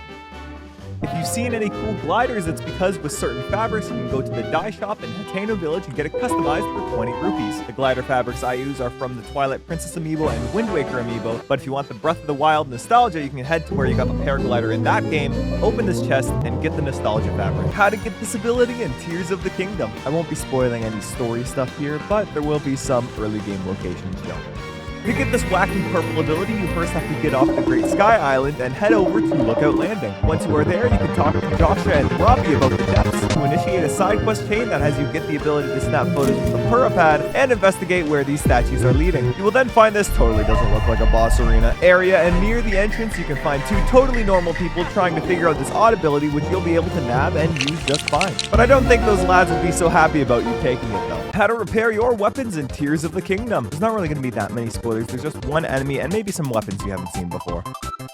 Do you wish your weapons would last just a tad bit longer? Well, hoo boy, do I have news for you. If you find one of these Octorok lads, you can drop one of your damaged weapons right in front of them and they will munch that bad boy right up. Just watch out for when they spit it back out, it may hurt. But once you get the weapon back, you'll see it has a new durability upgrade and is restored to full durability by its shining right here. Here are some Ultra Hand building tips in Tears of the Kingdom. There will be spoilers for maybe some Zone I devices that you might not have seen, but they're pretty cool. First off, and I can't believe I beat the entire game without knowing this, but if you press the ZL button while holding an item, it will flatten it, making rotation way easier. Time bombs will activate all devices within the vicinity of the explosion. Stabilizers will take whatever it is connected to and have it on top of itself so you can launch things, like the Korok Cannon 1000. And you can put a frost emitter anywhere near water to create ice platforms so you can put a Korok on it and watch them slowly move. Check the pinned comment of this video to submit your own Ultra Hand creations. I'll take a look at them in a future video. How to defeat a Frox in Tears of the Kingdom. If you haven't fought this lad already, I recommend doing so, then coming back if you end up getting stuck. The Frox is an overworld boss that so far I've only seen in the depths, so here's how you take them down. The Frox's body is made up of hard rock because of the whole frog, rocks, frogs, yeah you get it. However, the ore deposits on the back are the weak points, so you can either shoot the eye, which is pretty difficult surprisingly, or alternatively you can chuck a bomb in the Frox's mouth, King Dodongo style, when they go Turbo mode. After destroying a few ore deposits, be sure to skedaddle because not only is this lad tough, but he has the hops, oh my lord. Rinse and repeat and the Frox will be more like a Frox that's dead instead. How to defeat a Flux construct in Tears of the Kingdom. Hey, it's that blocky boy from the trailer. Gonna fight that. Good boy. You know that blocky lad on the Great Sky Island that you stayed away from? Yeah, we're fighting that now. The most important thing to note is that every block on this lad can be grabbed with Ultra Hand, so just keep taking chunks off of him to get to the core block. The easiest way to hit the core is with a bow and arrow, but you can also grab the box and wiggle the right stick enough to detach the core. Rinse and repeat until the construct goes up into the air. Now you have two options here. The first is to use Ultra Hand or some other means to get your way up there, or you could just wait for the blocks to fall at you, use recall on one of the blocks, and get a free ticket to Core Town. The final phase is the construct become a sentient Rubik's Cube as it moves towards you to crush you. Be sure to Ultra Hand away the blocks until the core is revealed, and then you can fire away. And then away you go to the next boss. This fight sure is fun. How to defeat a Lionel in Tears of the Kingdom. The only location shown here is where there's going to be a bunch of Lionels, and spoilers, there's Lionels. The Lionel are one of the toughest enemies in the game with super fast attacks and a ton of health, so how do you take them down? It's important to note that Lionels can use every weapon Link can, from swords and shields to spears and claymores. Now when fighting these lads it is very important to pay attention to their movements, as once they start an attack it will come out real fast. The easiest one to deal with is the sword and shield fellas, as all of their attacks are quite easy to flurry rush once you get the timing down. Although flurry rushes are good, parrying has a lot of use in these fights as well, because if you miss a flurry rush you may get hit with a follow-up attack. And if you stun the Lionel with a headshot, you can get on their back and whack them for some bonus damage. But what attacks do you need to look out for? For the sword and shield Lionel, you need to look out for the charge attack and whether they are using the sword or not. The spear Lionel will hop high up into the air and slam into the ground. The best option is to run away, but you could always parry it. The claymore / big boy weapon Lionels do the spin move. You could parry it, don't. Higher tier Lionels also can charge up an attack for a really long time. Run away from this, or you could parry it if you know what I'm saying. How to defeat a Molduga in Tears of the Kingdom. If you haven't been to the Gerudo Desert, highly recommend you do that before watching, just saying. The Molduga are big sandworms that reside in the Gerudo Desert, so how do you fight one? It is important to realize that Molduga sense your presence with vibrations on the ground and will come up to snatch you. You could throw a bomb and have it run after that instead, but here's how to be cool about it. Use a bomb to your shield, and right before the Molduga leaps out of the sand, shield surf to launch yourself, then shoot a bomb arrow into its mouth. Now that it's down, you can whack at it. Its stomach is the weak point, and a lad is quite vulnerable to electricity. Just watch out for the spin attack. Yikes. If you have bombs or electric weapons, now is the time, as that will get the big boy out of the dunes. Rinse and repeat, and the Molduga will be Moldu gone. Unlock this special attack in Tears of the Kingdom. There's going to be a lot of locations shown across the map. There's going to be no main story spoilers in this video. This new attack will activate when you have no weapons equipped and is called the Earthquake technique. This technique can be learned at the Yiga clan hideout in the Gerudo Desert, but you need to disguise yourself to get in. So where do you find the Yiga clan uniform? There are 3 pieces and they are found at these locations. This cave, southwest of Korok Forest, the Akala Ancient Tech Lab, and the Old Man's House on the Great Plateau. Once you enter the hideout, you'll need to talk to this lad to undergo a training drill, perform well enough times, and you will get the Earthquake Scroll. There is also some other rewards, but I'm sure they're not important. Get this armor set to help you build in Tears of the Kingdom. Guess what? There's a new armor set shown in this video. I never would have guessed that. Oh my god! When building with All Japan, do you ever just drain the battery too fast? Well, this armor set, the Zonite armor, will make your creations more battery efficient so you can go for longer without running out. But where do you get this set? Well, they are all in the sky. Head on over to each location and find the chest hidden within each one. They are in the Discount Death Star in the Sky Mine above Terrytown, Lightcast Island just above the flight range, and the Zonai Forge Island above the Dueling Peaks area. Just be sure not to get yourself stuck in the Death Star. It's more common than you might think. How to customize your horse in Tears of the Kingdom. If you don't want to see Groose, aka my horse, then you can turn away, but I mean, he's pretty cool. Here's my horse Groose, but since he didn't transfer to Tears of the Kingdom because he was on my Master Mode Breath of the Wild save file, I had to find him again, which took way too long. Hello, Groose, please! But there is one issue. I can't get Groose's flowing red hair at the stables because I do not have the required amount of pony points, which you get from doing various activities at a stable. So I sold some loot and started to take all the naps I could at my local stable to get my points up to 16, to give Groose those red locks he deserves. Now he just needs to be enhanced. How to enhance your horse in Tears of the Kingdom. No main story spoilers, but if you don't want to see the Akala region, adios. Now that I have Groose, I want to upgrade his stats, but how do I do that? First, you want to make your way to the horse guide just west of Akala Ancient Tech Lab. To activate it, you'll need some Endura carrots, but you can get some at Satori Mountain. Once you unlock the fountain, you'll be able to talk to Melania, Blade of Mikola, to revive dead horses and enhance the stats of your current horses. To do this, you will need some food. And how do you make this food? I don't know, do you think I'm a guide?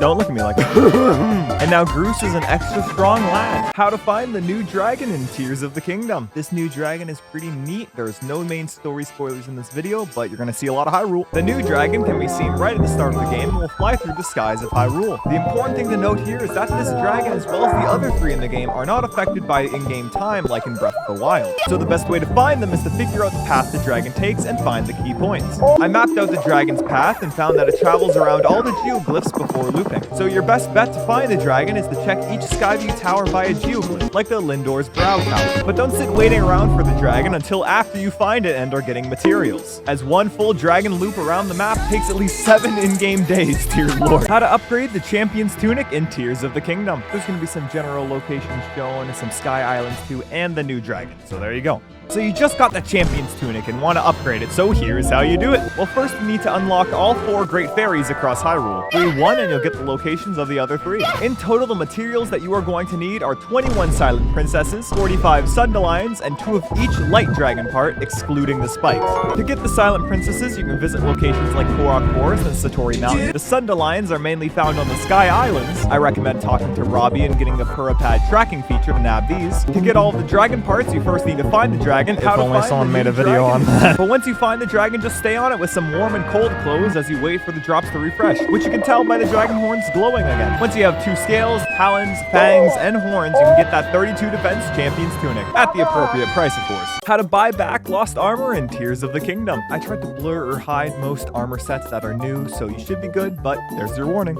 I know that we had to sell some armor because the Hyrule economy is crumbling, oh my lord. So if you need to get a full set of armor for any such reason, you will have to complete the election quest line in Tateno Village. If you are having trouble getting the election complete, be sure to do the quests on both sides of the election. Once the election is over, you will need to go and talk to Cece to buy some of her secret stash clothes. But dear god, these prices are crazy. How to beat the rain in Tears of the Kingdom.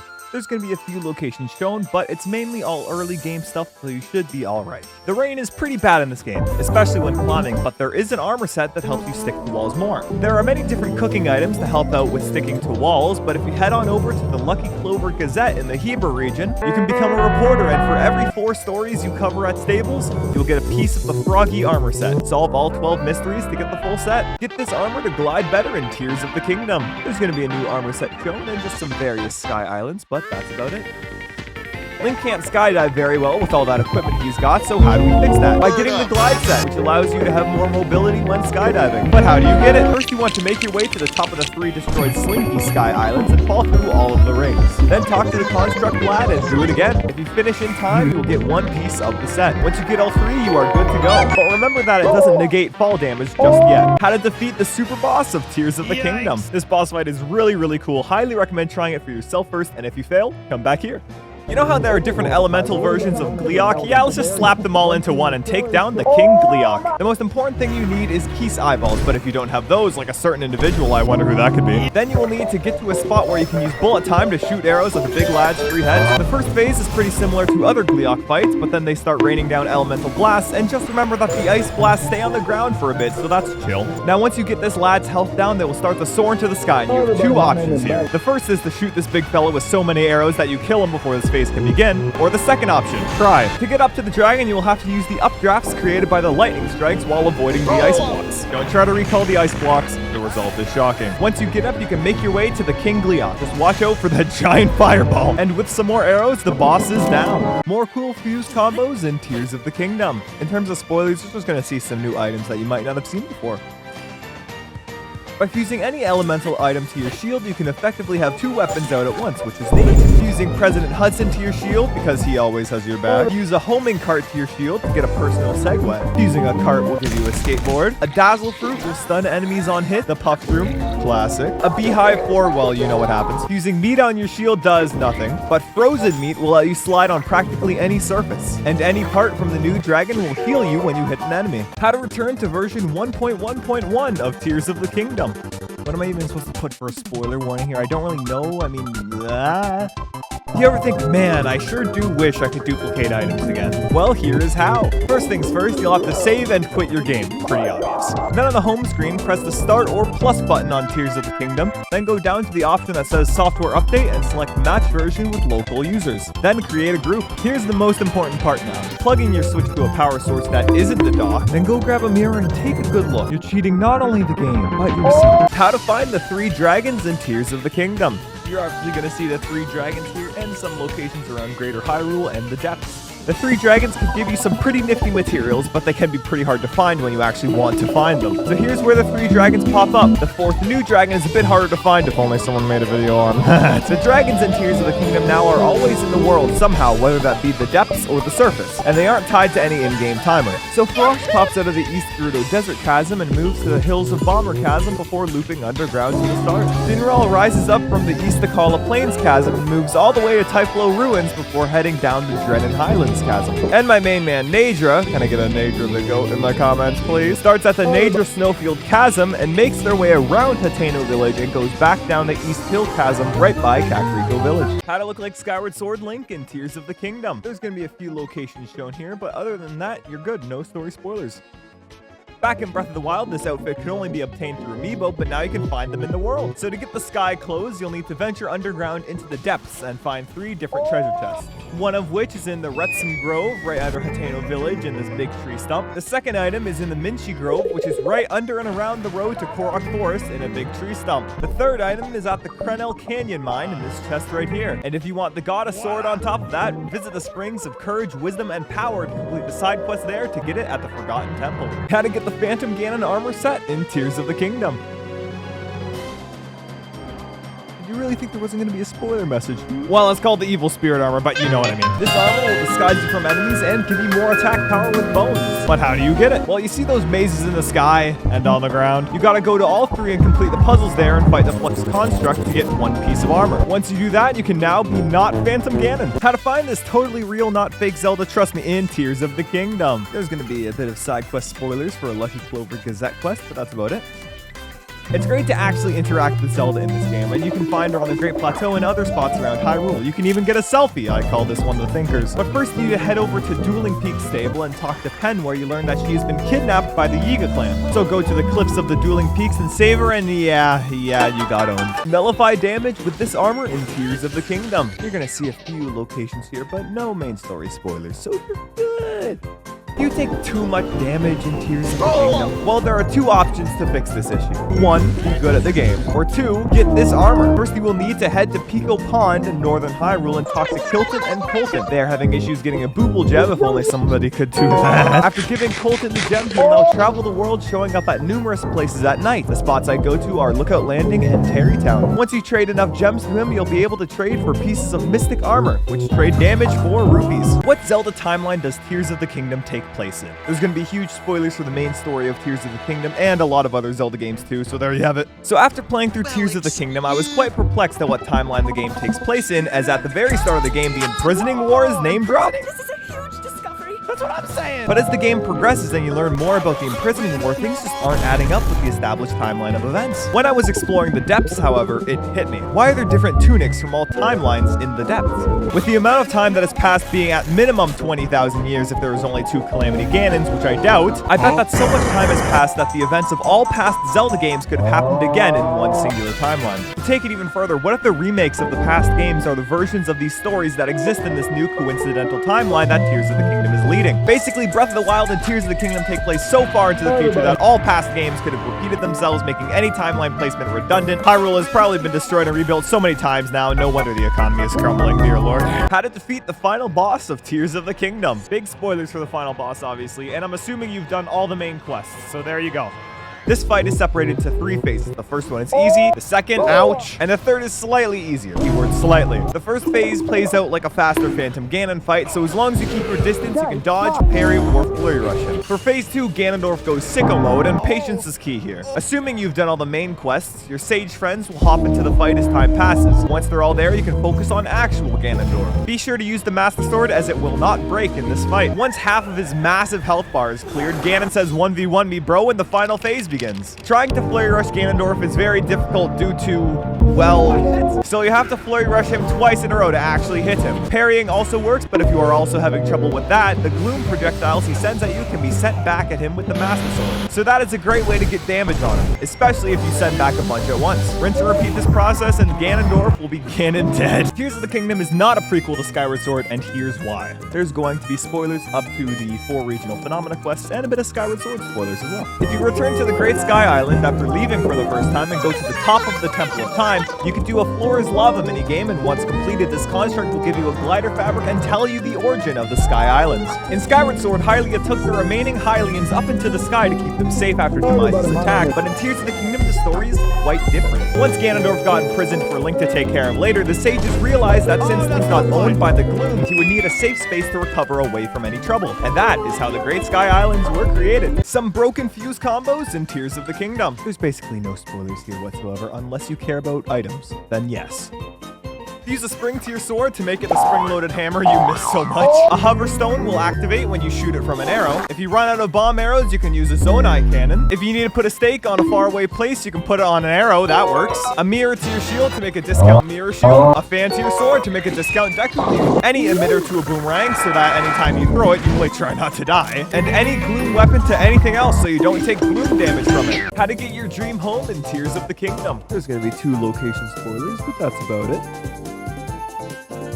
Wow. While Link and Zelda's house in Hateno Village is great, something more spacious couldn't hurt, so head on over to Terrytown and talk to Hudson. But it seems Hudson is having some troubles with his daughter? Just how much time has passed since Breath of the Wild? So you have to complete the side quest Madison's Independence, which you will need Sundelions for, which you can find on the Sky Islands. Once completed, if you have the 1,500 rupees required to purchase a plot of land, you can start setting up your house. Just be sure that you have the cash for the extra rooms, dear lord. How to dye Link's hair in Tears of the Kingdom. There's gonna be some new armor shown, and some cool treasure in the Elden region. Now, I'm sure we all know by now that if you go to the dye shop in Hateno Village, you can dye Link's clothes and become Banana Man. However, there's one clothing item, to my knowledge, that allows you to dye Link's hair. To get this item, you will have to go right by Death Mountain until you reach Yonoboko headquarters and enter the South Cave. Do some digging and spelunking in this cave, and you will find a treasure chest that holds the Ember headdress. Voila! What happened to the divine beasts in Tears of the Kingdom? There's gonna be some Breath of the Wild story spoilers, but there's gonna be no Tears of the Kingdom story spoilers. That's surprising. This also goes for the Sheikah Towers and shrines and any other stuff too. I don't think that they just whooshed away after they fulfilled their purpose, although that is most likely the case for the Guardian storage containers around Hyrule Castle, which would explain where the leftover Guardians went with the exception of the Hateno Tech Lab, because I think that lab needs to stay there or the entire place crumbles. For the divine beasts and towers, I think they were deconstructed because of the whole Calamity Ganon thing and were repurposed into other structures like Skyview Towers, or straight up demolished to prevent further whoopsie daisies. As for whatever happened to the Sheikah Slate, I still have no idea. Combat tips for Tears of the Kingdom. There's gonna be some late game enemies and weapons, but if you're okay with seeing that, here's how to get good. Everyone always asks me, cdotkom, how are you so good at this game? Here's how, in 3 parts. The first thing I do when fighting is jump a lot. It will cancel the remainder of the attack animation, allowing you to act or attack faster than normal. The second thing I do is quick spin, which is done by rotating the control stick a full rotation, then pressing the attack button, just like all other 3D Zelda games. Combining this with jumping can get you loads of damage fast. The third thing I do is pretty situational. If you jump towards an attack with your shield out, then block the attack in the air, the game will think you are grounded for some reason, allowing you to backflip away and enter bullet time to shoot arrows. Wacky. How much time has passed since Breath of the Wild and Tears of the Kingdom? There's gonna be some location spoilers for Hateno Village and Terrytown, and some side quest spoilers for Terrytown. With the amount of changes to the world of Breath of the Wild and Tears of the Kingdom, it begs the question of just how much time has passed since the defeat of Calamity Ganon. Places like Hateno Village now have a school for the now grown-up kids to learn, and the divine beasts as well as all of the Sheikah Tech are gone, if only someone made a video on that. But the biggest clue lies with my main man Hudson, mainly his daughter Madison. There is a quest in Terrytown that has Madison prepare to go to Gerudo Town once she reaches a certain age. But since Madison didn't exist in Breath of the Wild, if we can find out what this required age is, we can find out just how much time has passed. I'm gonna take a wild guess and say at least 7 years have gone by. But what do you think? More wacky fuse combos in Tears of the Kingdom. There's gonna be some new items shown and some weapons, and I also go to Hyrule Castle for like 2 seconds. Use the Lizalfo's tail to any weapon to give the weapon a whole lot more reach. Any explosive attachment to your shield will explode on hit, but you'll be perfectly fine. Any Force Dweller weapons will keep the material attached when used, so you can have infinite puff rooms. Random note, did you know Task Force one-shot any Stalfos enemy? Put a rocket on a boomerang to, a shield to a claymore to make the Slaymore. A Muddle Bud works great on Battle Talus enemies. And fuse a chunk of Hyrule Castle to your sword to give enemies the bitter taste of unstable architecture. How to get the original Champion's Tunic in Tears of the Kingdom. There's gonna be some locations in the depths shown, but other than that, there's the armor set, that's about it.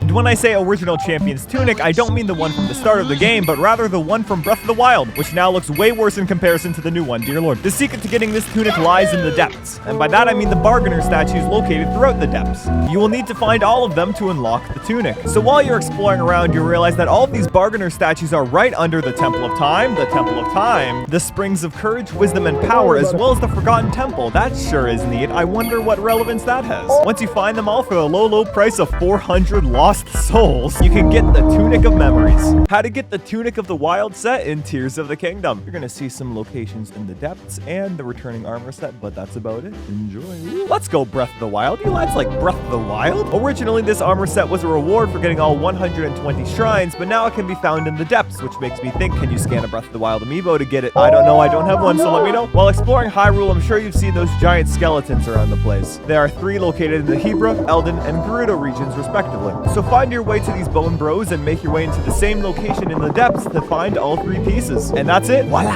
What is the best boss in Tears of the Kingdom? There's gonna be spoilers for all of the bosses, naturally, including the final boss. They're all great. I will only be ranking the bosses that give you a heart container afterwards and the final boss. Here we go. 7, Phantom Ganon. Well, I think this is a great fight. I've already fought a bunch of Phantom Ganons at this point, but fighting multiple was an experience. 6, Mukdorok. Pretty neat. Splatoon moment. 5, Seized Construct. Man, I love Punch-Out. 4, Colgera. The fight was just a big spectacle and I loved every bit of it. 3, Marbled Goma. I didn't expect to be bowling with Yunobo and to enjoy it just as much as I did. Wacky. 2, Queen Gibdo. Using the mirror shield on the boss to reveal the weakness reminded me of classic Zelda bosses. An overall fantastic time. 1, Ganondorf, my man. I think this might be the best final boss in the series. How to get Majora's Mask in Tears of the Kingdom. Yo, we got some locations for the servers in the depths on Majora's Mask. You have 72 hours. This has been a well-requested item, but I don't know why, because this game is easy, right guys? So here's how to nab the mask, which makes most enemies not attack you. To get the mask, I must say you will have to fight your fair share of enemies to get it, so come prepared. First, make your way to the Colosseum by the Great Plateau. Then realize you don't want to be there anymore and make your way directly downwards to the floating Colosseum in the depths. You don't want to be here even more. Now you'll see this chest in the middle, and the plan is simple. Fight 5 Lionels, with each one increasing in difficulty. How do you fight these Lionels? If only someone made a video on that. Be sure to save between each Lionel fight, and once defeated, you can nab the mask. Can you take a Korok to the final boss of Tears of the Kingdom? You're gonna see obviously the kind of area where the final boss is, so if you don't want to see that, Boba. I know we are all huge fans of Koroks, right? Since you can now pick up Koroks in Tears of the Kingdom, just how far can you take them? It is very difficult, but if you manage to get a Korok under Hyrule Castle, well, that didn't work. So here's Frederick, the best Korok in the world, and he's going to throw hands with the Demon King. Totally. Check out the full video. How to get the Korok mask in Tears of the Kingdom. There's going to be some spoilers for location in the depths, but that's about it. And of course, the Korok mask.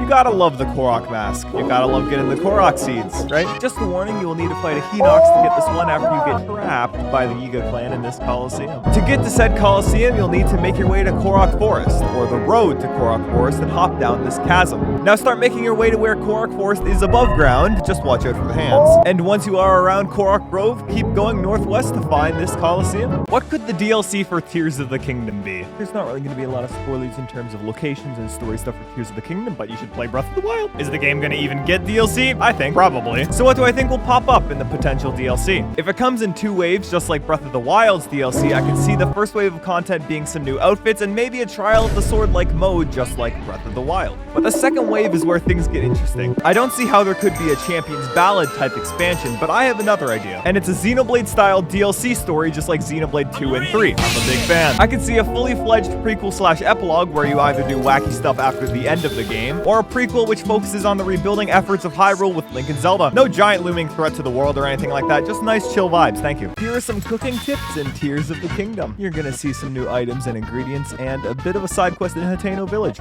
There you go. Only cook one of every hearty food at a time, as even cooking one will give you a full health recovery. The same goes for any Endura foods as well. If you want to regrow hearty foods, you can complete the side quest with Simon in Hateno Village to get access to the nearby farmland to plant some hearty radishes. When creating elixirs with monster parts, the more rare the monster part is, the longer the effect will last. And a golden apple with any non-elixir ingredients will guarantee an extra good meal. The Blood Moon does the same thing, but I ain't seen that anytime soon. What could Master Mode be in Tears of the Kingdom? There's going to be some spoilers regarding some more enemy types and all of that, and that's about it.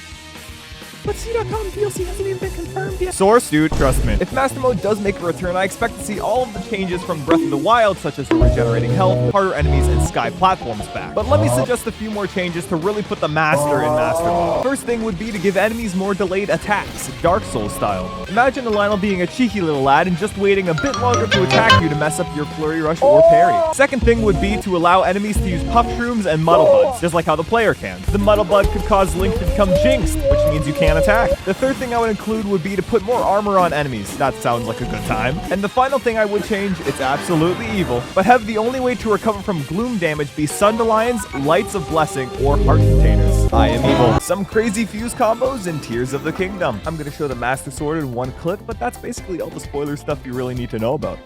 Fusing a slab of meat to an arrow will be able to lure monsters towards it. A hydrant to your shield and any electric one-handed weapon give you an easy way to soak enemies and cause mass electrocution. Fuse a torch to the Master Sword to fulfill the prophecy of the Master Torch. You don't have to fuse a spring to get the bouncy boy. A sand seal plushie or mushroom also work. Fuse a key swing to your weapon to give it long throw. An Octorok balloon makes you fly. That's not crazy, that's just expected. A Korok frond does nothing on shield. Shoutouts to Frederick though. And a rock to a claymore so you can do a jump attack and solve certain Korok puzzles. How to get the Tunic of Time set in Tears of the Kingdom. You're gonna see some locations in the western Hyrule depths and one main story boss, but it's funny, so it's good. The 3 pieces of armor that you are looking for are in the depths, just like the other special tunics, so here's how you get them. The 3 pieces are all in the western part of the depths. You can find the cap by going to the lava falls right under the hot spring in the Heber region. Just watch out for, that. You can find the tunic by going to the Lindor Canyon mine, which is right underneath the Lindor's Brow Skyview Tower, and the trousers can be found quickly after you get to the Gerudo Canyon. Jump down the Gerudo Summit Chasm and mosey on over a bit southeast to find the pants. Here's where to find all Lionels in Tears of the Kingdom. There's gonna be general location spoilers, and guess what?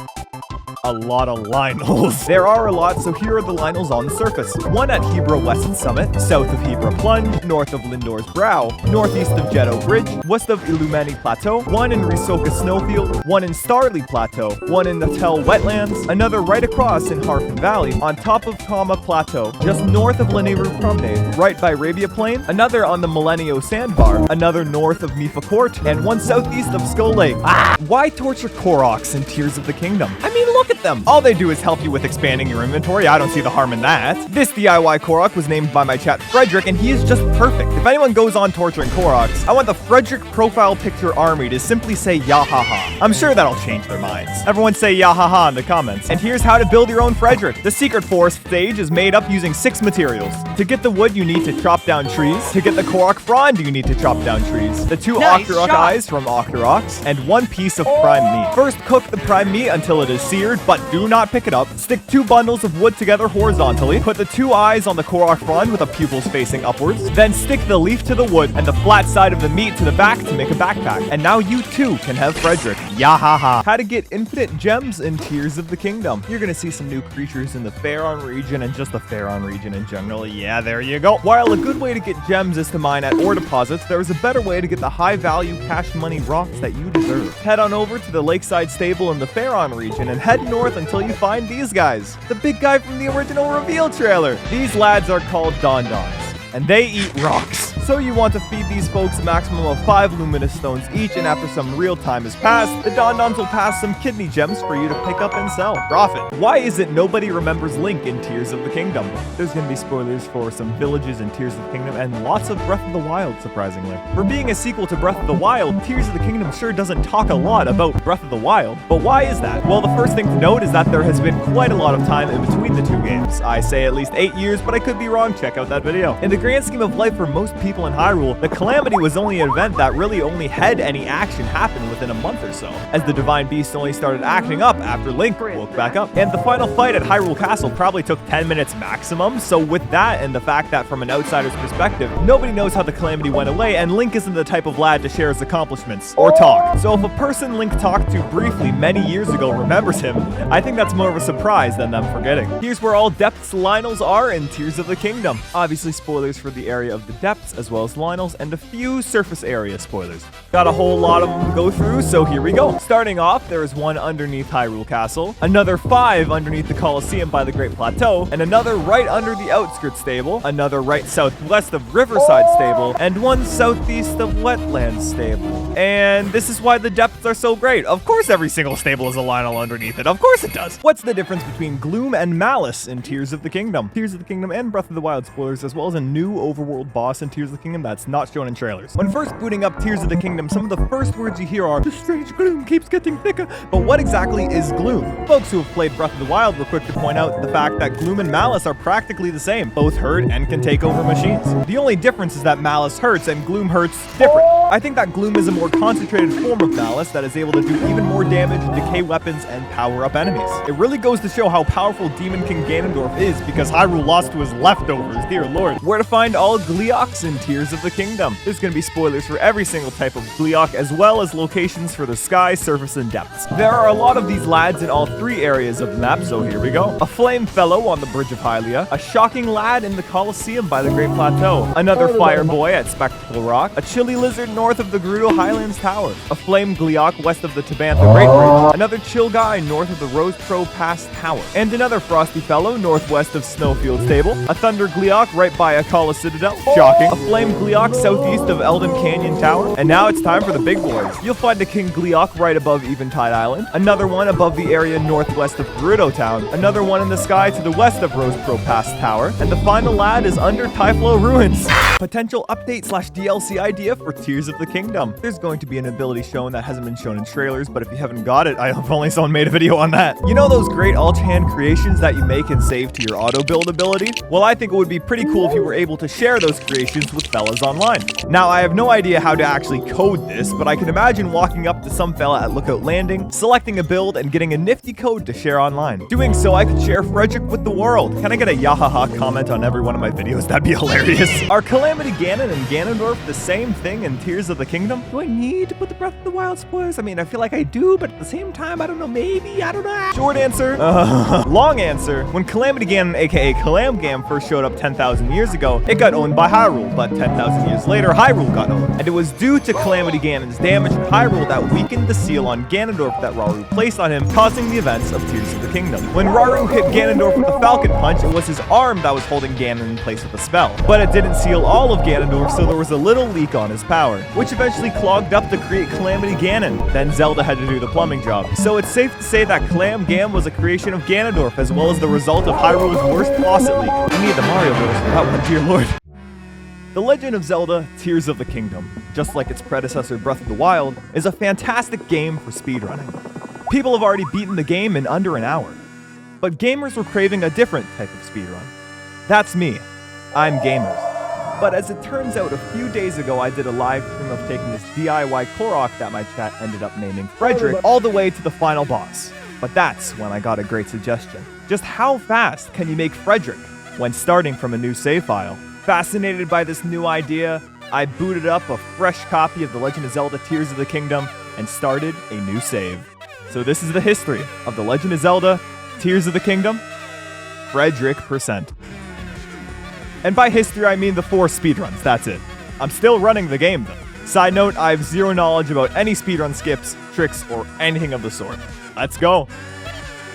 What happened to the Guardians in Tears of the Kingdom? The music jump scares me too, but you're gonna see Hateno Village, a overworld boss not shown in trailers, and some Breath of the Wild. You know Guardians. You gotta love the Guardians. Bring them back, please. I don't want this, please. So with their absence in Tears of the Kingdom, except for the one Hateno Tech Lab, what exactly happened to them? The answer lies with Hyrule Castle and the Guardian storage containers. Fun fact, these pillars are Guardian storage containers. So I'm sure that folks in Hyrule found a way to shove these lads back into them and move them underground, which would be easy enough to do since they are light enough to do a kickflip. And I'm sure putting them back underground had no major consequences to the structural integrity of the castle. Are Link and Zelda in a relationship in Tears of the Kingdom? Oh boy, I can tell the comment section is gonna get hated real fast, but you're gonna see Hateno Village, yep.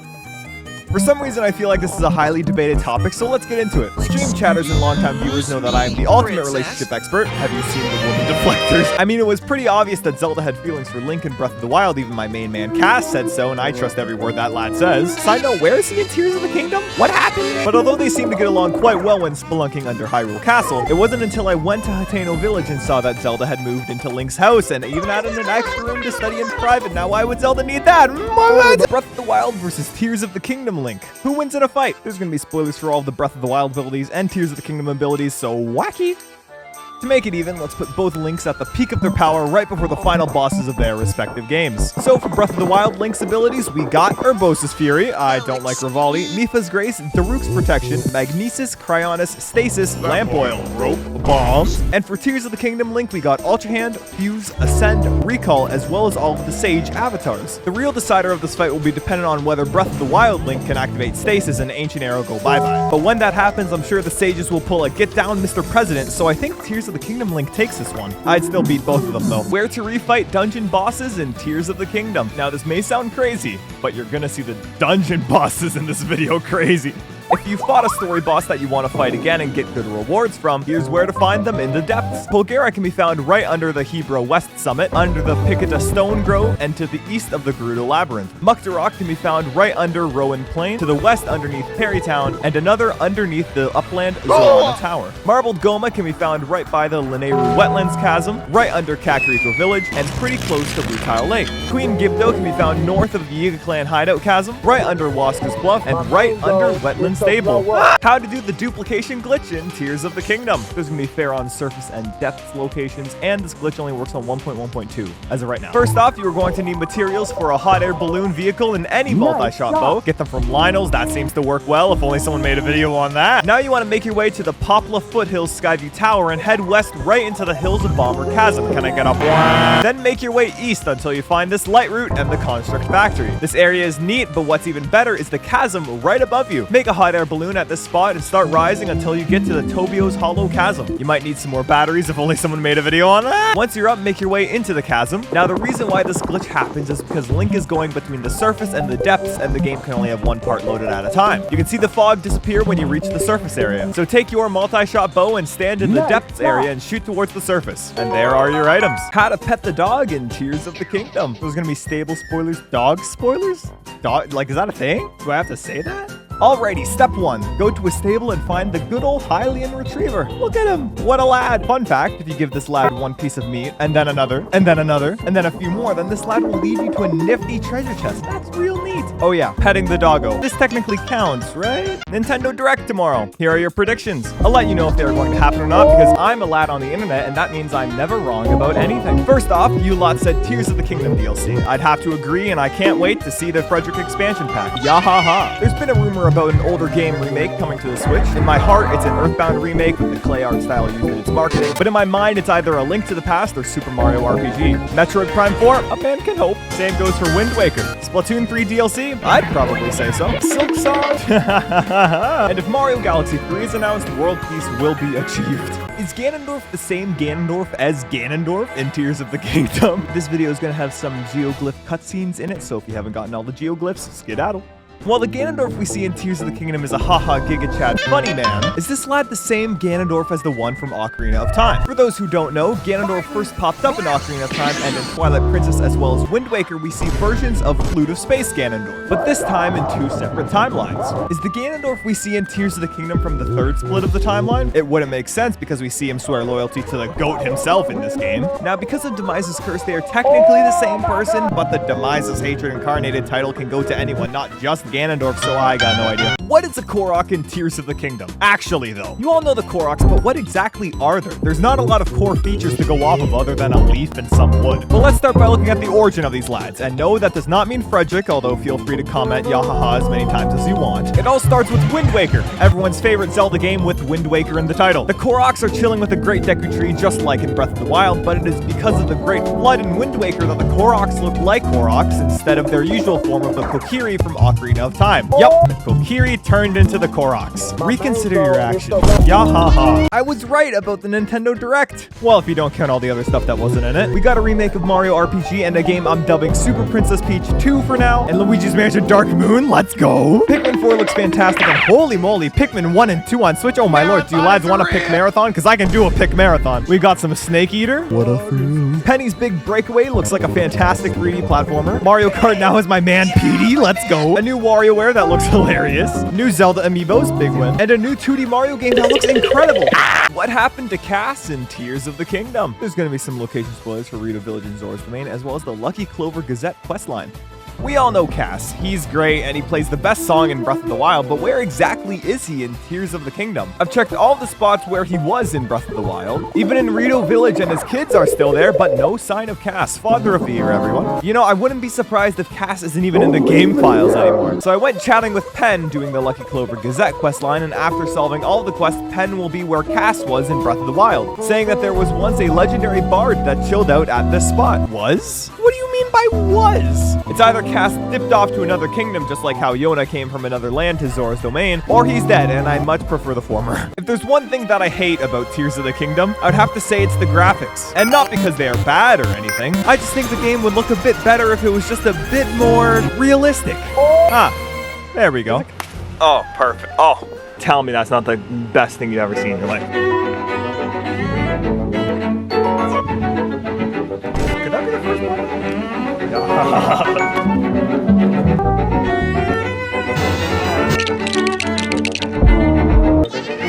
How to get the Fierce Deity set in Tears of the Kingdom. There's going to be some location spoilers as well as the armor set, obviously, and watch out for that overworld boss. While I was streaming my shield-only playthrough of Tears of the Kingdom, I realized that I needed some attack-up armor to even stand a chance. So here's how to get the Fierce Deity armor. The first spot you want to go to is the Akala Citadel. Go to the very top, watch out for the hands, and enter this tiny hole in the building to get the chest plate. The next spot is the right eye of Skull Lake. Make your way to the top and then drop down into the cave to get the mask. And the final piece of armor is located southwest of Lookout Landing. All you gotta do is navigate the cave of the ancient tree stump to find the pants. How were the depths created in Tears of the Kingdom? There's gonna be location spoilers for guess what? Wait for it.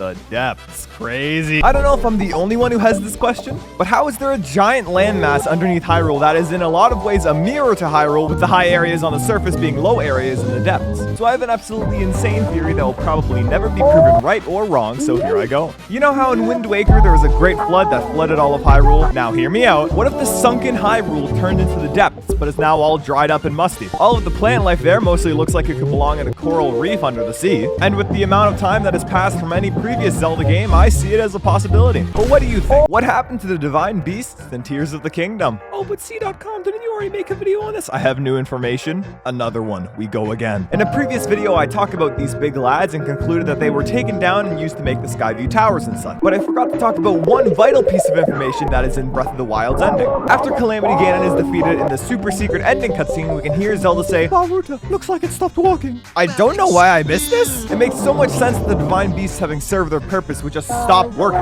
Just like how the shrines are made to train the hero for fighting the Calamity, and how the Zonai shrines were made to get rid of the corruption in Link's arm. Wait, why am I talking about shrines now? Ganondorf versus Ganondorf versus Ganondorf versus Ganondorf. Who wins in a fight? Let's take all the Ganondorfs from the 3D Zelda games, which is really just two people, one guy's multiple iterations, and I'm not counting Hyrule Warriors. First off, these folks at the height of their power can all go crazy, but who would win in a fight and still stay sane at the end of it? Out of all the wacky abilities Ganondorf has, I'd say the best abilities we see are from Ocarina of Time's Ganondorf. Being able to fly whenever you feel like is such an advantage going against these lads who mainly stay on the ground. Sure, these guys have the hops and shoot projectiles, but I don't see how you can beat flight. I can say though, this may be the greatest doubles match of tennis of all time. Have you noticed how similar Tears of the Kingdom is to Ocarina of Time? There's gonna be spoilers for Tears of the Kingdom's main story and Ocarina of Time too, so there you go. It may not seem like it at first, but I think that it all revolves around the Master Sword's appearance. After getting the Master Sword at the start of both games, a lad named Rauru guides you where you need to go. Then you go awaken some sages before fighting Ganondorf. And with the time travel plot in this game, it really feels like Zelda's playing the role of Link in Ocarina of Time, and we are Sheik making sure everything falls into place in the present. All of this makes me think how crazy it would be to get a full Ocarina of Time remake for the next Nintendo console. How do Zora and Rito both exist in Tears of the Kingdom? You're gonna see some Zora's domain, but that's really about it, yeah.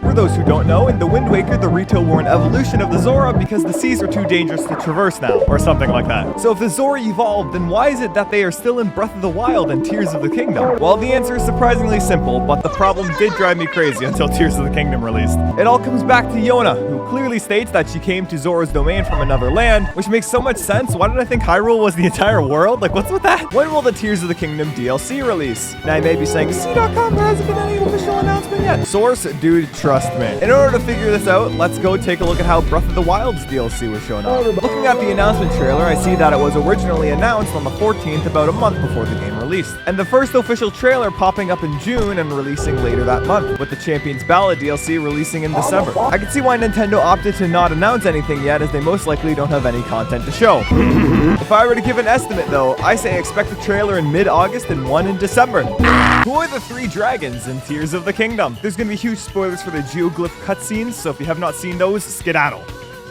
Now I say who because, well, yeah. If the only way to become a dragon is to eat the forbidden fruit gummy, then how is it that we do not see the three other folks who draconified? The three dragons that were in Breath of the Wild can't be seen anywhere in the Geoglyph cutscenes, so I say they either haven't went munch yet or are super high above the clouds. The three elemental armor sets can give us some insight, but I think that these were made to honor the dragons instead of the clothes the Zonai wore before nom nom. Since we know that the Zonai descended from the heavens, I can imagine that three of the oldest Zonai closest to Goddess Hylia ate some tears and turned into dragons. But what do you think? What happened to Wolf Link in Tears of the Kingdom? And no, I'm not talking about the actual Wolf Link from Twilight Princess, although technically yes. I mean the Wolf Link amiibo. Back in Breath of the Wild, you could scan this lad into the game to get a travel companion, and by doing the Cave of Shadows in Twilight Princess HD for the Wii U, you can increase his heart count up to 20. And now this is what happens when you scan him in Tears of the Kingdom.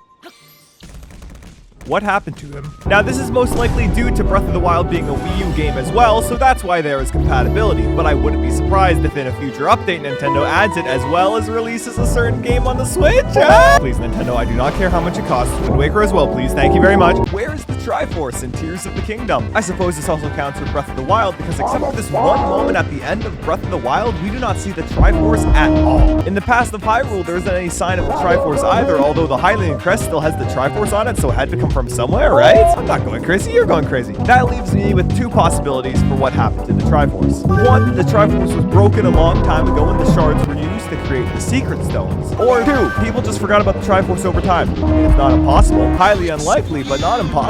Have you noticed how similar the depths and surface of Hyrule are to each other? It really fascinates me by how flipping the map upside down, essentially, you can give the player so many more options to explore the world. Expect most open world games to come out in the next 5 years to have an area similar to the depths, I'm calling it. Aside from the fact that high areas on the surface are now low areas in the depths and how light roots are where the surface shrines are and how the names are reversed. But did you notice that under every goddess statue is a bargainer statue, under every town is an abandoned mine, hot springs are right above lava falls, under these stables are Lynels, under the gravestones are, oh goodness me, and the trees are even lined up the same. What the heck? How far back is the past in Tears of the Kingdom? Oh man, I sure do hate it when I fall into a chasm and travel back in time, but if that were me, I would wonder just how far back in time I went. Well, a solid way to figure this out would be to find out how many Calamity Ganons spawned into the world. Because each Calamity takes 10,000 years to accumulate, it would be a good measuring tool. We know that there were at least 3 Calamities due to Hyrule preparing with the Divine Beast 10,000 years ago, so that sets the minimum time to 30,000 years, but there is some more clues as well. In the Forgotten Temple, we get to see a map of Hyrule from the era of founding. We see that the Dueling Peaks have not become the Dueling Peaks yet. So how did these lads break apart? I'm assuming a Divine Beast Beam Blast or something related to the Calamity, so in conclusion, I have no idea. What is the best shrine in Tears of the Kingdom? Now, there are a ton of shrines in this game with a bunch of unique challenges to them, but which one is objectively the best? Now, I will exclude the Blessing Shrines because they swapped out the puzzles for vibes, and I can appreciate that. All shrines in this game are great, but a highlight for me would be the Proving Ground shrines. These challenges take the best of Trial of the Sword from Breath of the Wild and put it into a tiny little shrine. Adorable. But the best shrine in the game is undoubtedly the Mogisari Shrine titled Courage to Jump, because it is literally Mario Kart in a Zelda game. This is fantastic. Let me know your favorite shrine in the comments. Yahaha. What will the new amiibo for Tears of the Kingdom do?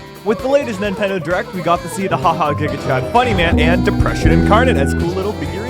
But what exactly will these lads do in Tears of the Kingdom? Now, I'm sure that there will be a paraglider fabric for each of them, but wouldn't it be cool to get armor sets that can enhance the effectiveness of light element-used weapons and gloom weapons specifically? It wouldn't break the game balance-wise, but it would still be a fun reward for players. Also, there's a funny Noah Xenoblade 3 amiibo coming out soon. I just want the Noah outfit in the game. It would work so well. Have you seen the arms? Come on! What is the worst fuse combo in Tears of the Kingdom? This is a tricky question because most fused weapons help you out in one way or another. The bad ones usually just do nothing. But I'm looking for a combination that goes out of its way to make sure you have a bad time. Real contemplating life working bad times. At first, I thought it would be bees, but they only attack you if you miss the enemy, which is fairly unlikely to happen. I thought of bomb flowers, but those will still damage the enemy more than you, usually. But the worst fuse to your weapon in this entire game has to be the time bomb. It doesn't detonate when you whack an enemy, and even if you get hit, it will start ticking down until it goes boom. The spring is still the best fusion, though. Here's what to do after finishing Tears of the Kingdom. You beat the game, and now you are right back in Hyrule like nothing ever happened. Well, this happens in every Zelda game, so get used to it, because obviously you'd want to play more Zelda games, right? But oh man, where do you start? If you haven't played Breath of the Wild yet, which I'm assuming most of the people who played Tears of the Kingdom did, then play that game. And if you haven't really liked the puzzle solving and combat aspects of Tears of the Kingdom, may I recommend Skyward Sword HD on the Switch.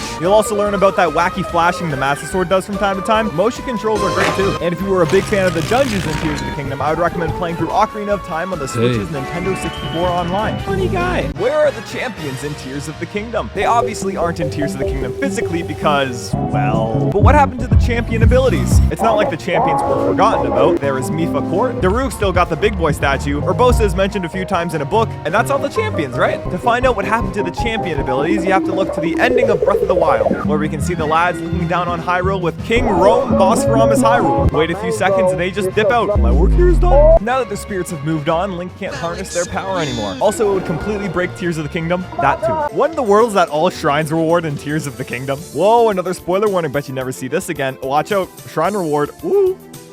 So you traveled all around Hyrule and got every shrine completed, and what do you get for it? The Ancient Heroes aspect, which when fully upgraded gets you 84 total defense, which isn't as good as the combination right here, which gives you 88, but it's still one of the best armor pieces in the game. It looks like this lad might have also had a secret stone on his forehead, but more importantly, I think that this armor gives us a glimpse at the hero who helped stop Calamity Ganon 10,000 years ago. After 20 games with the lad in a green cap, it is cool to see that the spirit of the hero can be anyone, and not just some highly named Link, or my dude. Although I'm still calling it, this Zonai is 100% 100% named Link. What is the best way to fight in Tears of the Kingdom? Now I'm going to exclude using Ultra Hand because that is another can of worms that I am not getting into right now. But what weapon is the most effective for fighting in general? The only one that comes close to the very top of this list has to be anything with a bomb. Why, you ask? It's simple. Lamp oil, rope, bombs. But the true best way to fight in Tears of the Kingdom doesn't even need a weapon. It's a shield. If it looks like it does damage, it looks like it can be parried. Lionel, easy. Literally any other monster in the game, easy. Keith, not so much though. I was wrong about redeads in Tears of the Kingdom. Now you may be saying, oh, but cdotkom redeads aren't in Tears of the Kingdom. And you would be exactly right. In a past video I made before the game came out, I said that these lads were redeads, but as it turns out, they are Gibdos. I mean, can you really blame me though? A redead looks like this, and a Gibdo looks like this. You see what I mean? Gibdos are the funny mummies that do the funny dances sometimes, and the redeads are the cause of many childhood traumas. And now these Gibdos in Tears of the Kingdom are just goofy lads that crawl around and haha funny Star Wars jokes. But I would much rather take these lads over the terrifying screams of the others, that's for certain. Can you beat Tears of the Kingdom using only a shield? And I don't mean fusing a shield to the Master Sword and whacking away at enemies. The rules are simple. Any damage you do to an enemy has to be with a shield. So surprisingly, the bosses aren't as difficult as I thought they would be, except Queen Gibdo. Dear Lord, hitting this thing is a struggle. The final stretch was terrifying to play through as well. First off, the Lionel was a parry nightmare. The Horde battle isn't too bad, but the final boss, oh my goodness. Ganondorf made me feel like I was playing Dark Souls all over again with how many times I had to parry. But with that said, first try,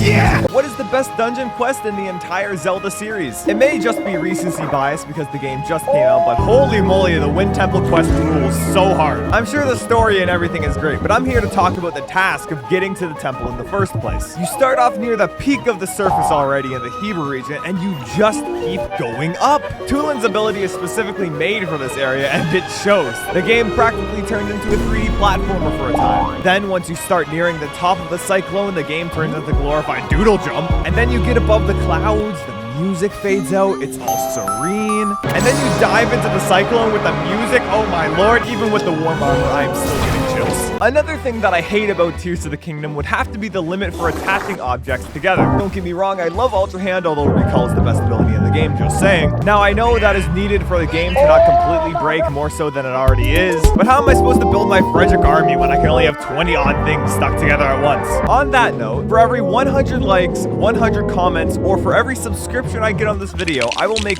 one Frederick on a later live stream to add to the Yaha army. I'm off for a few days, I'm sure I won't come back and regret this at all. Right, is Hyrule really Hyrule in Tears of the Kingdom? Now I'm not saying that because the locations of key areas are off, that's pretty par for the course with Zelda games, but I mainly ask this due to the founding of Hyrule shown in Tears of the Kingdom. The Kingdom of Hyrule was established not too long after Skyward Sword, so this could very well be the original Hyrule, but then why are the Koroks and all the other tunics in Tears of the Kingdom? My guess is that due to the incredibly long amount of time that has passed between the open world Zelda games and all of the others, the Kingdom of Hyrule was probably destroyed and created again. So while this isn't the same Hyrule as the one shown in Ocarina of Time and so on, it sure still is Hyrule. I miss the Guardians in Tears of the Kingdom. It's not that I hate the new Gloomhands enemy, in fact I quite enjoy fighting these lads in the ensuing Phantom Ganon fight, but something about them not being in Tears of the Kingdom just doesn't sit right with me. There's just something about that piano track that just elevates the experience, and it is something I will look forward to when I replay Breath of the Wild in the Zeldathon. More importantly, although the Gloomhands are great since they are permanently attached to the ground, I can't make them do a kickflip like I could with the Guardians. And now you may be saying, oh, cdotkom, that's the dumbest thing I've ever heard. And I'll be honest, you aren't wrong, but I go to the Hateno Ancient Tech Lab sometimes just to reminisce. Here's one thing I want out of a potential DLC for Tears of the Kingdom. Now I know that the game may not be getting any DLC at all, but I still have a hunch I'm calling it. So what would I want? Now when you complete temples in this game, you get avatars, which allow you to have these little lads follow you around. Having 5 as the max is great, but hear me out. What if instead of having 5 lads, you had a whole lot more? And it wasn't actually The Legend of Zelda at all, but it was Pikmin. Surprisingly, a lot of folks think this is a farming series. That sure is wacky. So why don't you learn more about the series by seeing my playthrough of Pikmin 1, 2, 3, and 4 on stream. Pick marathon moment. Be there tomorrow. Mario Kart 8's Wave 5 DLC is coming out soon, and holy moly, all of the tracks go crazy. We know from the Nintendo Direct that we got Petey, Wiggler, and Kamek as characters, as well as squeaky clean sprint so gamers can finally know what hygiene is. We got Koopa Cape, what a classic, good lord. Los Angeles Laps, just the funny Bop Baz in the soundtrack. Moonview Highway, oh my lord, it's peak, your honor, it's peak. Athens Dash, if only Julius Caesar had a super horn in my right game. Daisy Cruiser from Double Dash, this map went crazy back in the day. Sunset Wilds,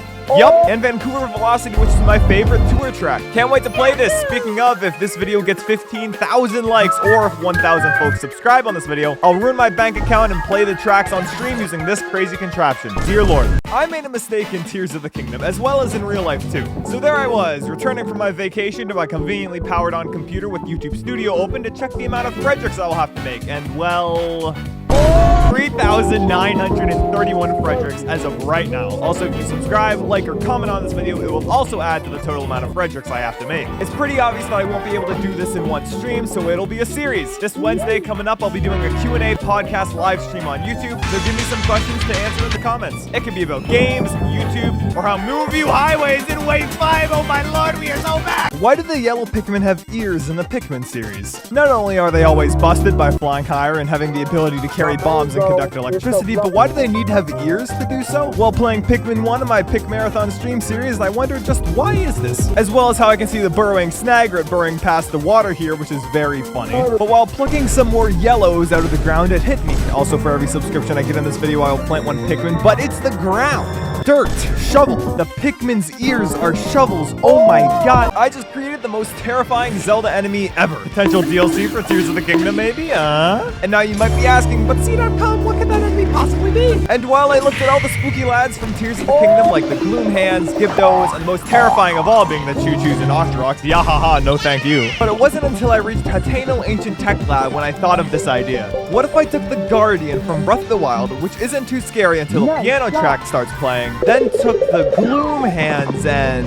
oh my goodness gracious, what have I done? I was wrong about the Pikmin series. There I was, chilling out, grabbing some missing ship parts and entering into a new area. And man, I just know the Pikmin fans are having a heyday watching all the people play the game for the first time. So I land in this area and I remember that there was an egg that gives you 100 Pikmin, so I go to open it and oh my goodness, what is this? I thought Pikmin was supposed to be a fun farming game. Now I have to deal with the tragedy of Pikmin warfare. I feel the weight of my actions, oh my lord. It gave me 100 Pikmin, but at what cost? Sage abilities or champion abilities? Which are better? Now I think this is a heated topic, so let's get into it. For champion abilities, we got Mipha, Daruk, Urbosa, and yup. And for the sages, we got Tulin, Sidon, Yunobo, Rishu, and Minoru. Now, while I think the abilities of the sages are better than the champions, I do think that the downside comes with activating them. Because the sage avatars scuttle around with Xenoblade party member AI, it is very difficult to use an ability in the heat of the moment. If the abilities were context sensitive, it would be so much easier. Imagine drawing your bow and pressing A for lightning rather than running 1,000 miles to find Rishu. On the other hand, the champion abilities don't have much going for them when the sage abilities are practically dungeon items, so I think these new abilities are better. But what do you think? I scanned every amiibo into Tears of the Kingdom, and here's what happened. The amiibo feature in Tears of the Kingdom allows you to scan an amiibo to get some nifty gear and items, and you typically get a whole lot of good items that the amiibo you're scanning is from the Zelda series, but I only have a few Zelda amiibo, so what if I took all of my $20 figurines and popped them into this video game? I only now realize I've made some very poor financial decisions in the past. But there is one problem that I have. If I want to find out how much materials I get from scanning all these amiibo, there's absolutely no way I'm going to go through all my materials and count how much I get based off of the previous numbers. But cdotkom, that's actually quite easy to do. Nah, I'm lazy. So instead, I did a process that probably took more time to do than simple counting. I sold all of my materials. Every single one. There was a better way to do this. I chose not to. 100 hours down the drain, just like that. But now I can begin the process of scanning every single amiibo. And this took surprisingly shorter than I expected. I managed to scan all of them in one go. But when looking at all the materials, I can say with confidence that this was not worth it. My stuff is gone. What enemy is in every Zelda game? At first, it may seem obvious that out of the 20 mainline Zelda games now, that there would be an enemy to be in every single one. So looking at the first Zelda game and aha, Keese, right? But that is until you look at Zelda 2 and you realize, oh boy, these lads are not Keese, but rather called Aches? For what purpose? Thankfully though, there are Octoroks, right? But they aren't in Twilight Princess. Surprisingly, I never noticed their absence, another thing for the Zelda-thon, I guess. But the only enemy to appear in every single Zelda game is kind of underwhelming. It is the Stalfos enemies, the funny bone lads. What is the best dungeon in Tears of the Kingdom? Although there are really 4 in the game. If we count the areas with bosses that give you heart containers, we would have 6, but Hyrule Castle doesn't count, it would be last anyways. At 5th, we got the Water Temple. Out of all the dungeons, this one feels the most like a divine beast with this completely open concept. Using the low gravity here made this area a whole lot of fun. Number 4, we have the Wind Temple. Dropping down onto the Stormwind Arc and its very air-based exploration offers a very unique experience from all other dungeons. Boss is also a jammer, not that it matters, but it's cool. Number 3, we have the Construct Factory, or Spirit Temple, or Build a Construct Workshop or something. The main reason this is at the 3rd slot is because of just how wacky Ultra Hand can get. Look at this. How does one even code this? Number 2 and number 1 are both very close to each other, but I would have to give the slight edge to 1 because of the classic Zelda puzzles that make me nostalgic. Number 2, Fire Temple. Number 1, Lightning Temple. Wablam. I made a mistake in Tears of the Kingdom. Yes, I know again. Go me. I need to talk to you all about the Frederick Building podcast, and this is the only way I know how. As an apology, the same subscribing, liking, and commenting rules will apply to this video as well, but there is an issue with everyone commenting on these shorts. I told everyone to comment questions for the Building podcast this Wednesday, but every time I go into the comments, I just see yahahas and nothing else. So I have to say I'm sorry, but now there's this handy-dandy Google form for you lads to actually ask me questions so I can actually read them on stream instead of being lost in a sea of comments. See you Wednesday. I was right about Demise in Tears of the Kingdom. Now you may be saying, oh, but cdotkom Demise isn't in Tears of the Kingdom. And you would be right, but you don't just throw around the term Demon King to everyone, so allow me to clarify things just a tad. Although Nintendo really did just throw the term Demon King out there. But when Demise's hatred from Skyward Sword incarnates in the form of Demise's curse, that does not mean that Demise himself comes back from the dead, because he is gone. Rather, the hatred just takes the form of an individual, which is usually Ganon, but it has been seen to take shape in other folks like Vati and maybe even Majora, but that's a video for another time. Subscribe if I should make that one, goodness me. What is the best fuse combo in Tears of the Kingdom? With so many different options to choose from, how could one possibly figure out what the objective best combo in the game is? In order to be the best, there needs to be a combo that is good for attacking, defending, as well as traversal and exploration around the world. At first I thought it would be bombs, but although they are very good for traversal and defending, attacking will just get you blown up as well. What about the Gleeok horns? Putting an ice one on your shield and a fire one on your sword makes a great dual wielding combo, but it lacks in traversal. Yes, I did kill a King Gleeok for this. Subscribe. Which means the greatest item to fuse anything to would have to be this item that allows you to bounce back from any fight you're in. It's the spring. You need to bounce, you got it. Enemies need to bounce, you got it. Enemies need a swimming lesson, you got it. What your favorite Pikmin type says about you. If you are a fan of the red Pikmin, then I have to say you are a fan of the hit film Pinocchio, and sometimes let the intrusive thoughts get to you a bit too much. If you are a fan of the blue Pikmin, it's safe to say that you are an avid swimmer, and you are also very disappointed in Nintendo's decision to have the blue Pikmin suffer in the game's box art. And if you are a fan of the yellow Pikmin, what else can I say? Big fan of trampolines, overall just good person to be around. You go crazy. And don't forget that your main goal is to blow up. What's the best final boss of the 3D Zelda games? After playing through Tears of the Kingdom, I can now update my list on the boss order. If you haven't seen my previous video on the ranking, there's no need because I changed some stuff around. So my objective ranking of the 3D Zelda bosses goes as follows. 7, Calamity Ganon. 6, Majora. 5, Demise. 4, Twilight Princess Ganondorf. 3, Ocarina of Time Ganondorf. And now that leaves only 2 final bosses, Tears of the Kingdom and Wind Waker Ganondorf. Both these fights are amazing with the music, gameplay, setting, and overall spectacle. But as a final boss, which one feels more conclusive? Tears of the Kingdom has the best gameplay, but this is practically your only interaction with Ganondorf other than the start of the game, when in Wind Waker you run into Ganondorf a bunch. This is too difficult. Screw it, I have Wind Waker bias. Number 2, Tears of the Kingdom. Number 1, Wind Waker Ganondorf. Build this with Ultra Hand to instantly destroy bosses in Tears of the Kingdom. This machine is quite insane, but you need very specific materials to get it. So first you are going to need 2 pieces of wood with a Korok frond. Next up is the most important part. You are going to need 2 Octorok eyes, which you can find directly west of the Great Sky Island in this river. Just keep saving and loading until you get to. Then you will need 1 piece of prime meat, which a bokoblin has right over the hill. Then take those materials and make Frederick. Then get a bunch of beam emitters and a few extra pieces and you're good. cdotshop.com, Frederick merch, yahaha. I made a mistake in Tears of the Kingdom, or did I? Taking it back to the first video in this series, I told you lads for every X amount of likes, comments, and subscriptions I got on that video, I would make 1 treasure. Fast forward to me returning from my vacation, and I had to build at least 4,000 already. So I said I'll have a Q&A series of streams where you guys ask me questions, and the comments were just yahahas, so I put out a Google form for you folks to ask me questions instead. And in the Google form, out of the 2,500 submissions, at least 1,000 were yahahas. But little do you lads know I can sort out the yahahas with a click of a button. So the Q&A stream went great as I built 300 out of 6,128 Fredericks to build. Dear Lord, this is gonna take a while. Does the Zelda timeline even matter anymore? I'm sure I just echoed a bunch of you folks who are just tired of hearing about this timeline nonsense with Tears of the Kingdom, but the overarching timeline of the series doesn't even play a role in the game's story at all.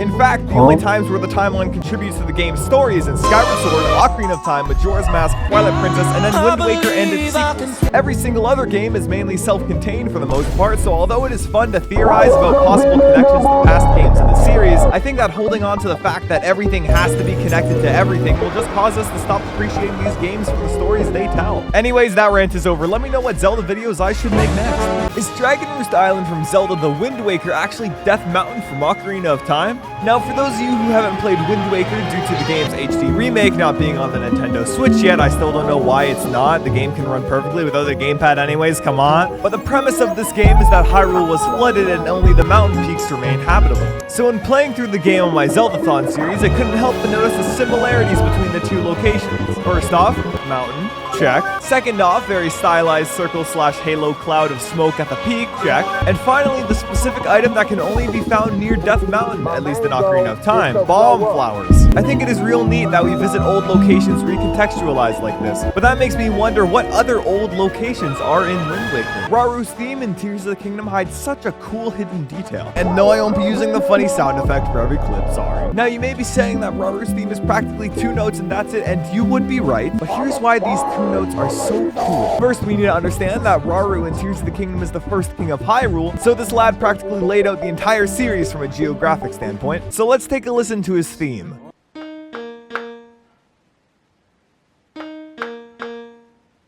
And now, does that sound familiar at all? If you have gotten the final memory when Raru says, "Remember this name," you probably do, because how to get an unbreakable weapon in Tears of the Kingdom. And no, I don't mean repairing an almost broken weapon or glitching in an unbreakable one. This is just in the game. And the best part about it is that you don't even need to have a free inventory space to use it. First off, there are multiple locations where you can find this item, but I usually find it right in Hateno Village. Meet Dale, the most powerful weapon in Hyrule. Just give this lad a few whacks with any weapon, which doesn't cost their ability, and now you have an invincible weapon that will never attack you, ever. But just in case, wearing some mystic armor doesn't hurt either. The damage output on this lad is not to be underestimated. Dale ain't frail. Ganon bows down before him. You can even take him into the skies if that Flux Construct has ever given you a hard time. Enox, Dale ain't frail. Don't tell us, Dale ain't frail. Anything else? Dale ain't frail. Who are the last 2 Mario Kart characters for the last wave? Now with only the 6th and final wave of tracks remaining, I think that something special is inbound. Wave 5 had 3 characters and 8 tracks, but I don't think that the last wave will have less content than the previous one, so I think it will take some new items from Mario Kart Tour to fill out those empty slots. Or certain characters could have higher chances of getting certain items. But these characters I'm going to suggest have to be in Mario Kart Tour as well, because that has been pretty consistent so far. But I have 4 total picks for what these lads can be. Either Funky Kong, King Bob-omb, Nabbit, or my main man Poochie the Goat, the dog, the goat? Moonview Highway! How to get max armor in Tears of the Kingdom. And I don't mean fully upgrading specific sets, but what pieces of armor will give you the highest amount of defense in the game. At first I thought it was the final shrine reward, which maxed out gives you 84 defense, but no. The answer is this combo right here. You have to swap the hood for the cap so you lose a bit of your fashion sense, but keep it dyed for color coordination and you have 88 defense. Most enemies only do a quarter heart damage to you now. The first item you want to get is the Champion's Tunic. Actually, it's the Champion's. It's in Hyrule Castle. If only someone made a video on how to get it and upgrade it, that would be crazy. The second item is the Soldier's Greaves, which can be found if you go spelunking down by Lookout Landing. And the final item is the Cap of the Wild, which you can find under one of the great skeletons in the depths. If only someone made a video on that. I despise this in Tears of the Kingdom, so here's how I fixed it. I spent so much time finding every single shrine scattered throughout the entire world of Hyrule and finally upgraded every aspect of Link. And why do I only have 38 hearts? Why is that game? Just wondering. I'm not mad that it's only 38 hearts instead of 40. I'm mad because this is uneven. Look at this. You can just move 1 heart down and everything is perfectly fine. So how do I solve this? Well, there are quests in this game where you can get heart containers, and by quests I mean this one on the Great Plateau. So why don't we add some more? Now, we've seen heart containers pop up from people before, so I would say that finishing the Hateno Village and Lurlin quest line should give you those 2 missing hearts. Or they're saving them for DLC. Yeah. You just beat Tears of the Kingdom, so what do you do now? After being sent back to Hyrule like nothing ever happened, you might not want to end your adventure there, so here are 3 things you can do. If you haven't already found all of the shrines, I highly recommend doing so, as they are all fantastic and the blessing ones are such a vibe. Now, I'm not going to say go play other Zelda games like some other individual video. Who would ever do that? Of course you're going to want to play Tears of the Kingdom. He's talking about me. The first thing you can do is find all of the light roots in the depths, as well as fighting all of the dungeon bosses down there to relive those precious memories. The second thing to do is to do all of the side adventures, not to be confused with side quests.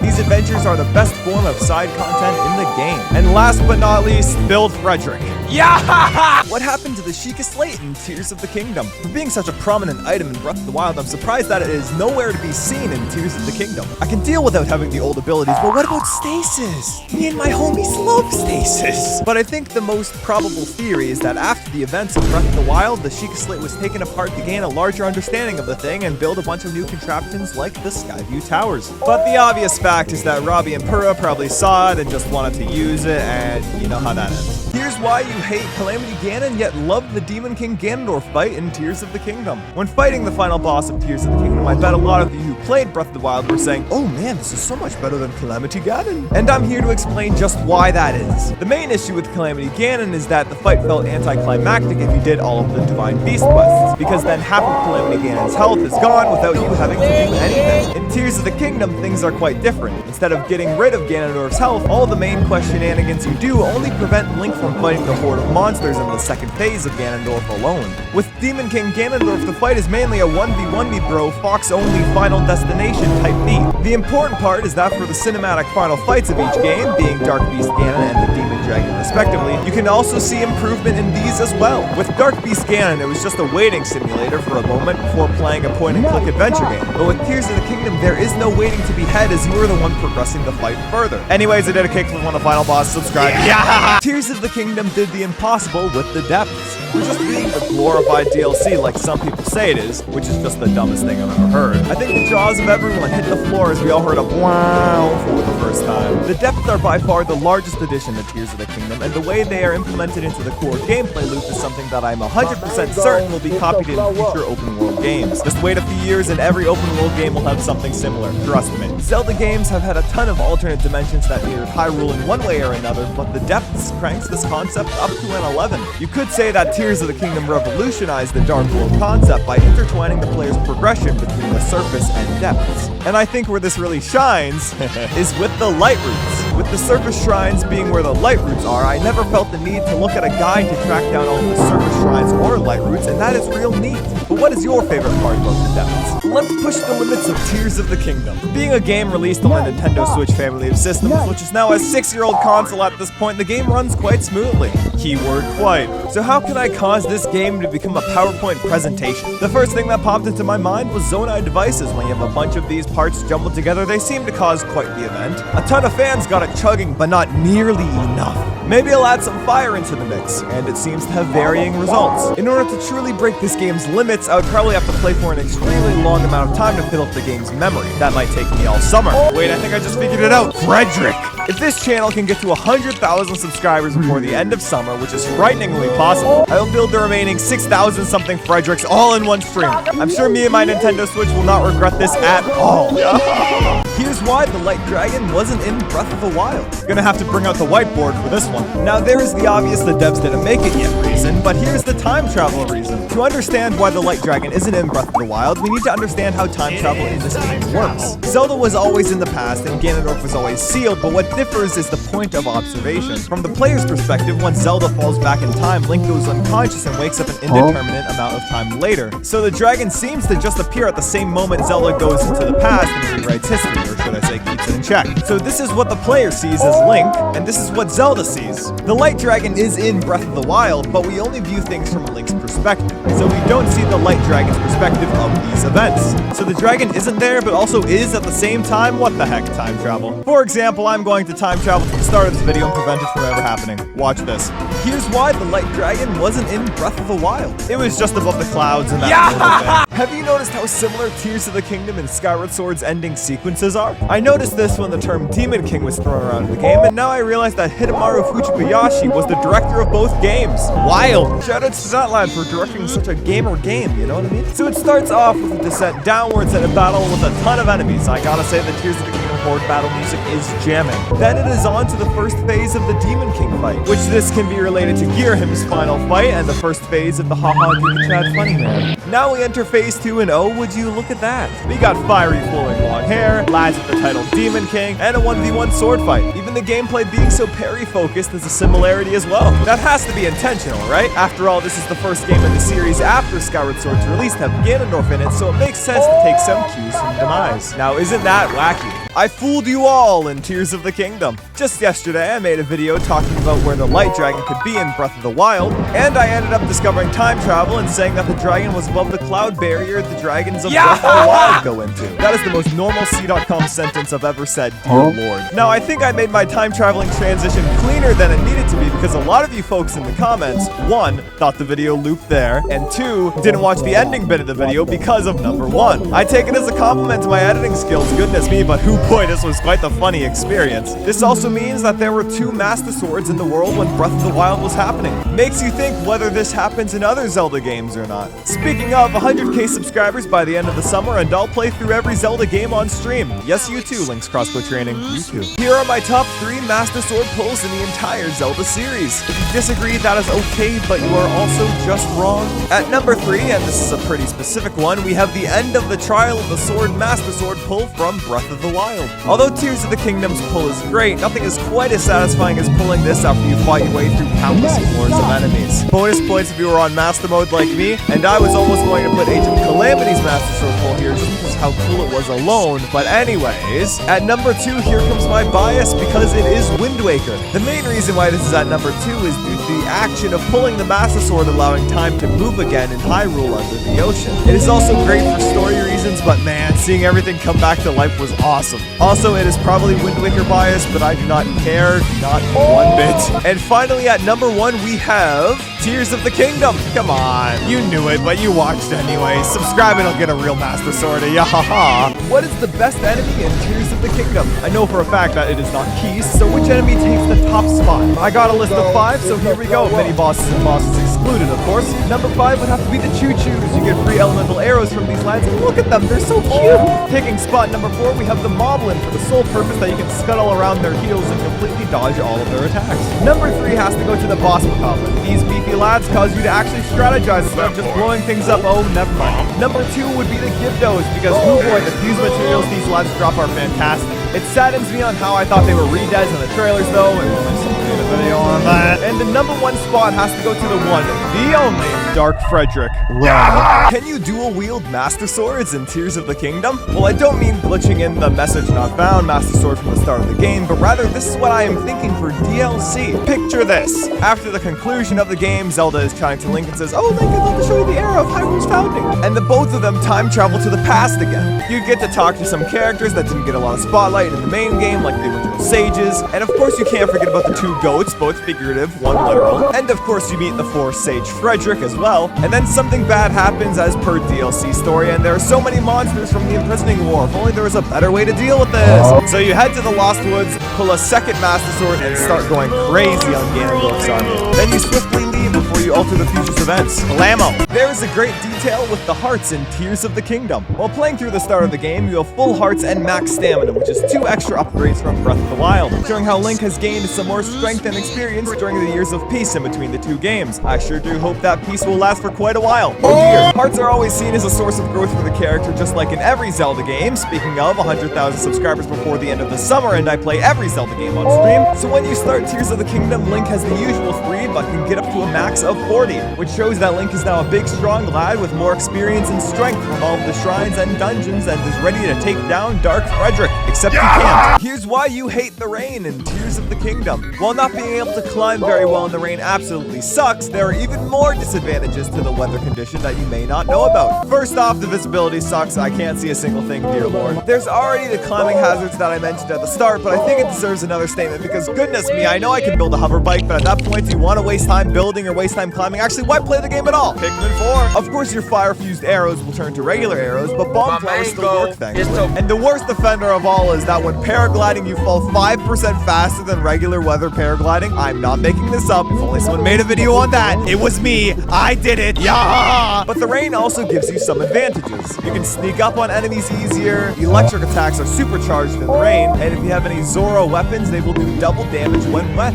Except no one uses Zoro weapons. With a fast falling paraglide paragliding makes me so upset. I found out this info, so now you have to as well. How does Tears of the Kingdom load the entire world at once? For being a game on a 6-year-old Nintendo Switch console, just how does it load every part of the world at the same time? Well, here's how. Spoiler alert, it doesn't load the game all at once. To fully explain this, I'll need to talk a bit about level of detail, which is a system used in many games to save graphics power. Take a look at Mario here from Mario 64. You'll see that as Mario moves away from the camera that he becomes a bit more blocky than usual. Since the camera is farther away, there doesn't need to be too much detail for Mario to be seen properly. In Tears of the Kingdom, we can see this with trees especially. Imagine around Link is an invisible circle. And imagine you subscribing for more videos like this, 100k subs and I face reveal. And around each of these circles are different levels of detail. As I walk away from this tree, you see it go from being in full detail to being a bit less detailed. And if you really go back a bunch, you see it turn into a 2D image that looks at the camera. So only a portion of Hyrule, as well as all of its non-playable characters, enemies, and collectibles are loaded in. And as Link moves around, they either unload or load into the world. Yahaha! Can you beat The Legend of Zelda Tears of the Kingdom by only using a shield? And I don't mean fusing a shield to the Master Sword and whacking away at enemies. Uh-oh. The rules are simple. Any damage you do to an enemy has to be with a shield. You can pick up any weapon or bow to use it to activate certain abilities,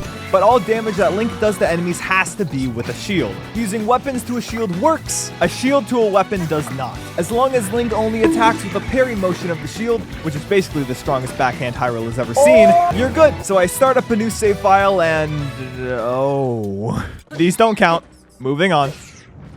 What is The Legend of Zelda? Actually though, I'm not talking about the game series as a whole, but what is known as the specific Legend of Zelda? What story could have turned into legend from all the mainline games? I think a pretty good guess would be the events of Skyward Sword being called The Legend, due to it being the first Zelda game in the series' story, but wouldn't that also make the Curse of Demise The Legend of Zelda as well? Another idea that I have is that The Legend of Zelda plays a part in the Hyrule royal family, naming every single daughter of the King Zelda. But that still means we have no idea of what the legend is still, only the impact of it. What about the opening of Wind Waker? It clearly shows the events of Ocarina of Time and what happened after adult Link traveled back in time to actually live out his childhood, and nobody will remember that he saved Hyrule, but it's fine, he's chillin'. But that still leaves us with nothing on what specific event actually caused The Legend of Zelda to be called The Legend of Zelda. I mean, do the games just turn into the legend? I'm the legend. That would be quite wacky. Here's the terrifying truth behind Majora's Mask. We all know Majora's Mask, I hope. If you haven't played it, you have two options. One, play it right now, it is on the Switch. Or two, watch me play it when I play every Zelda game at 100k subs. Speaking of every Zelda game, this has to deal with Demise's curse from Skyward Sword, which is just the Demon King here being so mad that him being mad creates a new villain for Link to fight each game. I thought that Majora was an exception to this rule because during the events of Majora's Mask, Ganondorf is still very much alive. The Curse of Demise isn't meant to take over Hyrule, it's meant to destroy everything, but most importantly, Link and Zelda first priorities. So once Majora's Mask takes over Skull Kid, what is the first thing the mask does? Jumps Link, grabs the Ocarina of Time, and lures him into Termina to crush the moon onto him. Pretty wacky how wherever Link goes, evil follows, or maybe it's the other way around. Are you bored in Tears of the Kingdom? Have you put an ungodly amount of time into this video game, now you don't know what to do with yourself? Well, allow me to give some suggestions on what to do. A ton of these things are collectibles, so guess what? You're going to the depths. You can find all of the amiibo armor and get the Tunic of Memories while refighting all of the dungeon bosses. If only someone made a video on that. Go upgrade your battery to the max, get some cave armor, fight all the Froxes. If only someone made a video on that. And above ground, you can go fight all of the Gleeoks, get the Glide and Zonite armor sets, put the Hylian down, enhance your horse, dye Link's hair, become a Korok, make a Korok. Yahaha. But if only someone made a video on that! What's the biggest mystery in Tears of the Kingdom? It isn't Ganondorf's seal or the Zonai. Speaking of, how come we still know practically nothing about these lads, although we literally see them in the game? But the biggest mystery has to be a question that a lot of you lads have been asking in the comments, and that is, just who exactly is Frederick? Let me explain. It all started on one lone stream in June where I had the bright idea to bring a Korok to the final boss. So I picked up this lad, which the chat named Kevin, and was swiftly on my way until, well, Kevin seemed to be allergic to the devils. And I was unaware of this going into the stream, so now scrambling at what to do, I try one more time before getting a fantastic idea. What if I take a bit of materials, stick them together, and call them a Korok? And that is how Frederick was born. And Frederick did a kickflip on the final boss. They're too powerful. Now the Frederick profile picture army, a Yahaha army if you will, just comments Yahaha on everything, so that's cool. Yahaha. Have you noticed how similar Tears of the Kingdom is to the Wind Waker? Now this may be my Wind Waker bias. Subscribe if you want to see me play Wind Waker, except I'll play Wind Waker anyways, that that's cool. But look at this. Once the player gets the Master Sword, which I suppose would be Breath of the Wild, they go to fight Ganondorf, only to realize that, uh-oh, the Master Sword isn't all that. Then there is a big quest to power up the Master Sword, as well as find the new sages to help Link out. Now, not only is the Wind Waker probably the most similar to Tears of the Kingdom gameplay-wise out of the traditional Zelda games, as if any Zelda games actually follow that rule, don't get me started on that discussion, but you could say that one game is open air and the other is open ocean. Also, the two games end with the same attack. That sure is wacky. What's next for the Zelda series after Tears of the Kingdom? The series will have quite a hard time, I feel, when making the next major Zelda game, as Tears of the Kingdom is quite a tough act to follow, although I have full confidence in the development team to do such an impossible task. I still don't know if Tears of the Kingdom will have DLC or not, but if it does, I wonder what could be in said DLC, if only someone made a video on that. I can almost guarantee that the next game will be on the next Nintendo console and not the Switch, as long as the development of the next game takes just as long as Tears of the Kingdom. But for what that game could be, I have two main ideas. The first one would be to ditch the fantasy setting entirely and go for a futuristic cyberpunk-esque Zelda game. And the second one would be to bring Wind Waker to Switch, please Nintendo, yeah. How does Ascend work in Tears of the Kingdom? You know Ascend, the ability everyone forgot to use for the first 3 hours of the game. Well, have you ever wondered how this ability actually works? Because it is pretty wacky. In total, the Ascend ability has 3 main phases. The first is the activation, where in order to move to phase 2, some specific conditions have to be met. The first condition is that the object above Link isn't too far, shown by whether the center dot appears or not. The second condition is to check if the ceiling is flat enough for Link to jump through, shown by the color of the grid. And then the final condition is to see how far of a distance Link has to ascend through. And if it is too large, you won't be able to, except for specific spots in the depths where it doesn't count.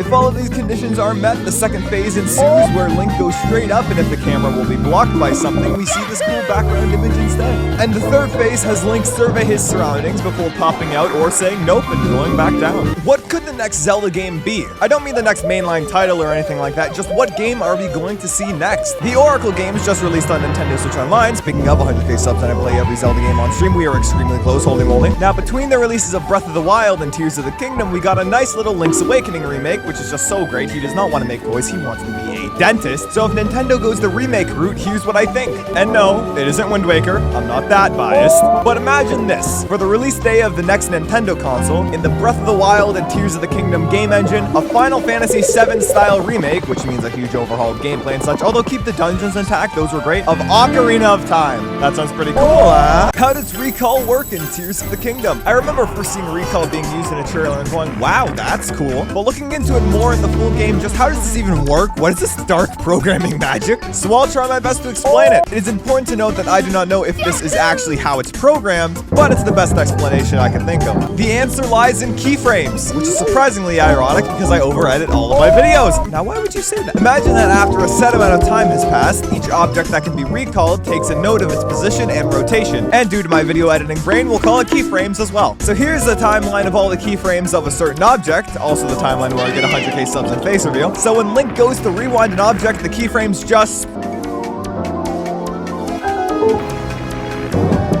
wild.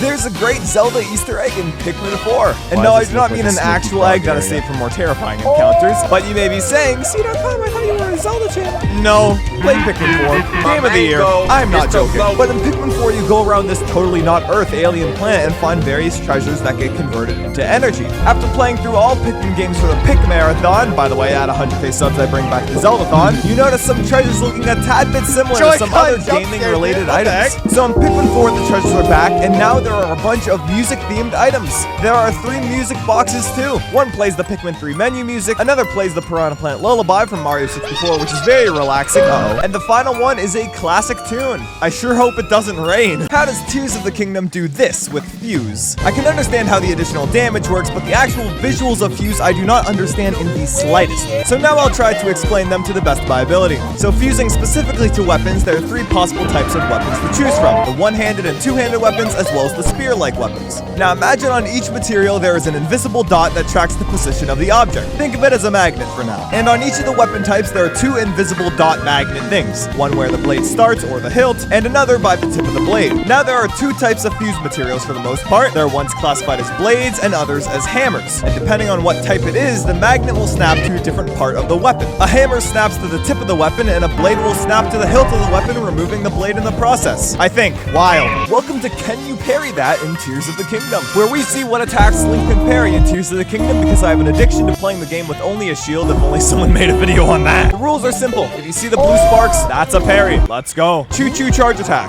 Not on the electric lads, that's for sure. Gibdo stanky breath attack. Oh, that's hilarious. Timing is a bit odd though. Fire Gleeok giant fireball of death and destruction. It's so difficult that I've only done it once, but it is 100% possible. Try it on flat terrain, that works better. Yiga foot soldier drop attack. Either I'm bad or you can't.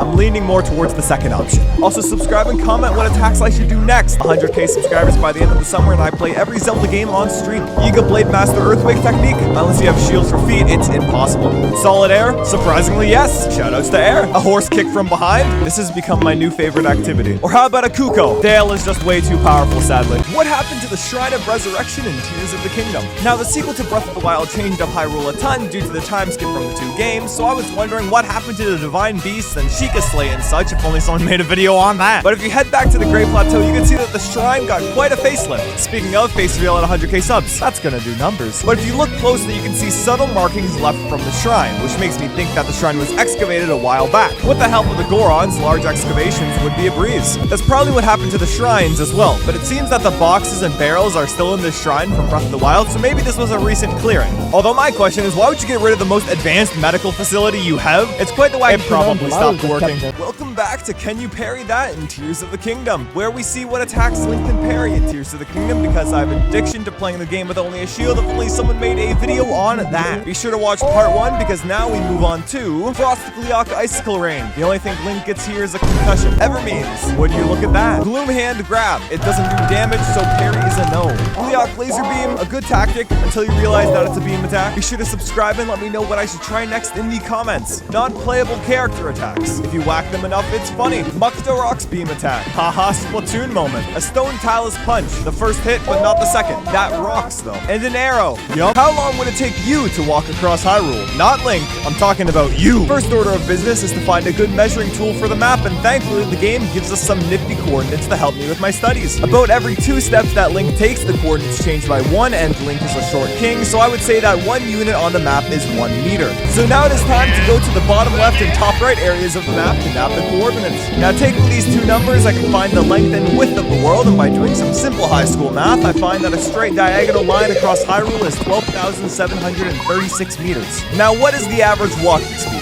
I wouldn't know since I don't leave my desk or go outside. If only someone made a video on that. The average walking speed is about 5 kilometers an hour, so it would take you roughly 2 hours and 32 minutes to walk across Hyrule. Wild. I am nearing my limit in Tears of the Kingdom. At first glance, I bet you thought this video would be about the limit of Ultra Hand attached objects, and although that is also true, it isn't the point of this video. If you have been watching a bunch of my previous videos, which you should, you'll notice that I have a lot of things prepared for when I hit 100,000 subscribers.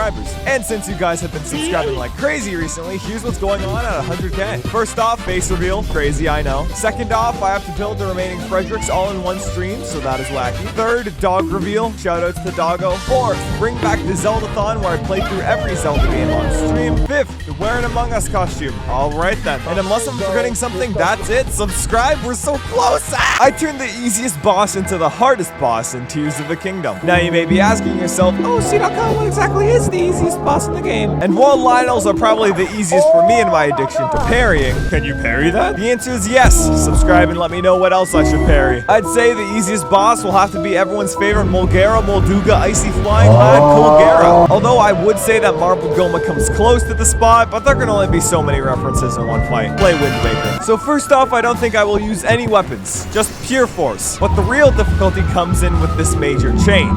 It actually has nothing to do with the fight in the game, but rather in real life. Don't play the game with a controller, play it with a steering wheel. I'm streaming this surprisingly not that bad, but also very bad at the same time. I just did the impossible in Tears of the Kingdom. Now I'm currently playing through the game with a steering wheel, but I wouldn't call that impossible. This has to do with the video I put out yesterday, which you all watched, right? The video talked about what I would do if I hit 100,000 subscribers, and that included building about 5,000 Fredericks on stream in one go. And thank you all so much, the channel is practically right there. But just watching me do that over and over would be a bit boring, so let's turn this into a competition. I have a Minecraft server, so while I'm building Fredericks in Tears of the Kingdom, you lads will in Minecraft. Let's see who makes more. The world border is constantly expanding, and I even set up a specific area for you guys. For every 1 Frederick you fellas make, I'll count it as 5. So go make 1,000 of these lads before I finish building all of mine. I'll give you a head start. The server's open right now for Java and Bedrock editions. Here's the server address. It's the latest Minecraft version. Go crazy. Yeah! Welcome to episode 3 of Can You Parry That in Tears of the Kingdom, where you tell me what to parry in Tears of the Kingdom and you never guess what I do with that information. With that said, if there are blue sparks, that's a parry. Let's go. The exploding rocks from Rock Octorox. Dear Lord, what a tongue twister that was. A bokoblin being thrown at you. Yes, quite funny, haha. An Arrowcuda. It even beats them up too. A falling rock from the sky. I got this once and never again. Maybe I really am a god gamer. Be sure to subscribe and comment what I should parry next. Thank you all so much for 100,000 subscribers. Face reveal soon. Anyways,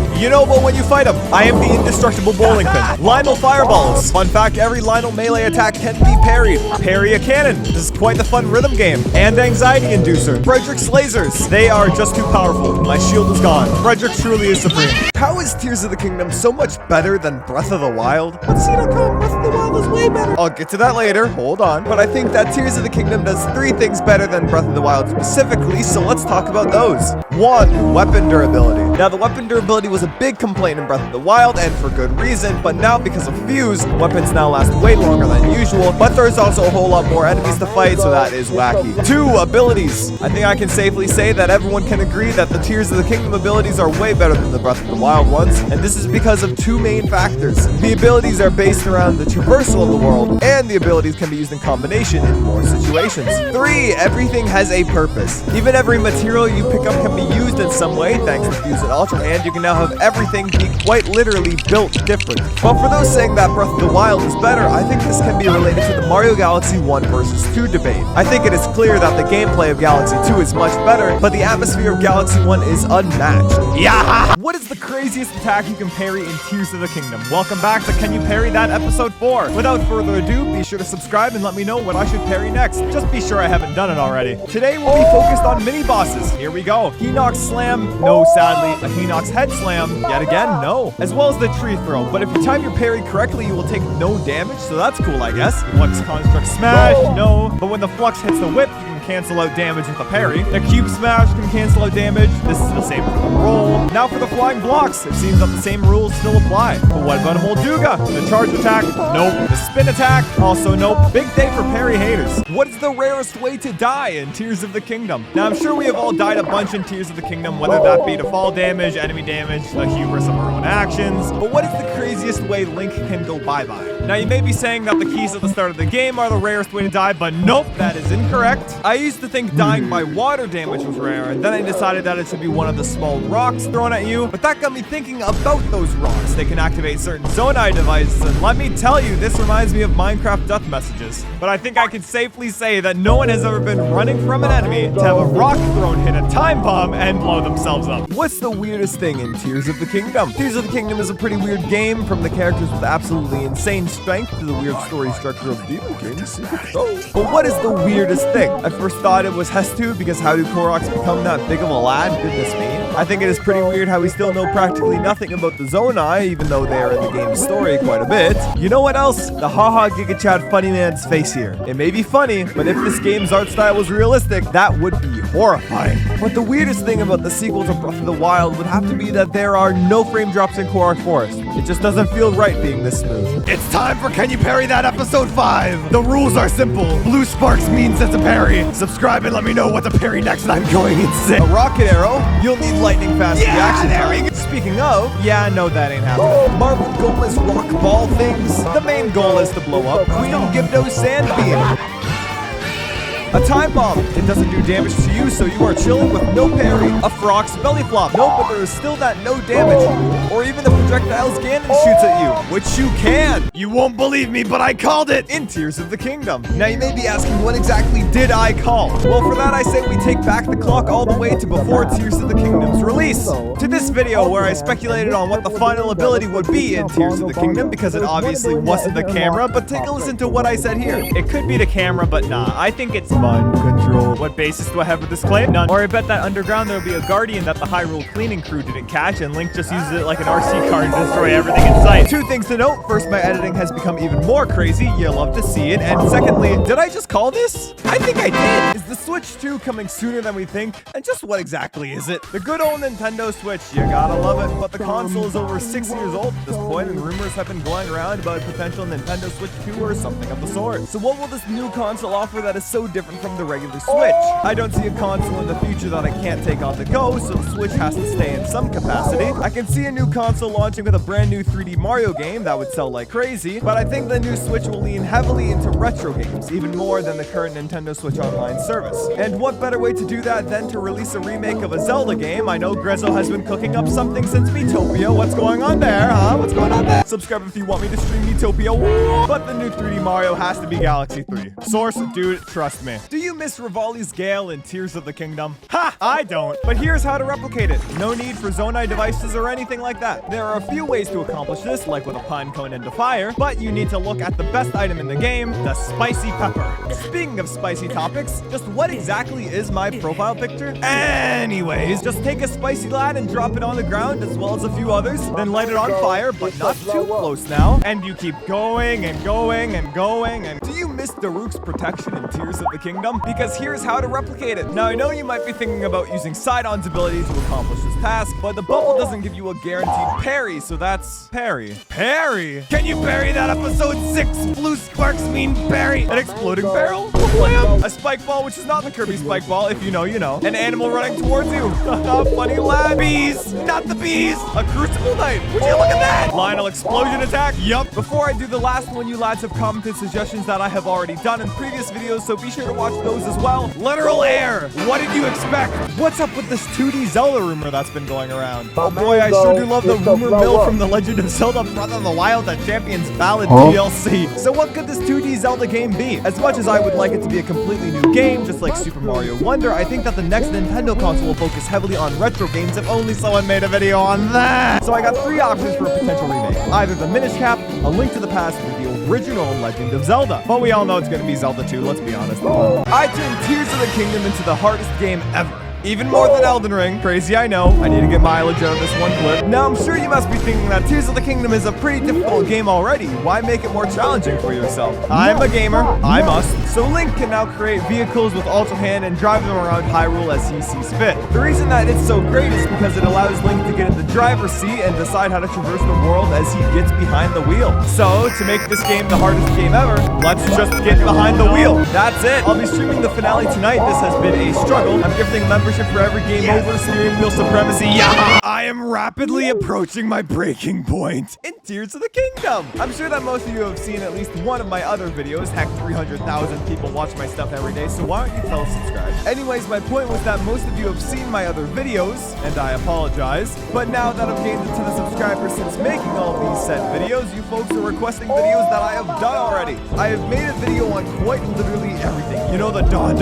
Yeah, if only someone made a video on that. Since Tears of the Kingdom's release, I've made over 170 videos on it. Oh my lord. Putting out 2 shorts and streaming every day really gets a lot of content out. Yeah! You were fooled about hearts in Tears of the Kingdom. Now when I say hearts, you might be confused to what I am referring to, so let me explain. In a past video titled I Despise This in Tears of the Kingdom, I talk about how just like in Breath of the Wild, Link cannot get max hearts and max stamina. Oh sorry, I mean if only someone made a video on that. And you lads really like that video. It already has 1 million views. Holy moly, now only if those people subscribed. But everyone in the comments of that video were saying that you couldn't get max hearts because Link got owned by the bloom at the start of the game. But to the folks who say that, I can only recommend one thing: counting. Here's the start of the game, here's the end of the game.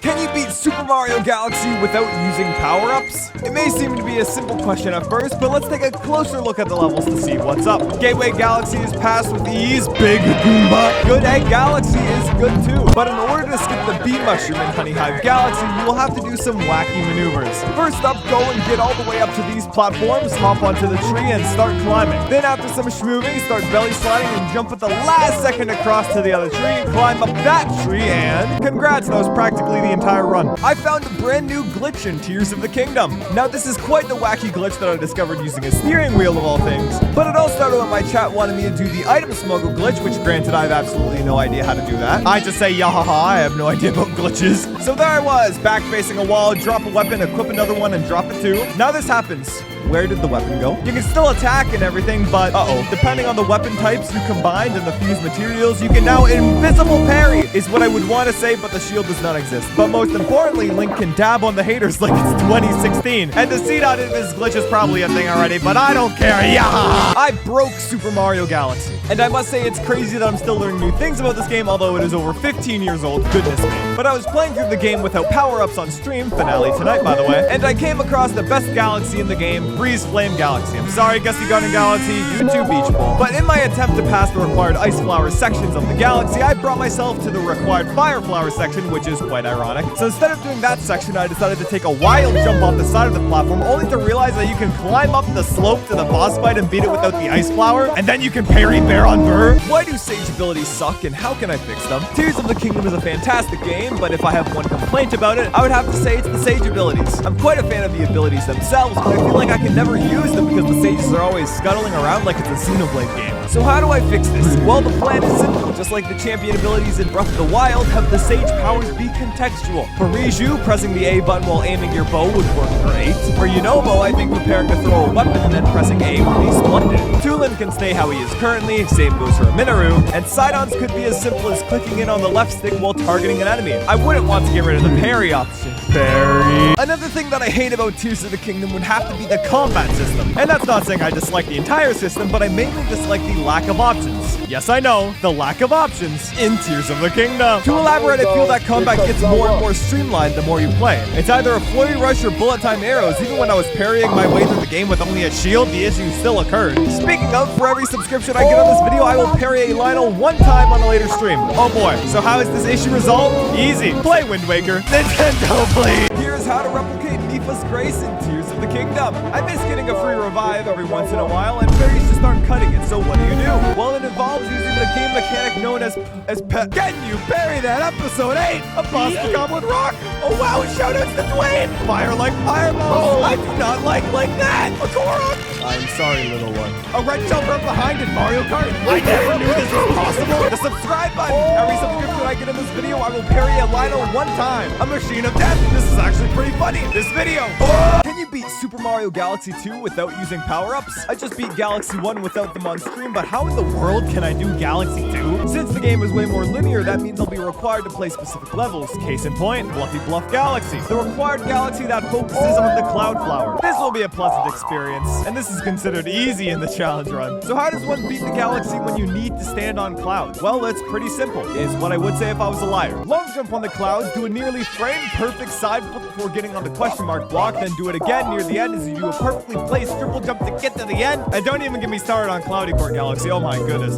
Clouds are the bane of my existence. What's the best Master Sword design in the Zelda series? They are all pretty similar in design, so time to count down the top 3. Number 3, Wind Waker. For once I'm not biased, but seeing it power up throughout the game gives it a great look with its super shiny sheen. Number 2 would have to go to Skyward Sword. For being a game centered around the creation of the Master Sword, they sure got the design down great. Just like Wind Waker, the multiple iterations of the Goddess Sword and then Master Sword are fantastic. And building on top of the design in Skyward Sword is number 1, Tears of the Kingdom. The design is practically the same, but there is just a tiny bit where you can see the damage the Master Sword took at the start of the game, and it is real cool. Bad Tears of the Kingdom video ideas. I beat Tears of the Kingdom using a cheese grater. I discovered how to play post-game in Tears of the Kingdom. I went to Minecraft and built Frederick in Tears of the Kingdom. I threw the penguin off of Cool Mountain in Tears of the Kingdom. I destroyed the global economy in Tears of the Kingdom. I robbed someone for Taylor Swift tickets in Tears of the Kingdom. I brought 1,000 Fredericks underground and yahaha'd every creature to death in Tears of the Kingdom. I woke up in Tears of the Kingdom. I was put on an FBI watch list in Tears of the Kingdom. I made it into a future cdotkom video. Don't know who the cdotkom fellow is in Tears of the Kingdom.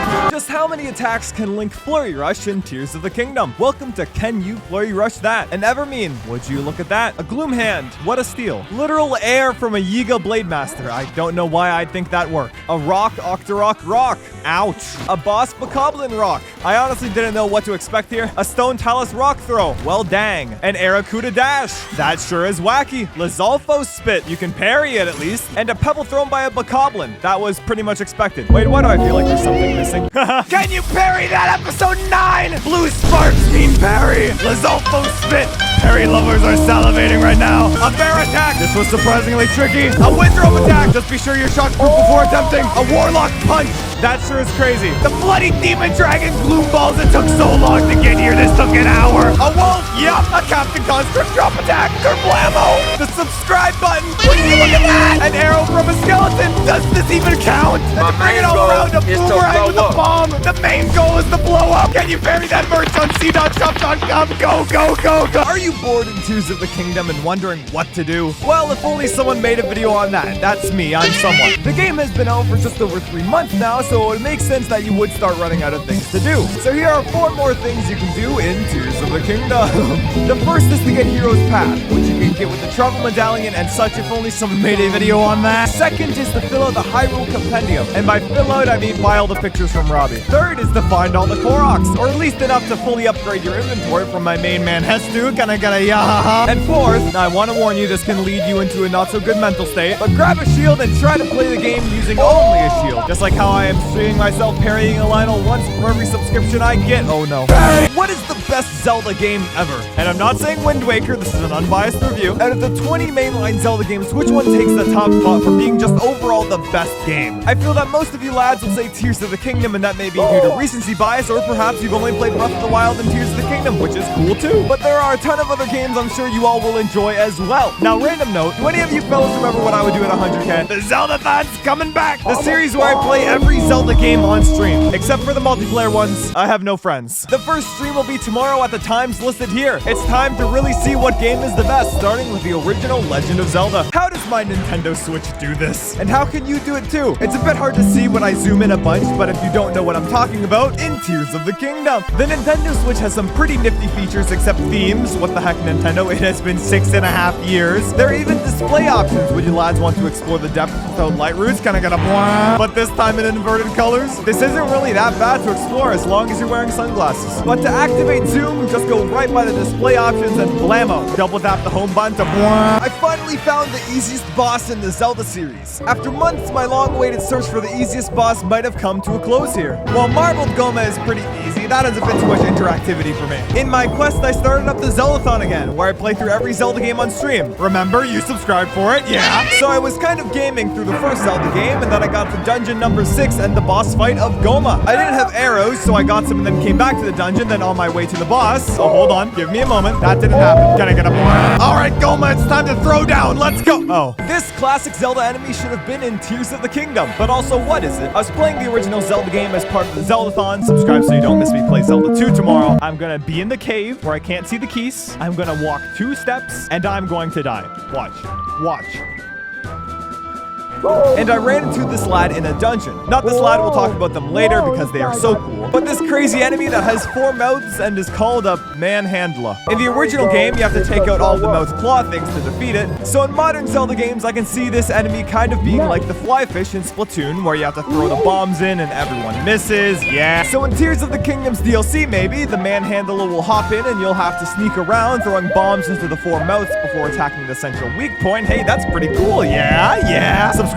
It's been over 4 years since the first Tears of the Kingdom trailer, so let's go and see what changed. First, we see the imprisoning chamber, and this room was completely revamped in the full game. This next shot shows Zelda looking at murals on the wall, which yet again, the look was completely changed yet again. Wild! This next shot has a Don and this giant wall right here, which I can't seem to find anywhere, so that's cool. This spot where the Don is taking a sip could be the very starting room, but I'm unsure. It's a bit smaller. The Don is real neat, if only someone made a video on that. This rat gets owned in a spiral staircase, and it could be the Royal Hidden Passage staircase. And the last shot is the bridge, which is in the game, but without the crystals and the bridge part of the bridge. That's pretty wild. This is the new best Mario Kart setup, and no, it isn't the Teddy Buggy. The latest Mario Kart 8 Deluxe update changed up the statistics of some carts, so now this combo with the Teddy Buggy is widely regarded as the best in the game due to the hidden mini turbo stat being so high, allowing the player to get more boost per drift. But this isn't true. I would say the best setup would be Breath of the Wild Link on the Master Cycle, because when you trick off of a ramp, you can destroy items behind you without using any items yourself, but it is way too rare to see in a race. So the best move combo has the same exact roller wheels as the other combo. You can choose any glider, but if you want more mini turbo stats, you can choose the paper airplane. And for the carton character, it's time to wake up. In the Bugatti, Zealand King Boo, you will factually never lose. Yeah. What powers the constructs in Tears of the Kingdom? Now I know what you may be saying. cdotkom, the Zonai charge is literally right there. And my response to that is yes. But what powers a Zonai charge? Well, here's what I think. Underground is Zonite. You'll love to see it. Which you can take and turn into crystallized charges when smelted. That is a Minecraft moment. Join the c.smp, everyone. Here's the server address. So these crystallized charges can be turned into energy wells, and it seems that these energy wells are just like batteries. But I don't think that's it either. Instead, it seems that the constructs are powered by real electricity. Wild! Is Zelda 2 really the hardest Zelda game? It can't be that bad, right? Day 3 of the Zeldathon commences. Time to play Zelda 2, and hoo boy, I want to get through this as soon as possible. The game opens up and the plan is simple. Get through all of the palaces and win. The enemies aren't so bad, but where's the pogo move? I like the pogo move. Also, who designed this bridge? I just want to know. Don't even get me started on these lads with the axes. Oh my goodness gracious. Don't try it. And then there's Death Mountain. Try doing that without a guide. Goodness me. At least the first town is goated. What, all the other towns trying to kill you, dear lord? But then you finally get the drop attack and the game becomes 10 times easier. Shout out to the overworld music too. This is an absolute jammer. I found a new easiest boss in the Zelda series. Time for a recap. Last time I talked about Goma in the original Zelda and how as long as you have arrows, you can one-shot the boss. Also, the only way you can damage Goma is with arrows. So now continuing the Zeldathon, where I play through every Zelda game on stream, the thing you lads got me to 100k for. Thank you very much for subscribing. Playing Zelda 2 is quite the experience, and the craziest bit had to be the 4th palace, where you go to this boss. No, that isn't a boss. That is just a regular enemy, which I was just not really a fan of. I don't really see why though. But it is time for the palace boss with Shadow Wizard Money Gang, and trying to fight this boss regularly is not a good time. But instead, you have to use Link's reflect spell, sit in the corner and crouch down. Can you bury that episode 9.5? Magic Man go boom. I've lied to you all in Tears of the Kingdom. I've made a severe and continuous lapse to my judgment, and I'm not well, this isn't really a lie, but to get more details, we have to take the clock back to before Tears of the Kingdom even released, where I put out this video talking about my biggest hope for the game, which involved talking about an amiibo costume that I wanted in the game. Also, why did this video get so many views if only all those folks subscribed? You know what I'm saying? I said that I wanted Link to run around Hyrule not wanting to make toys, but to be a dentist, and it turns out the costume ended up being in the game, on pure chance, right? But remember when the second official trailer for Tears of the Kingdom came out and there was an art book leak, and it just so happens there's a certain amiibo costume in there? What happened to Dark Link in Tears of the Kingdom? For being the second final boss in the Zelda series, he rarely pops up in other games. The mini-boss of the Water Temple in Ocarina of Time and that funny cutscene in Twilight Princess are the two that really come to mind. I'm sure there are more appearances in the 2D games, but I haven't played every Zelda game. If only someone made a stream series doing that. But here's a cool idea for Dark Link to return. Hear me out. The Tears of the Kingdom DLC story has you go find the new Sage of Spirit, and the final boss of whatever new dungeon there is will be Dark Link. And of course, Dark Frederick. Yo! You know what's going down. Can you bury that episode 10? Sludge from Zora's Domain. It's way too hard to line up on the surface, and the falling sludge from Muktarok doesn't do damage. Whoopsie. Lionel Arrow Rain. Yup, but the third arrow gets you ouchied. Muktarok wave attack. No, once you got little shields. Muktarok's charge attack. I didn't even know Muktarok had a charge attack. Lightning like. Be sure to be shocked before attempting, or use a wooden shield. Golgara's spike attacks. Sadly, no. I'm just as disappointed as you are. Falling ruins. You can do a falling skyrock, but this is a no. Odd. A guardian laser beam. Crazy. A tree stasis slide. Also, put a nifty compilation of all parry videos thus far into a quick video, so if you want to watch them all without scrolling through all my shorts, here you go. Yeah! What's the most suspicious thing in the Zelda series? I'm sure you fellas may think the Great Fairies are quite odd, especially with their upgrade of 23. But let me tell you, it gets weirder. Some may think it's this moment in Link's Awakening, but it's really more funny and actually quite depressing if you take the story of the game into account. There's the ending of Zelda 2, which barely has anything of note. Oh wow, look at that. I beat the entire game for this. Do not play Zelda 2 if you value your sanity. But now I am convinced that this right here is it. A link to the past, start up the game, grab the lantern. Oh no, not again. How does Ultra Hand even work in Tears of the Kingdom? I get the picking up and moving aspect, but how's the funny glue work? Time for my lackluster game dev knowledge to explain this dark wizardry that is Ultra Hand. So with each object in the game, imagine there is an invisible grid wrapping around the object. And at the points the grid lines intersect, we'll call them attach points. So to build Frederick as an example, when placing the two wood bundles together, multiple attach points touch each other, so the glue now spans the entire width. For the eyes on the leaf, there is only one attach point, and for the stake, 2 attach points connect on 2 different objects, so the game chooses one object to attach to. So now you can take Frederick all over Hyrule. 200k subs and I beat the entire game with them. What's the best item in the Zelda series? With so many different items throughout the entire series, it makes you question just what one is the best, right? It must be the item that shows up in the most Zelda games, right? If that's the case, it would have to be the bow, which has shown up in every single Zelda game except for Adventure of Link. No wonder why that game is cursed. If we went by this logic, the funny Among Us lantern would be in the top spot, so it is time for me to give a top 3 ranking. Number 3, the bow. There's a reason it is in all but one Zelda game. Light arrows go blah. Number 2, another recurring item would have to be the hook shot. My only complaint with this item that it isn't in Tears of the Kingdom. I wanted the Spider-Man around, but maybe DLC, yeah? Before I say number 1, 200k subscribers before the end of the year, and I'll play a Wind Waker randomizer where every item can be every item. And taking the number 1 spot would be... You thought this would be a parry joke. Ha! Nope! Spin! Nintendo always puts funny ways to defeat bosses in the Zelda series. I think a lot of folks know about the empty bottle working against Ganondorf in Ocarina of Time, but here's some others that'll have you ask just why. In Wind Waker, if you grab some fresh water from the Forest Haven and run through the Forbidden Woods dungeon to get to the boss, once this lad's weak point is exposed, just pour some water on them, and just like a gamer, it seems that they don't like to do it. In Twilight Princess, in the very final Ganondorf fight, if you have the bright idea to pull out a fishing rod, you can see that Ganondorf gets rather distracted by it, which makes me go, yahaha. And then in A Link to the Past, when you go fight Aghanim, the lad decides to have the first tennis match in the series, and you can send the energy balls back with an oversized tennis racket called the Bugnet. Wild. How long would it take to climb from the lowest to highest point in Hyrule? I'm not talking about Link, I'm talking about you in Tears of the Kingdom. So it is time to find the highest point in Hyrule, which would be one of the Sky Islands. This one above Lookout Landing is the highest at a height value of 3,009, but if you want to go all the way to the game's height limit, that is 3,293. And let's get to the lowest point, which would be underneath Hyrule Castle at the end of the game, with a value of negative 2,517. But if you want to go to the very lowest point, Link can jump off the platform to get to negative 2,525 before triggering the falling cutscene. Now, what is the average ladder climbing speed? Well, I think it's about half a meter a second. Wild. Now we calculate the distance. To go from the bottom of the world to the highest Sky Island, it would take you about 184 minutes across 5,526 meters. And if you want to go to height limit, it would take you about 193 minutes over 5,818 meters. What a thrill. What's the hardest boss in the Zelda-thon? Well, what is the Zelda-thon? It's the stream series where I play every Zelda game. While my easiest boss series, I've covered Zelda 1 and Zelda 2 bosses, I'm now at A Link to the Past, which I must say is fantastic so far. I was heading on into Thieves Town in the Dark World, and let me tell you, the dungeons in this game simply do not miss in the slightest. I go rescue the fella, then get to the boss room, only for the person to become the Zelda equivalent of Sans Undertale, because what is this? If you were not stocked up on healing items, just how? I had to break the timeline so many times to do this. Thanks, Nintendo. I just found the easiest boss in the Zelda series. Again, wild. Time for a recap, yeah! In part 1, I talked about how you can one-shot Goma in the original Zelda. Then I talked about the Shadow Wizard Money Gang in Zelda 2.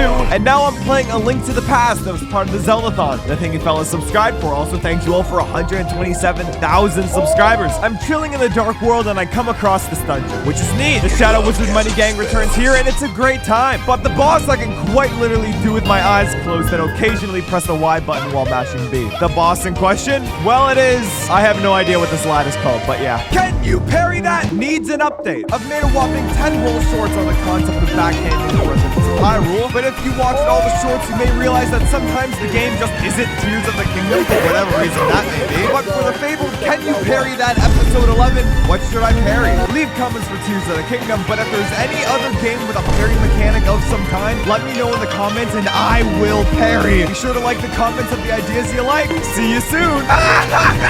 Super Mario Bros. Wonder Nintendo Direct tomorrow. Here are your predictions. 4 of them. First off, Nintendo is going to announce that you cannot play the game online with friends and everyone will be mad. Not me though, I don't have friends. Second off, I think since Mario turns into an elephant, other characters can turn into other folks. I'm calling it right now. Luigi turns into a rhino, Peach turns into a giraffe, Daisy turns into a zebra, the Toads turn into hippos, and the Yoshis turn into Gex. Thirdly, I think that there will be a new Switch model releasing with the game. If it looks good, I'll get it. Subscribe so my bank account one survives. And lastly, all I have to say is that my main man Shy Guy better be in the game, Nintendo. What your favorite Pikmin type says about you, part 2. Time to cover the lads in Pikmin 2. Check out the previous video as well. First up, if you like the purple Pikmin, then Lubba from Mario Galaxy 2 is your spirit animal. And I have a feeling you really enjoy the depths for no apparent reason. Secondly, if you are a fan of the white Pikmin, I'd say you are a very cool fella, but you push people away and then hate them for leaving. You could say it's your toxic trait. And if you are a fan of the Bulbman, I'd have to say you have the Terraria underground music playing in your mind 24/7. No thoughts,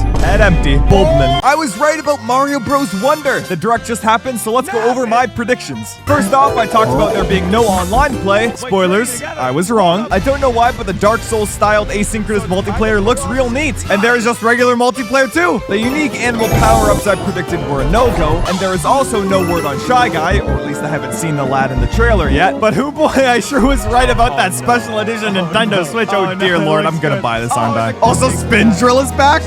If only someone made a video on that. Is a statement I've said time and time again in my shorts, mainly because it is true. I am someone. Since Tears of the Kingdom released back in May, I've made over 200 shorts on the game, ranging from tips to cool details. It is crazy to see the first few shorts how surprisingly calm I am, and then you, Can you parry that episode 9? You go to this. So now instead of having to scroll through every single video, I've compiled them all up into this one large video, which just so happens to be over 2 hours long. Dear lord. Check out the full video in the pinned comment, or maybe you're watching it right now. What is the most important discovery of humankind? The discovery of fire, the invention of the wheel, maybe even sliced bread. Wait, what was that second one? Today I decided to beat The Legend of Zelda Tears of the Kingdom with a steering wheel. The rules of this challenge are quite simple. I have to get the Master Sword before the final boss, I have to do every single dungeon, and for every game over I get, I have to gift out 1 channel membership. And of course I have to use the steering wheel. Let's get going! But before that, let's go over the controls. This wheel has all the standard buttons you would find on a controller, but there isn't as many joysticks. The turning of the wheel turns Link left and right. The gas pedal, yes I have pedals, will move Link forward, and the brake pedal will move Link backwards. The face buttons on the right side will act as the usual A, B, X, and Y buttons. The paddles on the left and right will act as the L and R buttons respectively. You would never guess what the ZL and ZR buttons on the wheel do. The D-pad on the left can swap between the camera and directional pad depending on the situation I'm in. This nifty item button is up on the D-pad so I can open my material menu without having to open the pause menu. Time to start the run. Stop doing this! In Tears of the Kingdom! Are you ever fighting a boss and go, uh-oh? Well, here's how to tank any attack from a boss. This applies to many large attacks from bosses. Keyword most. If you aren't able to evade a boss attack by running away from it, just parry. Had to get that out of my system, sorry. If you parry a large boss attack, you won't take any damage, but you will still get knocked back. A better alternative to taking damage, I'd say. Wild. What is the most sus thing in the Zelda series? Yeah, it's that time again, lads. I have found another. Wild. There are multiple contenders for the most suspicious thing in the series, and last time I talked about the funny Among Us lantern in the Zelda Tower. The series where I play through every Zelda game. Thank you all for 130,000 subscribers. Dear lord, I'm only on Link's Awakening. There's like 20 more games I have to play through. There is, of course, fellas like the Great Fairies from every other Zelda game, but more importantly, there is Link's Awakening. Once you return Bow Wow, you get a big ol' yup that is extremely confusing in regards to the premise of the entire game. But once you make your way to the key dungeon, you can get the dungeon item of the Pegasus Boots! Top 5 Zelda cutscenes. Out of all the cinematics in the entire series, which one can be deemed the best? Here's my absolutely unbiased opinion. Number 5. That one cutscene where Link fights the 4 Blights in Age of Calamity. I don't remember much about this cutscene, but hoo boy, it sure was cool seeing Link pop up for at least a few moments. Number 4. One of the final Twilight Princess cutscenes where Ganondorf says, "Welcome to my castle." I had to sit on that screen for a while because it was just so cool. Number 3. The final Demise cutscene from Skyward Sword. Now, not the final scene where Demise goes poof, but the one right before the final fight. And it's mainly due to the location looking so cool. Number 2, the Remember This Name cutscene from Tears of the Kingdom. Although the story in Tears of the Kingdom isn't the best, it's cool to see a goat recognize the goat, you know what I mean? Honorable mention. And number 1, the final Wind Waker cutscene. I'm not biased. What is the weirdest way to damage enemies in Tears of the Kingdom? I suppose this could also mean the rarest way to damage enemies, because let's be honest, when will you ever do this? One way that comes to mind fast would have to be getting struck by lightning. Just imagine this clip is a lightning strike. Another way that comes to mind would be a frost emitter, mainly due to the fact that you are going to have to wait an extremely long time to get another hit in because the enemies are just so chill. I'd say using bees to attack enemies is not as rare as using a frost emitter. One of the rare things that comes to mind is dropping a poor Korok on someone. Why would you do this? It is not very yahaha Frederick gang. But the absolute weirdest way to damage enemies would have to occur in the starting hours of the game. Just lure these keys fellas over here and what would you look at that? Welcome to Can You Flurry Rush That in Tears of the Kingdom. Let's see just what attacks Link can dodge. A key spin attack? Yup. Yiga Blade Master Air. The physical attack, yes, but not the projectile. Lizalfo's tongue. That sure does look funny. A Lionel charge attack. This was pretty obvious. A Little Frog's jump attack. Look at the little lads. A mini Talus punch. I'm sorry, little one. I bet you could even... Can You Parry That Live is happening right now. Probably. Oh, shoot, here we go. Welcome to Can You Parry That Live? A Lionel charge, an amiibo chest, Gibdo spit, wild, the Kirby spike. What's the deal with this? You heard that, right? The main goal is to blow up. I'm a fire in my laser, electric balls, an Arrowcuda. Would you look at that? A non-playable character, a falling tree. Hey, look at that. What's the deal with this spike ball? A shock emitter. Oh, that's funny. A motorcycle. Do the spin. Big rock, big air, big door, horse moment.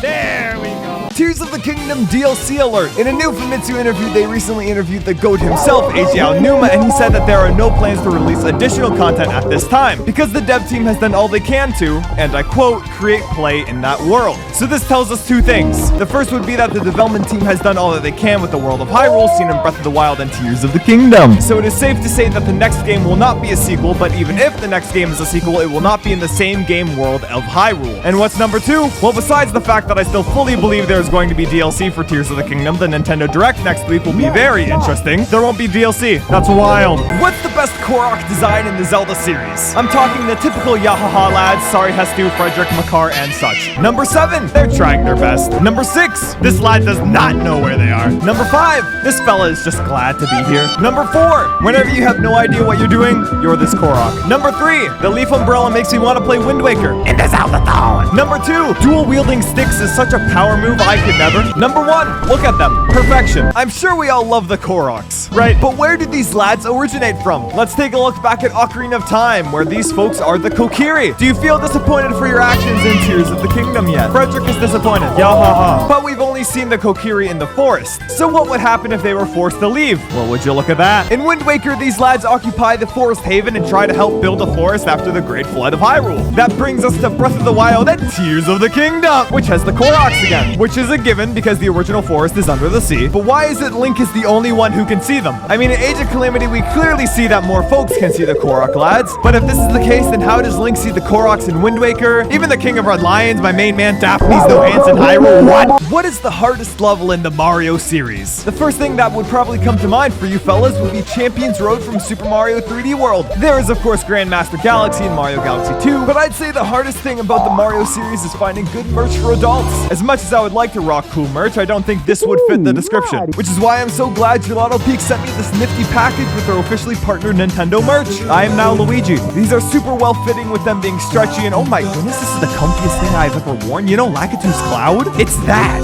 crazy. I've taken some extended naps that might have run into scheduled stream times with these on. It was worth it. It has become the go-to outfit for editing. These have tons of neat details from the Mario series, and if Luigi isn't your go-to, don't worry, there's tons more. Thank you Gelato Peak for sending me this, and check out the full collection here. Will the Nintendo Switch 2 still have stick drift? While the only drift I have on my controllers is 100% intentional, Mario Kart Monday tonight, everyone subscribe. The rumor mill has spread, and apparently the Switch 2 was recently shown behind closed doors at Gamescom, with a souped up version of Breath of the Wild as well. If the Switch 2 is that powerful, then I'd love to see an upgraded version of the Wind Waker Xenoblade Chronicles 3. But Nintendo recently released a patent for a new Hall Effect joystick that I think they might be putting in whatever new controller they are cooking up for the Switch 2. Which, to explain what Hall Effect joystick is to all of you, yada yada yada yada yahaha, they don't get stick drift. Wild! Why are there Goombas in Link's Awakening? Well, it's not just Goombas, there are Thwomps, Chain Chomps, Piranha Plants, Pokies, they even got the and Kirby, Spike Ball pending. There's even the Yoshi doll, and the Princess Peach picture used to catfish this poor individual. Some of the characters on Koholint Island are just straight up Mario and Luigi. The question still remains though, how did these fellas make their way into the final game? Well, time to take back the clock all the way to the development of the original game for the Nintendo Game Boy, which didn't even start officially. The development of Link's Awakening began as an unofficial side project by some of the developers messing around with the Game Boy's capabilities. This project eventually started to look really promising, and the developers pitched the idea of developing a Game Boy Zelda game, which was originally going to be a port of A Link to the Past, but we all know how that went. Because the game's development didn't start officially for a while, the developers decided to add in a bunch of Mario and Kirby characters onto what would become Koholint Island, and they ended up staying in the main game. Oh look, it's the Kirby Spike. No, there's going to be a Nintendo Direct soon. Dude, trust me. So here are my predictions. For the record, I made this video long before the official Direct announcement, so I have not looked at any potential leaks or anything like that. It was just uploaded today. First off, you're going to see more info on the Princess Peach game that was shown last Direct. I think the game will be called something along the lines of Showtime Princess Peach, so that is wild. In terms of Zelda news, one of two things are going to happen. One, they are going to announce DLC for Tears of the Kingdom. Or two, they are going to announce that Tears of the Kingdom is not getting DLC and subsequently announce either Wind Waker HD or Twilight Princess HD for Switch. It's a win-win. As an avid player of Pac-Man 99, and by that I mean I was playing it a few months ago only to find out the game is being discontinued this October, so that means we might be getting another free-to-play 99 type game. In my heart, I want it to be Kirby Air Ride City Trial 99, but in my mind, I think it's going to be either based on Super Mario Kart or F-Zero. And about the Switch 2, yeah, I got no idea. Hey, why isn't it start? Oh, I completely forgot about Splatoon. Oh my god. Oh, they got the wow. Okay, here we go. Oh, don't damage that wow. Never say Shy Guy Riz ever again. Pirates on the boat. Oh, they got that. Oh, this is the goat. He's here. Oh. This music is from Galaxy 2. This is Supermassive Galaxy. You troll me with Galaxy 2 music. Okay, that's cool, but wait, what about Noah and Mio? I need those. Gotcha, we're good, we're chilling. I bloody called it! Oh, I'm playing this. Fishing minigame.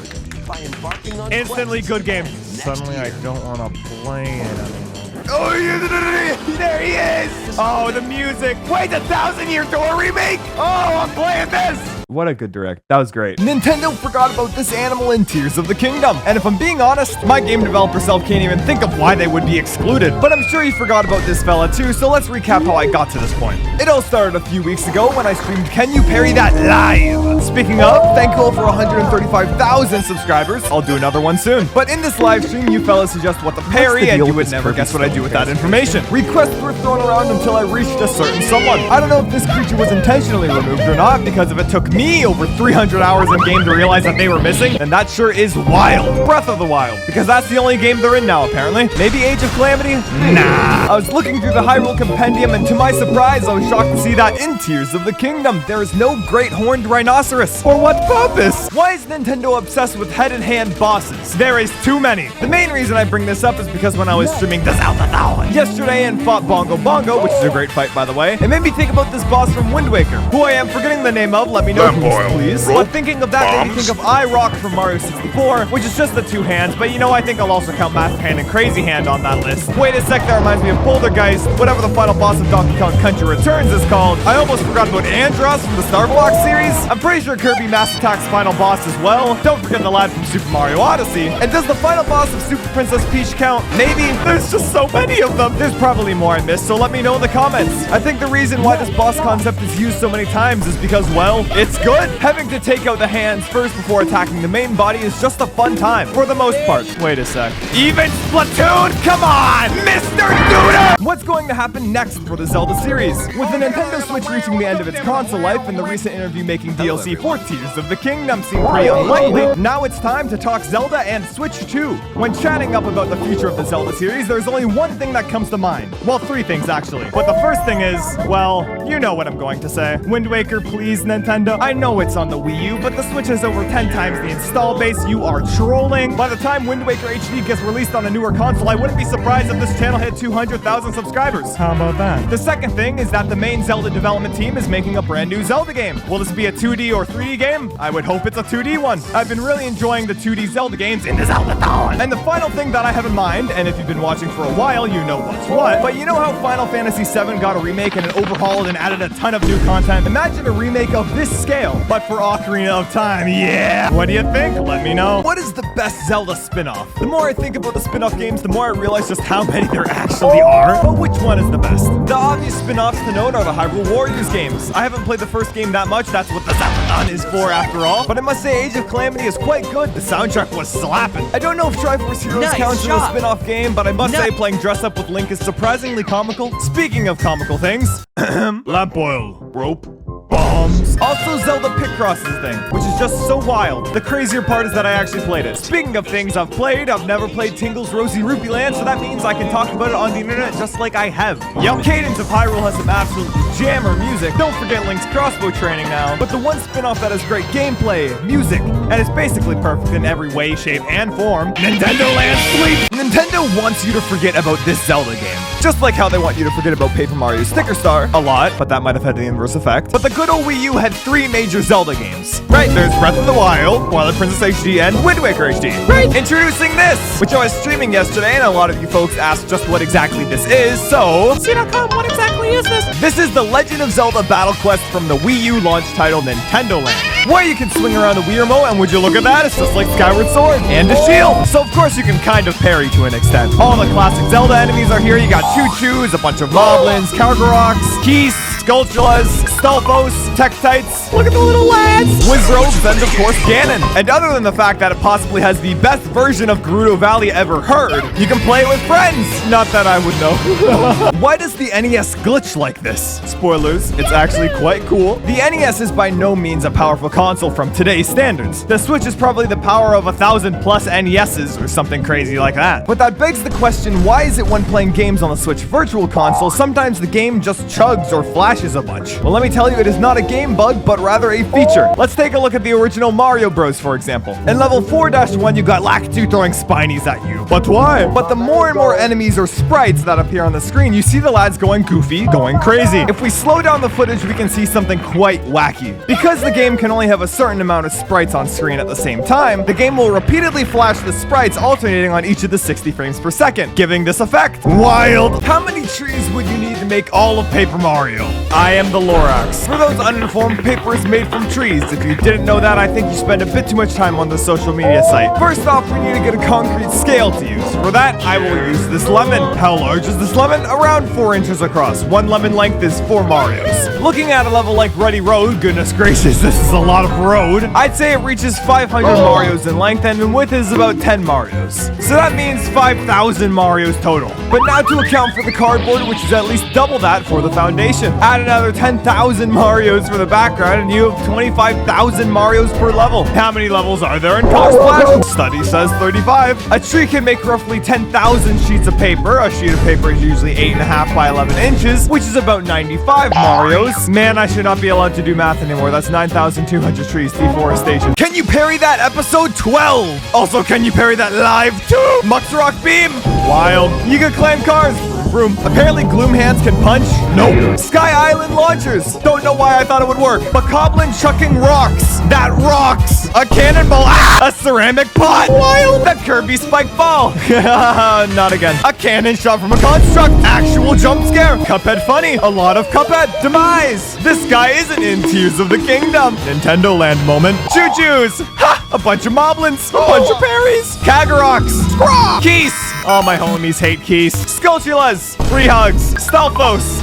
Tektites. Funny guys. Wizzrobes. Ha! Nope. Ganon. Ganon moment. Nintendo is still obsessed with this boss. And for what? Recap. In a past video, I talked about these head-in-hand bosses in a bunch of Nintendo games, and you fellas commented a bunch more that I missed, which honestly I didn't know was possible. It is too much. But to recap, we got I-Rock from Mario 64, Master Hand and Crazy Hand, Boulder Geist from Mario Galaxy, whenever the final boss of Donkey Kong Country returns is is called Bongo Bongo from Ocarina of Time, Udon from Wind Waker, Andross from Star Fox, the final boss of Kirby Mass Attack, the Mario Odyssey lad, Bowser from Super Princess Peach, every single DJ Octavio fight, Mr. Duda! But wait, there's more because I can't find all of them apparently. Magalore Soul from Kirby's Return to Dreamland, this wacky ice fella from Mario Tennis of all places, Miitopia's final boss, this fella in Kirby Superstar. I haven't played Minish Cap in the Zelda-thon yet. Nightmare from the Kirby series, and hear me out, I know, Skeletron. Guardians versus Gloom Hands. Who wins? I'll omit the Phantom Ganon portion of the hands because, well, that lad would get owned by a laser beam. But let's go over the statistics. In terms of attack, I'd say the Guardians would be better, but the Big Beam Blast takes too long to start up. Unless we are talking about the Age of Calamity Guardians, but that is a different story. I'm assuming there's going to be another Hyrule Warriors spin-off for Tears of the Kingdom. So we'll make the Warriors Guardian to Warriors Gloom Hand comparison when that comes out. I'd give it another 2 years. In terms of defense, I would say the Guardian takes it because they are way beefier than Handman over there. But Handman can keep regenerating over and over, which could be concerning, I suppose.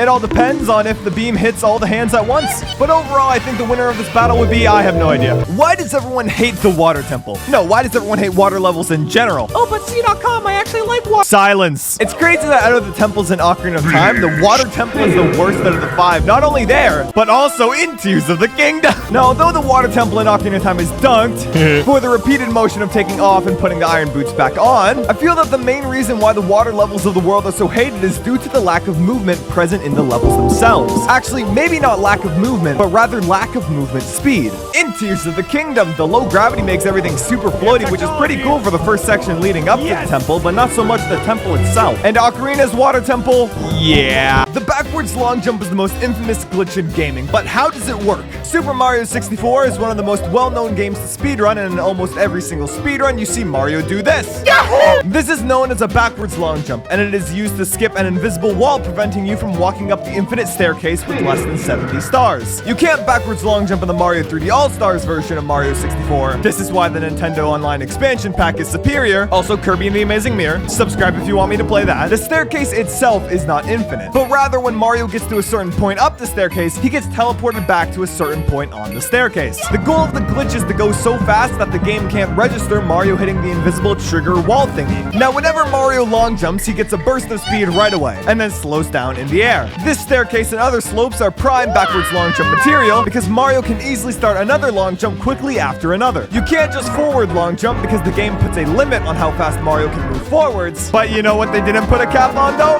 Yahoo! What is statistically the best move in rock, paper, scissors? Now, I'm sure we all know what rock, paper, scissors is. Some may say winning is all up to mind games, chance, or even skill. But what if I told you that there is a very real answer to the best move in the game?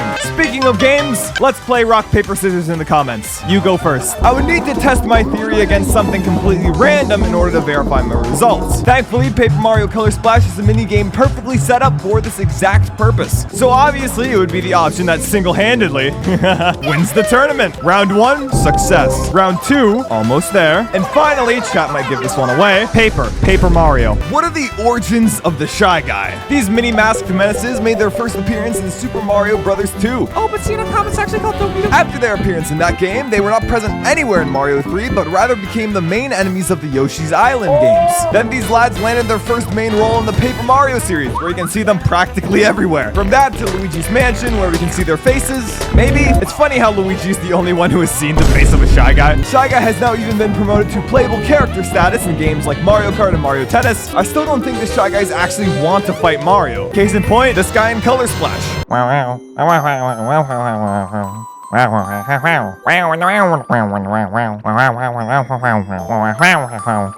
in the... Would F-Zero be able to happen in real life? F-Zero 99 has revamped my love for the series, along with my car insurance payments, but realistically, would it work? Obviously, the first thing to look at would be the speeds that these lads would have to reach, but I'm assuming that magnetic levitating cars would be a thing by the time people actually think about doing this. The speeds in F-Zero can go over 1,000 kilometers an hour, so can a car even reach that speed? Yes. which is quite terrifying to think about. That is not even a vehicle, that is a missile. But I don't know if a vehicle like that would be able to withstand a regular F-Zero race. Well, I suppose the F-Zero vehicles can't either, so it's fine. But there is one thing that the real world will never be able to replicate, and that is my main man, Douglas J. Falcon. The Goomba's design hides a very cool secret in the original Mario Brothers. I'm sure we have all seen a Goomba before, and their design has had very slight changes throughout the years. At the start of Super Mario Bros., the first enemy is a Goomba, which was never supposed to be there in the first place, but that is a different story for another time. This Goomba is part of one of the best tutorials in gaming. Here are 3 reasons why. First, you have no idea how to play the game. You start moving right, and oh shoot,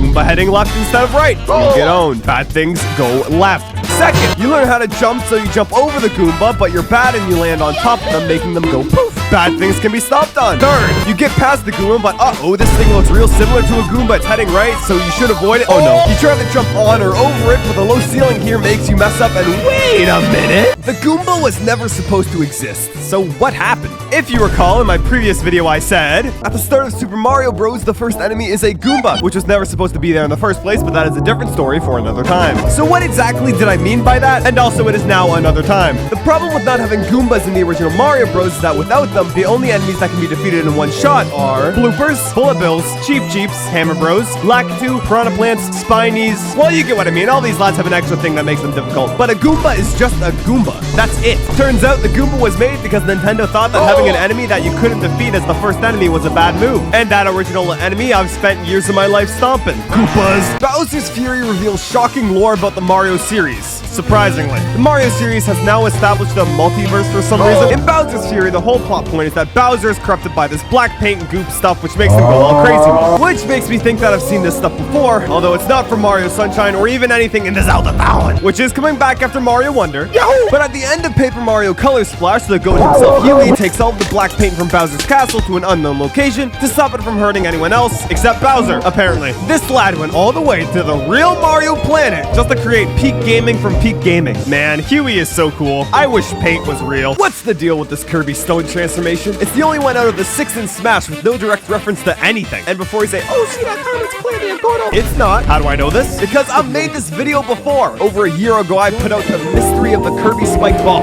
And holy moly, why did you all watch this? Some of you folks probably watched that video and didn't realize I made it, which is very comical. But now here comes the question at hand. What exactly is this Spike Ball a reference to? What is it? I made 3 videos excluding this one, and here are the specifications that it needs to follow. 14 total spikes, 7 on each side of the curve. The ball originated in Smash Bros. Melee, so the ball has to exist before that game's release date. Smash Bros. Melee was also the last Smash game to have only Nintendo franchises in it, so limit your search to that. And also be sure to rule out anything I've deconfirmed in the past 3 videos. Wild. Hopefully now we can finally answer the question, what's the deal with the Kirby Spike Ball? Mario's iconic catchphrase was created by complete error. Kinda. So we all know Mario's catchphrase. Right, it's me, Mario. Hello.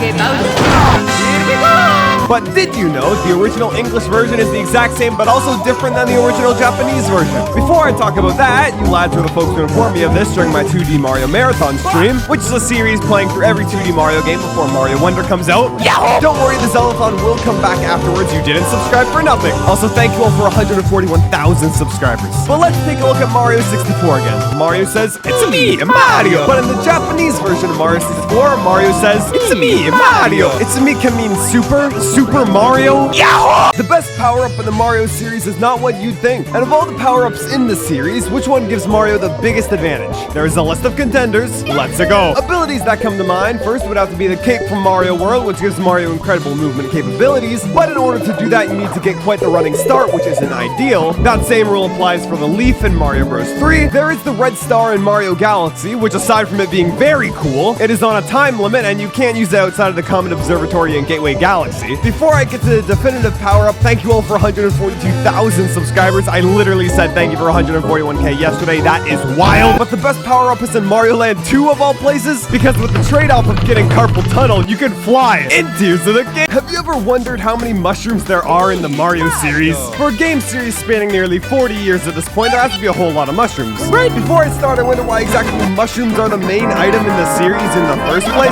But I guess that is a story for some other time, though. Let's go through all of them and see. Take your guesses on how many there are. Let's go. Starting off, it's every single super mushroom, such as the super mushroom, shocker, the weird mushroom, big mushroom, mystery mushroom, and Mario 2 mushroom from Mario Maker, as well as the invincibility mushroom from Captain Toad, because that exists apparently. Do the life up and 1-up mushrooms also count here? Let's get into power-up territory now. The golden mushroom from Mario Kart, the spring mushroom, rock mushroom, propeller mushroom, mini mushroom, mega mushroom, the new drill mushroom, followed by the 2 best mushrooms in the series, the bee mushroom and the boom mushroom. I swear I'm forgetting a few. A poison mushroom is there too. But there has to be more that I'm missing, so let me know. Yahoo! Why do the Koopas go ba-ba? First off, it's not just the Koopas. Even the fire flowers and other enemies get in on the action sometimes. But the ba-ba in question is a specific action where on certain beats of the music, the lads do a little dance to the music. I sure do wonder if this will be a thing in a level of Mario Bros. Wonder. Speaking of, thank you all for 143,000 subscribers. If I get 150k before Wonder releases, I'll, well, you figure that out. But I think that my game developer brain realized why the ba-ba exists. New Super Mario Bros. Was the first 2D Mario game since Super Mario World in 1990. But cdotkom, what about Mario Land 2? Nuh-uh! Because this game will be the first Mario platformer that a lot of people play, some folks might have trouble jumping on moving enemies. But having stationary enemies wouldn't be good for gameplay either, so how is this problem fixed? By the lads going ba-ba. Why are mushrooms the main item in the Mario series? That is a question I'm sure a lot of us have asked ourselves, and in a previous video I said, before I start, I wonder why exactly mushrooms are the main item in the series in the first place, but I guess that is a story for some other time though. So now I suppose this is now some other time,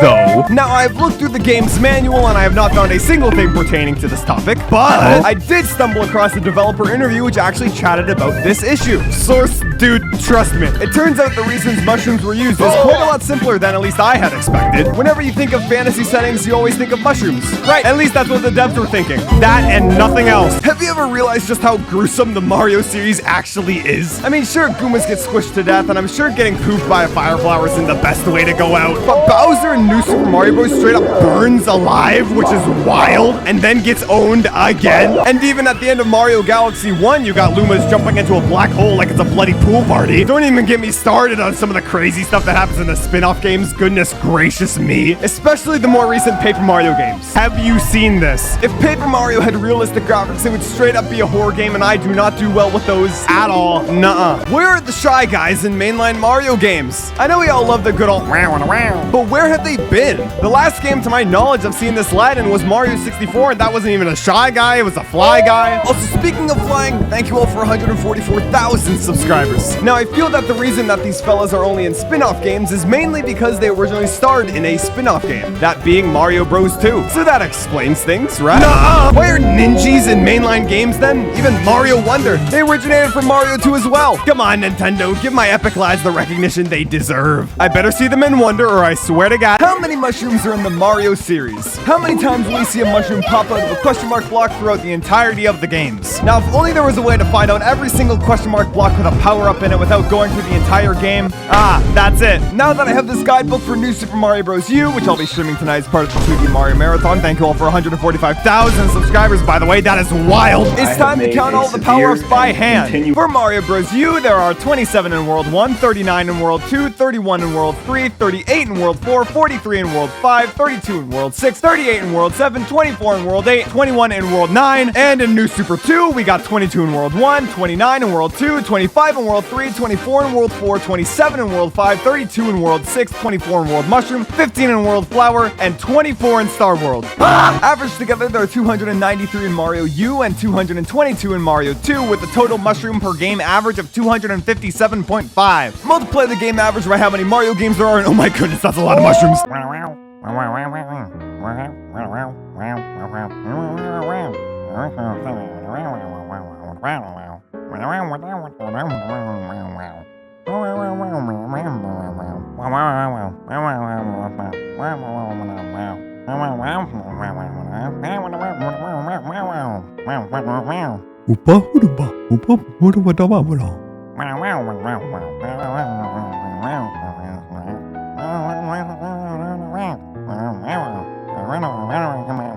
Opada. Mario characters actually have last names, and they are hilarious. I'm sure we all know about Mario and his better brother Luigi Mario, but would that also make Wario and Waluigi's last names be Wario and Waluigi? I'm fairly certain this also counts toward Link in Tears of the Kingdom, but not Zelda because Zelda's last name is Hyrule, which I find funny for absolutely no reason, and yet I don't laugh when I find out about Link. Donkey Kong's name is Donkey Kong. Egad is Elvin Gad, but that was pretty obvious. I think I'll play Luigi's Mansion for Halloween. That sounds good. Although there are multiple names for this lad, he is still the GOAT Douglas J. Falcon. Speaking of goats, would Waru's last name be Hyrule as well? Anyways, the Haha Giga Chad Funny Man's full name is Ganondorf Dragmire, and how could I forget the legendary T. Yoshisaur Munchakoopas? Why are you watching this video? Like, honestly, I'm not talking about this video. Keep watching. It's story time. Kind of. So there I was, just chilling out one afternoon when I decided to check out my YouTube analytics. And everything was looking as per usual, except for all of my comments. I noticed a fair amount of comments on a video, which just so happened to be uploaded on the 31st of March, 2 years ago. Fun cdotkom fact, on March 31st, 2020, I had 814 subscribers. Wild. I think it's really funny to look back at these old videos compared to the new ones, just to see the very, very subtle change in energy levels. In that video, I asked folks what their favorite game is, so I'll extend that to this video's comment section. But I must say that this lad here probably did not expect to have 146,000 subscribers right now. Thanks. That is pretty kingdom. The question mark block from the Mario series hides quite a disturbing secret. I'm sure we have all played Mario to the point where we bonk our heads on a question mark block, or maybe even just a brick block in the many different variants of it. But the reason why these blocks are here is absolutely terrifying if you read the manual for the first Mario Bros. You'll see that Bowser turned all of the toads into blocks. So whenever you break those bricks, you are destroying the poor lads. It's what I thought for a while until I decided to read the manual for more than 5 seconds. Because it turns out that no toads were harmed in the making of Super Mario Brothers. Well, harmed is a strong word, but not all blocks in the games are toads. Instead, it's only the blocks that contain power-ups and coins that are toads. So at least they don't break, but getting bonked must still hurt a lot. What will the bosses of Super Mario Bros. Wonder be? For a game releasing in 5 days, goodness gracious, I still have no idea what the get the things for the stuffs will be, if you catch my drift. Now, the only boss I've seen is a Bowser Jr. fight, which seems very wacky to me. I wonder if there'll be multiple encounters with this lad, and you'll never guess this, but I think the final boss will be Bowser. Crazy, I know. Also, I know the game has been leaked online, any spoilers in the comments, and you get owned by the Banhammer permanently, but I wonder what the bosses will be. I see these big piranha plant lads by Bowser Castle, so maybe you have to take out the 7 magic watering cans or something. I also saw Kamek at the start of the game, so maybe my main man will be a fight, so I'm excited for that tussle. But Bowser Jr. and Kamek have been in a ton of 2D games, so you know what? Why not make all the bosses Kamek and Bowser Jr.? These guys are wacky enough to have their own long-running niche sitcom. Why not? Mario Bros. Wonder multiplayer has a huge problem, and how do I fix it? I've seen multiplayer gameplay online in the trailer and preview footage, and it seems that you no longer collide with players, nor can you pick up the lads and throw them off the ledges. But it turns out there is another option that you can use to cause some wacky shenanigans. It is just one simple option that you have to toggle in-game. You need to troll creatively now. Picking up someone and throwing them off the map is old news. Picking up a shell and tossing at someone, that's personal. Better yet, sabotage the entire Goomba stealth mission. Better yet, jump into the abyss when someone hops on your Yoshi back before they realize. I sure wonder what wacky things you will come up with. Mario Wonder's main mechanic is the Wonder Effect. But just how wonderful can this effect get? We've already seen Mario turn into the Kirby Spiked Ball in trailers, but what other effects could there possibly be? Here's what I think. First off, I think it would be cool that instead of having badge-only levels, there could be ones that focus on power-ups too. That would be neat. But you know what else would be neat? A Wonder Effect that flips gravity every time Mario jumps. Another where Mario turns into Chris Pratt. There could even be one where the game just says, screw it, Paper Mario. There could even be old power-ups returning from other games. We already saw the P-Balloon. And I think it would be crazy to see things like the Wing, Metal, and Invisible Cap from Mario 64. Although the Invisible Cap is technically in the game already. And one that just turns the game into Mario Galaxy. Thank you all for 147,000 subscribers. I'm streaming this right now. It's so cool. I wish space was real. How many badges will there be in Mario Bros. Wonder? The badge system is probably my favorite new addition to the game. I love the concept of adding cool little modifiers to the player to add a little bit of customization. But how many of these lads will there be in the game? We see in the menu that there looks like there will be 24 in total. But what will they do? Speaking of things in total, if I reach 150,000 subscribers before the game releases this Friday, I'll play through the entire game with the invisibility badge equipped. Oh dear. Now there could be a badge that randomly inverts the player's controls every couple of seconds. That sounds fun. Or another one that enables collision and picking up other players in multiplayer. One that gets the Daredevil comet soaring through the sky so one hit gets you owned. A badge that just speeds up the game by doubles time. A funny one would be, and I've said this before, Chris Pratt voice badge. What if they just give us Cappy for a level? That would be kingdom. Will there be unlockable characters in Mario Wonder? Now, I know what you may be saying. cdotkom, the game literally comes out tomorrow, just wait. Nah! Also, if I hit 150,000 subscribers tomorrow, I play through the whole game Invisible 1. But 2D Mario games love to have unlockable characters. I mean, look at all those games with unlockable characters, totally. But since Mario Wonder seems to focus on characters and wondering what Goombas taste like, I think that just like Mario 3D World, Rosalina might make an appearance. But nah, I think that'll be saved for the next 3D Mario game. Galaxy 3, please, Nintendo. Please! But rather than changing characters entirely, I think you could just get different costumes. Things like Builder Mario and such could be real cool. I wouldn't even be surprised if the game changes art styles for a Wonder Effect, calling it now. But for character costumes, you got Mario, Luigi, Peach. Oh no, it's gonna be Pink-Gold Peach, isn't it? Mario Bros. Wonder revolutionized the Goomba. That is a crazy thing to say out loud. But Mario Wonder really amped up the animations from the previous game, and I think it shows up the most in the Goombas. Although basically every enemy and character in the game have gotten this upgrade. Also, I know the game just came out. In terms of spoilers, if there's any crazy spoiler stuff in my videos, like a boss fight or a later level, I'll let you fellas know. Also, thank you all for 150,000 subscribers before Wonder's release. I'll do my Invisible playthrough after my first main run of the game. But now we look at the Goombas, who can take a snooze now, which is great. They deserve it. However, you can ruin their beauty sleep and not even take damage. But the funniest detail has to be when you stomp on a Goomba and another one is nearby. They'll start going, ah! What is the best power-up in Mario Bros. Wonder?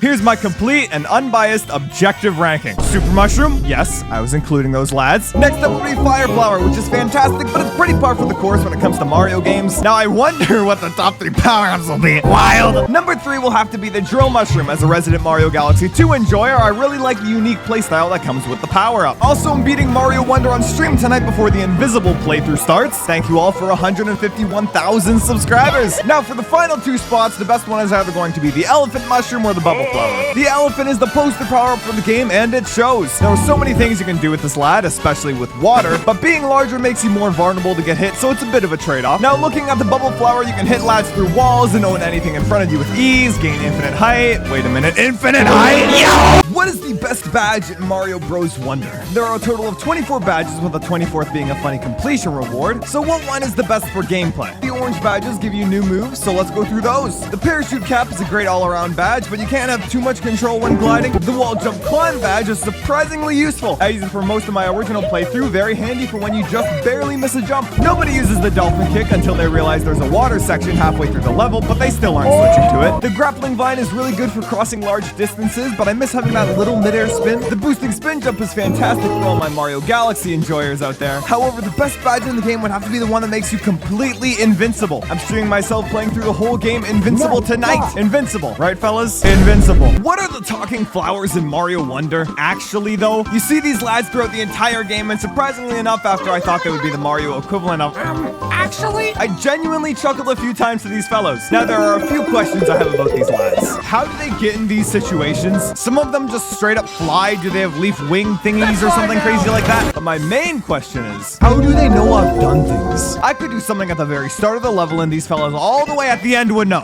Is there like a talking flower hive mind or sorts? Because just how? I'm glad they are so supportive though. I wish flowers were real. Switch to alert. This is not a drill. This is a tiny piece of news. I know that everyone has been pretty excited for the next Nintendo console, which is going to 100% be a sequel to the Switch. If it isn't, then I'm not real. In anticipation of the announcement, there have been many reports and rumors, but the most interesting piece of info we've gotten is rather the disappearance of info, which just so happens to be the deletion of the Nintendo Switch's reveal trailer from Nintendo's YouTube channel. Now, I also decided to look for the Wii U's reveal trailer, but I also found nothing. The only thing close to the reveal trailer was the E3 2011 recap video Nintendo released. Now, the removal of the Switch reveal trailer can mean two things. One, the copyright license for the song used in the trailer ran out. The video was removed around the same time it was uploaded 7 years ago. Or two, this means that a Nintendo Switch 2 trailer will be released soon. If I were to guess a time, it would have to be the Game Awards on December 7th, which I will be streaming, by the way. One thing I do know for certain, however, is that it will be Pretty Kingdom. I can't believe I was right about Mario Wonder. Hold up. Before I start the video, I will show the final boss and final area of Mario Wonder, so if you do not want to see that, I recommend you skedaddle skadoodle. Also, thank you all for 152,000 subscribers. I know I say it a lot, but I really appreciate it. On to the video now. So if you recall, a while back, I made this video about Nintendo's apparent obsession with these head and hand bosses. I think there has to be at least 20 of them I can name off the the top of my head. For good reason too, as these fights are really good most of the time. Which brings me to the final boss of Mario Wonder. But first, can I talk about the level leading up to it? Because the entire build up to the finale is wonderful. I can't believe I called Metal Mario being in the game too. That is wild. But you soar through the final level, get to the final fight, and would you look at that? What are the Wonder Flowers made of? First off, let's get the obvious out of the way. Nope. Remember, if you do drugs, you go to hell before you die. Top 5 Mario clip right there. Phenomenal. Anyways, when it comes to the topic of the Wonder Flower, there are 3 things that have to be answered. Those things are, how do these effects happen? How does the Wonder Flower appear? And why does the Wonder Seed appear only after you touch a Wonder Flower? Well, there are only a few reasonable answers to this question. The first would be that these flowers are glorified P-switches, and instead of spitting out coins, it's everything else, and coins. The second would be that it is just like a comet from the Mario Galaxy games. But the final answer that I think is most likely is that these Wonder Flowers are cosmic forces that live behind the screen and trigger a defense mechanism when they are touched, which causes the Wonder effect to happen, but also exposes the Wonder Seed in the process. Yeah, that sounds right. Here's how to get infinite lives in Mario Wonder. Has there ever been that one level that you just can't beat? Well, here's how to throw endless 1-ups at it until you get good. First off, I should say that the best way to get 1-ups is probably just to buy them, but they are too much. Speaking of too much, thank you all for 154,000 subscribers. Wowie zowie. But for the level where we will do this trick, it is in World 2 Fluff Puff Peaks. The level in question is Con Darts Away. Make your way through the level, and be sure not to be a little baby, man. You see this spot right here? That's Pretty Kingdom. And important for this trick, go past the checkpoint flag and reach this area with the Koopa and Con Dart. Use your bubbles to own this Con Dart and then ground pound these 3 blocks out of existence. So just toss the Koopa on the highest block and King Boo is lying to you. Why are there 2 King Boos? In Luigi's Mansion, King Boo is all like, ha ha ha ha, that's so funny. No, it's not. Duh. And in main Mario games, he's a goofy guy and also moonlights as an opera singer. But why is it that these lads can't have a unified design? It's not like King Boo was in Mario Kart before they were in Luigi's Mansion. Although the Bugatti is pretty demanding, I don't think there needs to be a stand-in driver at all times. It got me thinking about the entire Mario series lore, as well as how every Nintendo game is connected in the same universe. Anyways, now that I think about it, the King Boo we see in the Mario Kart games and other material is nothing but an imposter. The real King Boo is sucked up in the Pultica, so that means the other one is an Among Us. Or the real King Boo just wants to drive the Bugatti. Fair point. Super Mario Bros. Wonder has so many different badges, with most of them being fairly useful to the player. And then you get to the invisibility badge, or as I as a kid thought, the invincibility badge. Now, I don't know what Nintendo was thinking with this badge. The cons heavily outweigh the pros in terms of gameplay. I must say it is funny though. You go to start a level and then a few seconds later go, where am I? So now it is time to answer the question, can you beat Super Mario Bros. Wonder while completely invisible? The rules of the run are simple. I will play through most main stages with the badge.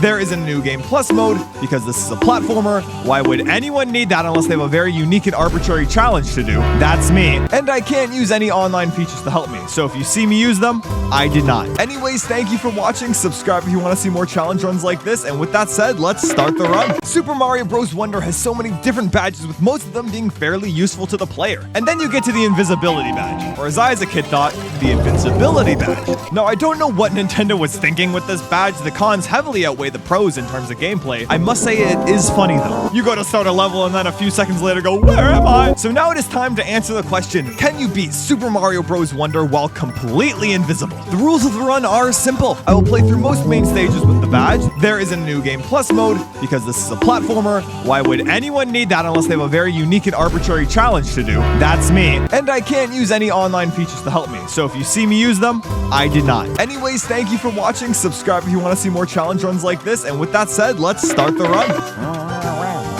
What is the scariest Nintendo game? It's spooky Halloween time and I am in the spooky mood. Although I cannot take any form of horror at all, or I poo-poo my pants. Just like how I saw, we are already at 156,000 subscribers. What the heck, you fellas are awesome. I couldn't even get a video out saying thanks for 155k. It was that fast. But when you think of spooky Nintendo games, you have to think about the Luigi's Mansion series. I regret to admit I've been jump scared by the ghosts too many times. Absolutely wild, I know. There is of course Majora's Mask with all that Ben drowned spooky stuff, and the game in general has such a creepy vibe, but in the best way possible. Another game that is not talked about enough is Eternal Darkness for the GameCube, which had a sanity meter, and when full, the game would do some very wacky stuff like pretend to turn down the volume on the TV. The real scariest game would have to go to the game with the most brutal jump scare of all, Luigi's Mansion 3. Wowie zowie jump scare. Here's how to unlock all special stages in Mario Wonder. If you want to complete all of Special World, you are going to need to find all secret exits, so there are going to be spoilers for all of the worlds in this this game. That sure is wild. Thank you all for 157,000 subscribers. That sure is kingdom. Here we go. World 1's exit can be found in the level Bull Rush Express. Save an elephant mushroom to break these blocks and we'll blam. World 2 is pretty simple. Just beat jump, jump, jump and other levels. World 3 is baby mode. Just go back to the Royal Seed Mansion once you've beaten the world. Wowza. World 4's exit is in Secrets of Shova Mansion. Near the end of the level, move this block here and enter the pipe to get to the secret exit. World's 5 exit is just like World 3. Just enter Operation Poplin Rescue again to get it. World 6's exit is at the very bottom left of the map. You gotta get the Wonder Seeds required, and ta-da! The pedal aisles are extremely difficult. You gotta beat this level to complete the loop of the islands. Absolutely wild. Mario Kart has betrayed me. For those unaware, Nintendo decided it was a good idea to show off the final Mario Kart 8 DLC tracks yesterday. With these tracks, they are also including a bunch of Mii costumes and a whole music player update, which is great. But if you take a look at these tracks, you'll start to see the issue here. And no, it's not about Piranha Plant Pipeline. We got Rome Avanti, DK Mountain, Daisy Circuit, Piranha Plant Cove. Then in the next cup, there's Madrid Drive, Rosalina's Ice World, Bowser's Castle 3, and finally, Mario Kart Wii's version of Rainbow Road, which is the best Rainbow Road, by the way. Just saying. But the issue lies in my good old-fashioned promises. I've already said that if I get 200k subscribers by Christmas, I do a Shy Guy voice cover of All I Want for Christmas Is You. But if you take a look at my Moonview Highway kazoo cover video, which is linked to the short, check it out. It's also the best Mario Kart track, by the way. I said that if Mario Kart Wii's Rainbow Road got in, I would make another kazoo cover of it. Pray for my lungs. Is this the next Nintendo console? Is it even real? If you've been going around the internet recently, you've seen this image, which looks to be a patent for a gaming device that has 2 screens, and the top screen there apparently detaches, which is wacky.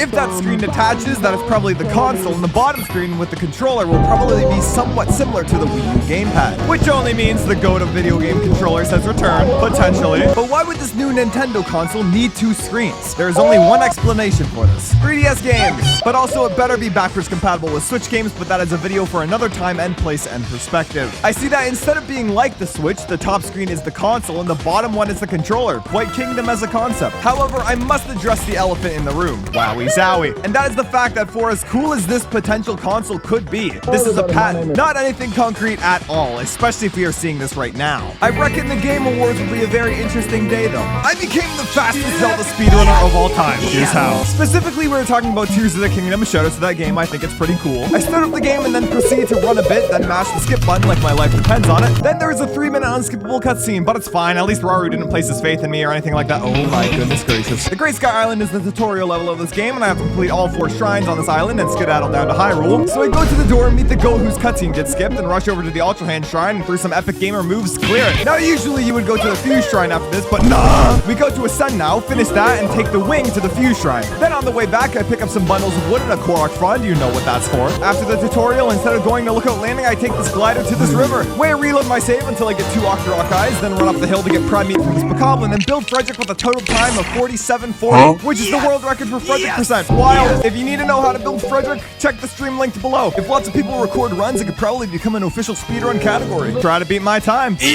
What even is this game? I'm sure if you've been on YouTube for the past few weeks, you've seen this game right here. This is Suika Game, translating to Watermelon Game, and I'm positive you've seen gameplay. Just like I'm positive the channel hit 160,000 subscribers. Thanks, everyone. But the funny Drop Fruit Make Watermelon game was first released all the way back in April 2021 as an included game for this Aladdin X projector thingy and was made within the projector company. When the game released with the projector, the company saw a ton of folks really like the game, and so later that year in December of 2021, the game was reformatted and released on the Japanese Nintendo eShop. With the game having rather simple yet fun gameplay, it blew up in popularity these past few weeks thanks to popular streamers playing it. And that's the main reason why I even know about this game at all. In response to this, the developers decided to release the game worldwide, and on the 20th of October this year, released globally on the Nintendo Switch eShop. So now one of the greatest 2D games of all time shares a release date with Mario Wonder, who will star in the Zelda movie. That is a crazy thing to say out loud. Just like me. Once. But not only is the Zelda movie officially a thing with Nintendo's Twitter account going, "This is Miyamoto. I've been working on a live-action film of The Legend of Zelda for many years now." The important thing to note here is that the film is going to be live action. So that means 2 things. 1, the movie is likely going to follow an original plotline instead of one of the games, so folks can't get mad that they didn't do the tennis match justice or anything like that. 2, the cast reveal is going to be way funnier than the Mario movie cast. Speaking of the cast, first off, I'm assuming that Ganondorf will be the main bad guy, so all I'm saying is Dwayne The Rock Johnson. Although The Rock would probably fit being Darunia more because Darunia is a literal rock. Anyways, for Zelda, I know this is going to be a bit controversial, so I'm just going to say 2 names, Taylor Swift Tom Holland. And finally, for Link, this will be the most difficult choice. It's me. I'll do it. Mario Kart is over. With a grand total of 96 tracks in the game, goodness gracious, there is no more extra stuff being added. The next Mario Kart related thing we will most likely get will be Mario Kart 9, or something like that. That begs the question, however, out of all of the tracks in Mario Kart 8 Deluxe, what exactly is the best one? Now, I'm sure the Rainbow Road tracks come to mind, which I must say it is crazy how 5 of the 8 versions of this track are in the game. Almost as crazy as the channel being at 161,000 subscribers. Thank you all for that. Now, if we are only talking about the new tracks in Mario Kart 8, then it would have to be Big Blue because, oh my lord, it's fantastic. But just to make sure, I'm going to be streaming myself playing through all 96 tracks with you all playing with me. I'll be starting tonight, so be sure to stop by clicking this lad down here. Yeah! Where's the Rainbow Road for the Wii? Right now. Please. No way! Right now! That's where it is! Who chose random? I swear to God. All right. Okay. Oh God, no, no, no. Fellas, it is time for the Game Awards. Nominees just arrived. Let's take a look. Pikmin 4 is not going to be on here. Super Mario Brothers Wonder. Why is it so low res? Pizza Tower. Content creator of the... Me. Pikmin 4.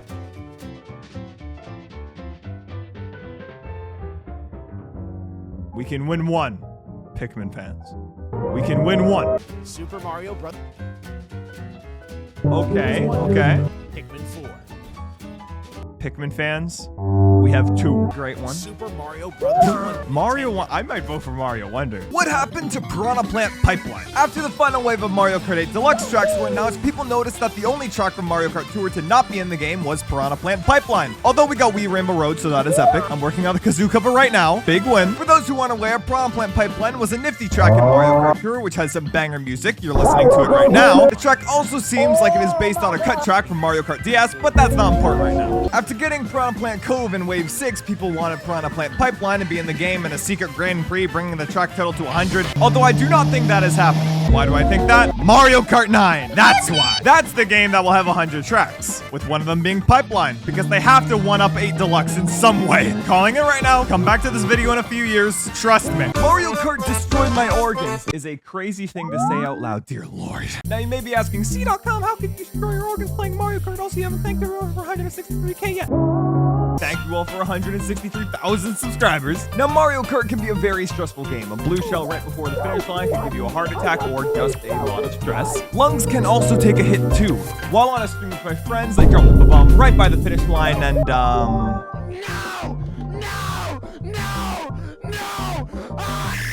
Oh my goodness gracious. But what if I told you the game wasn't to blame for this damage, but rather the music? There I was chilling one night, then bam, wave 5 with the best Mario Kart track, Moonview Highway. Now there was only one option.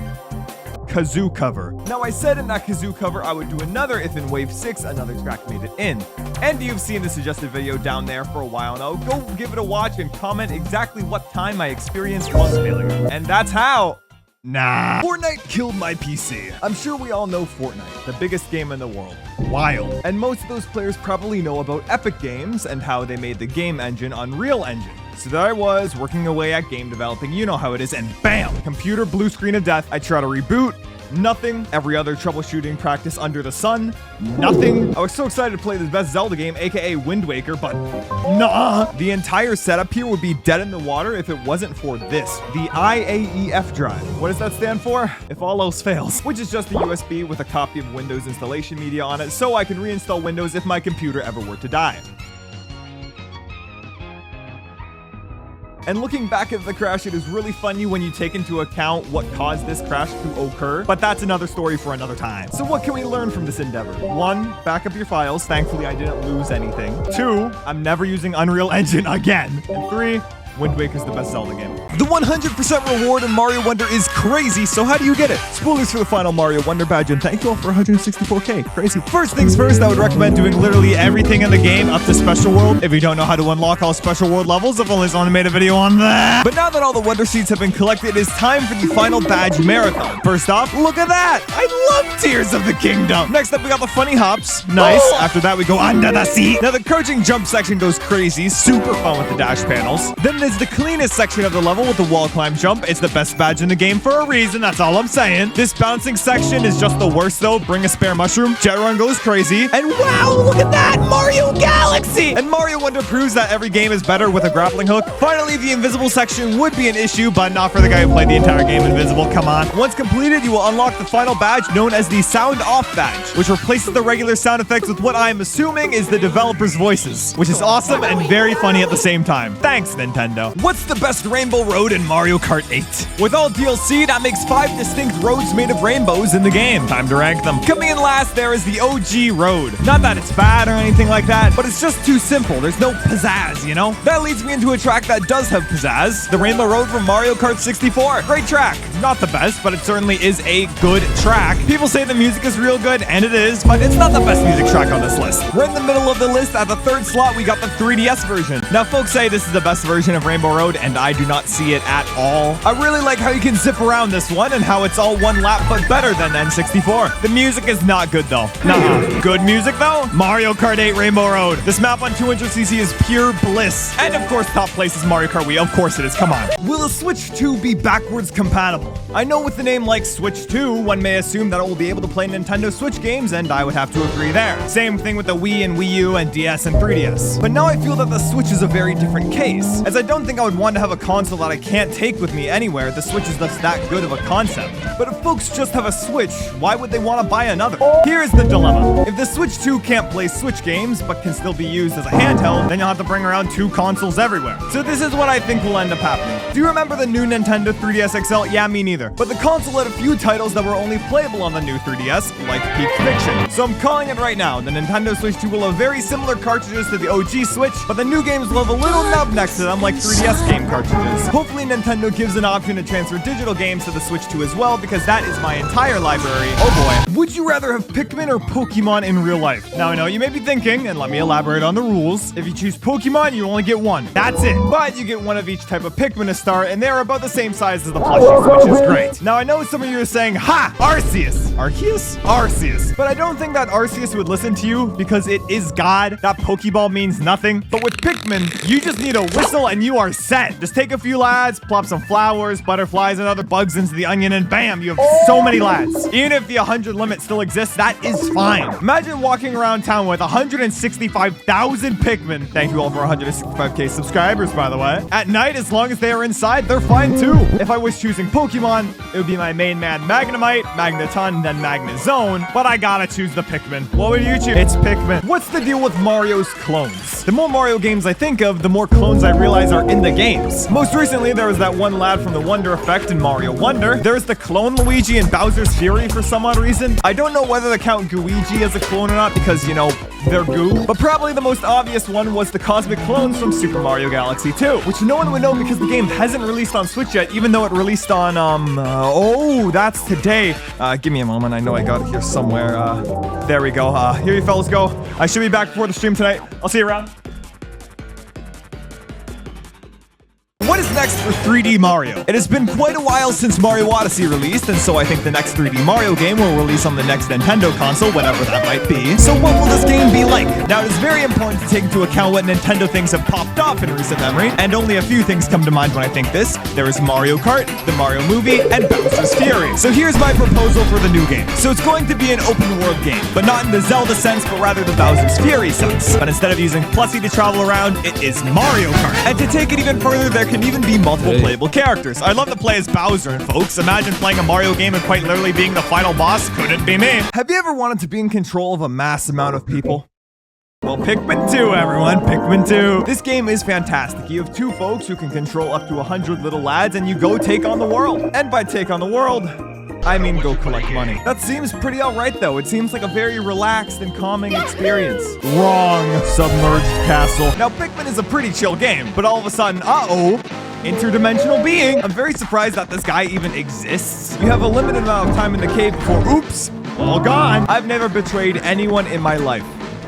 Except those Pikmin. We entered the cave with 80 blue Pikmin. We left with 29. What the heck? Why does my game look so blurry? Have you ever been playing a Switch game and then the game decides to go all pixels mode on you? Well, allow me to explain just exactly why this is. There are two important things to note when looking at a game. The first would be the frame rate of the game, and the second would be the resolution. Now, the system I'm talking about is called dynamic resolution scaling, or something like that. And it is mainly used to help a game maintain a steady frame rate. Let's take Wind Waker HD, for example, which I'll be finishing on stream tonight. Be sure to come watch. It'll be a... There's a giant octo right here, and do you know what to do? Lamp oil, rope, bombs. However, these bombs explode and leave these smoke clouds. With those and all other effects, the frame rate begins to drop below the desired amount. So instead, the game will lower the resolution of the screen in order to lessen the load on the poor old Wii U and maintain a good frame rate. He's trying his best, okay? He's trying his best. What side is Lakitu on? Anytime I play any Mario game, I'm left with this question. In most of the 2D games, the fellas are trolling Mario big time, but in games like Mario Kart, they're even playable. Oh, hold up. Yo. How's mission progress going? Any problems? No problems here. I'm just about to head out again after I finish this up. I'm working on a new, remote technique. It's pretty cool. Great. I'm looking forward to the results. Yeah, great. See ya. Continuing on, it's still up in the air about Mario 64 though. Lakitu could just be recording Mario for Bowser's sake, I don't know what's going on. Anyways, Lakitu is absolutely wacky. Who is paying that lad? Because I want some. What happened to Mario 1 through 63? I'm sure I can't be the only person who's asked this question. I mean, I know the game is called Mario 64 because the console is called the Nintendo 64, but why is the Nintendo 64 called the Nintendo 64? And I know that's because of the 64-bit processor, but then why is the 64-bit processor called the 64-bit? Oh, wait, hold on. What's up? I've received the videos. Thank you. I think I picked out some pretty good ones this time. They will do quite nicely. Keep focusing on them. Will do. Also, another thing to note, I know you've been keeping an eye on those, enchanted weapons. Do you happen to know where the sword one was? I knew you were quite interested in that. I could go and fetch it for you. I thought I had some documents in the server room, but they are just old paper, so they might be in the trash. Alright, thanks, boss. I'll have some more videos on the way soon. Man, the Nintendo 64 is so cool. I wish numbers were real. Why do the piranha plants get out of the pipes? Genuine question. I'm quite the piranha plant enthusiast. If you couldn't tell, I think the kazoo cover speaks for itself. But now here's the question. In games, it's basically impossible to hit them when they're in the pipe, so why would they even leave? Are they just that much of a hater? The biggest Mario hater of all time? Bowser doesn't even do this. Honestly, yeah. Imagine having the most chill life possible, but when you see Mario, it's on site. That is awesome. Oh my god, it's just been one after another today. What's up? Are you at the spot? The one we discussed. I'm just on the road right now. Almost arrived. Great. Call me when you are there for further instructions. Alright, yeah, cool, yeah. Well, I was going to talk about PD, but I guess that's for another time now. Here you fellas go. I'll be back in a bit.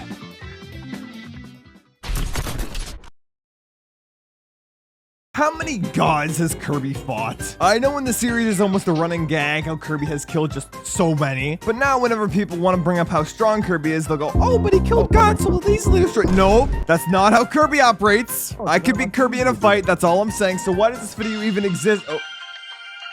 Oh, I guess that's why. Yo, so real quick, you take a lot of calls in the office, and I feel like I've heard 100 different ringtones. Why do you have so many? Well, you're new here, but basically every single ringtone has its own purpose. I'm sure you can understand that to an extent. Gotcha. Anyway, I'm calling about that website you wanted. I got it. Really? Oh, okay. Nice job. Sending it to you now, brother. Well, perfect.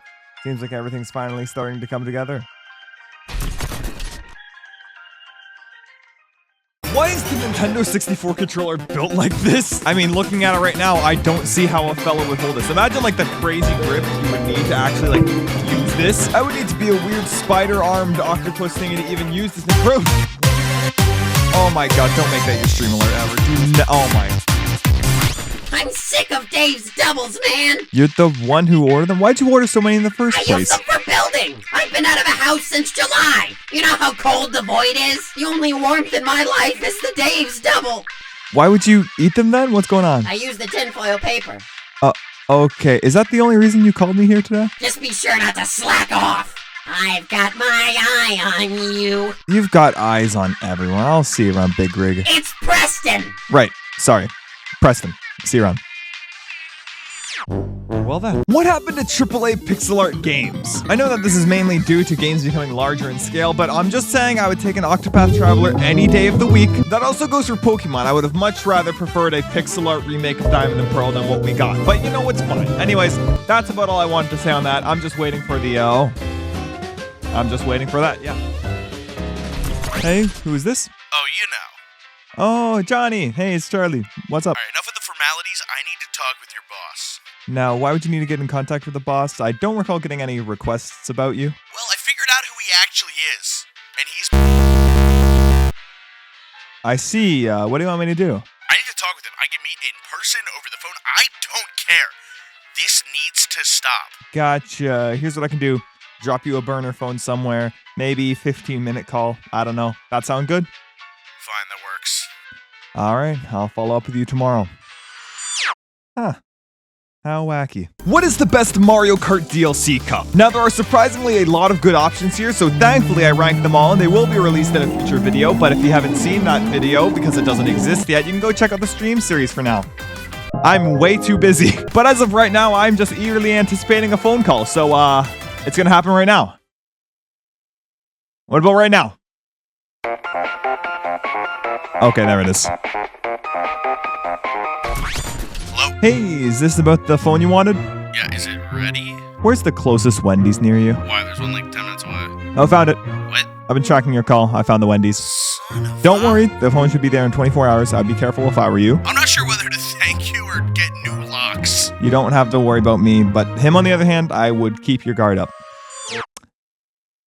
Well, that was quick. What is under Shy Guy's mask? Now, the best Mario enemy has always remained anonymous for all this time. I've never really felt the need to look at what is under the mask. I mean, that's what the point of the mask is. But I am a Shy Guy enthusiast. If I get 200k subscribers before Christmas, I'll do a cover of All I Want for Christmas Is You in my Shy Guy voice, which I must say is surprisingly accurate. I'll also face reveal. The only times where Shy Guy's mask has fallen off is in Mario Power Tennis in this little cutscene, and Luigi seems to be a bit spooked by this. Then there is Luigi's Mansion, which is wild, because I think these are just Shy Guys without masks, but they are also ghosts and dead, so I have no idea, but at least it's not another mask under the mask, right? Can you bury that episode 13? Blue spots mean parry. It's been a while. Shot. A Lionel, just a Lionel. Every single Lionel attack. Yup. A tree falling, a bomb arrow. Does this count?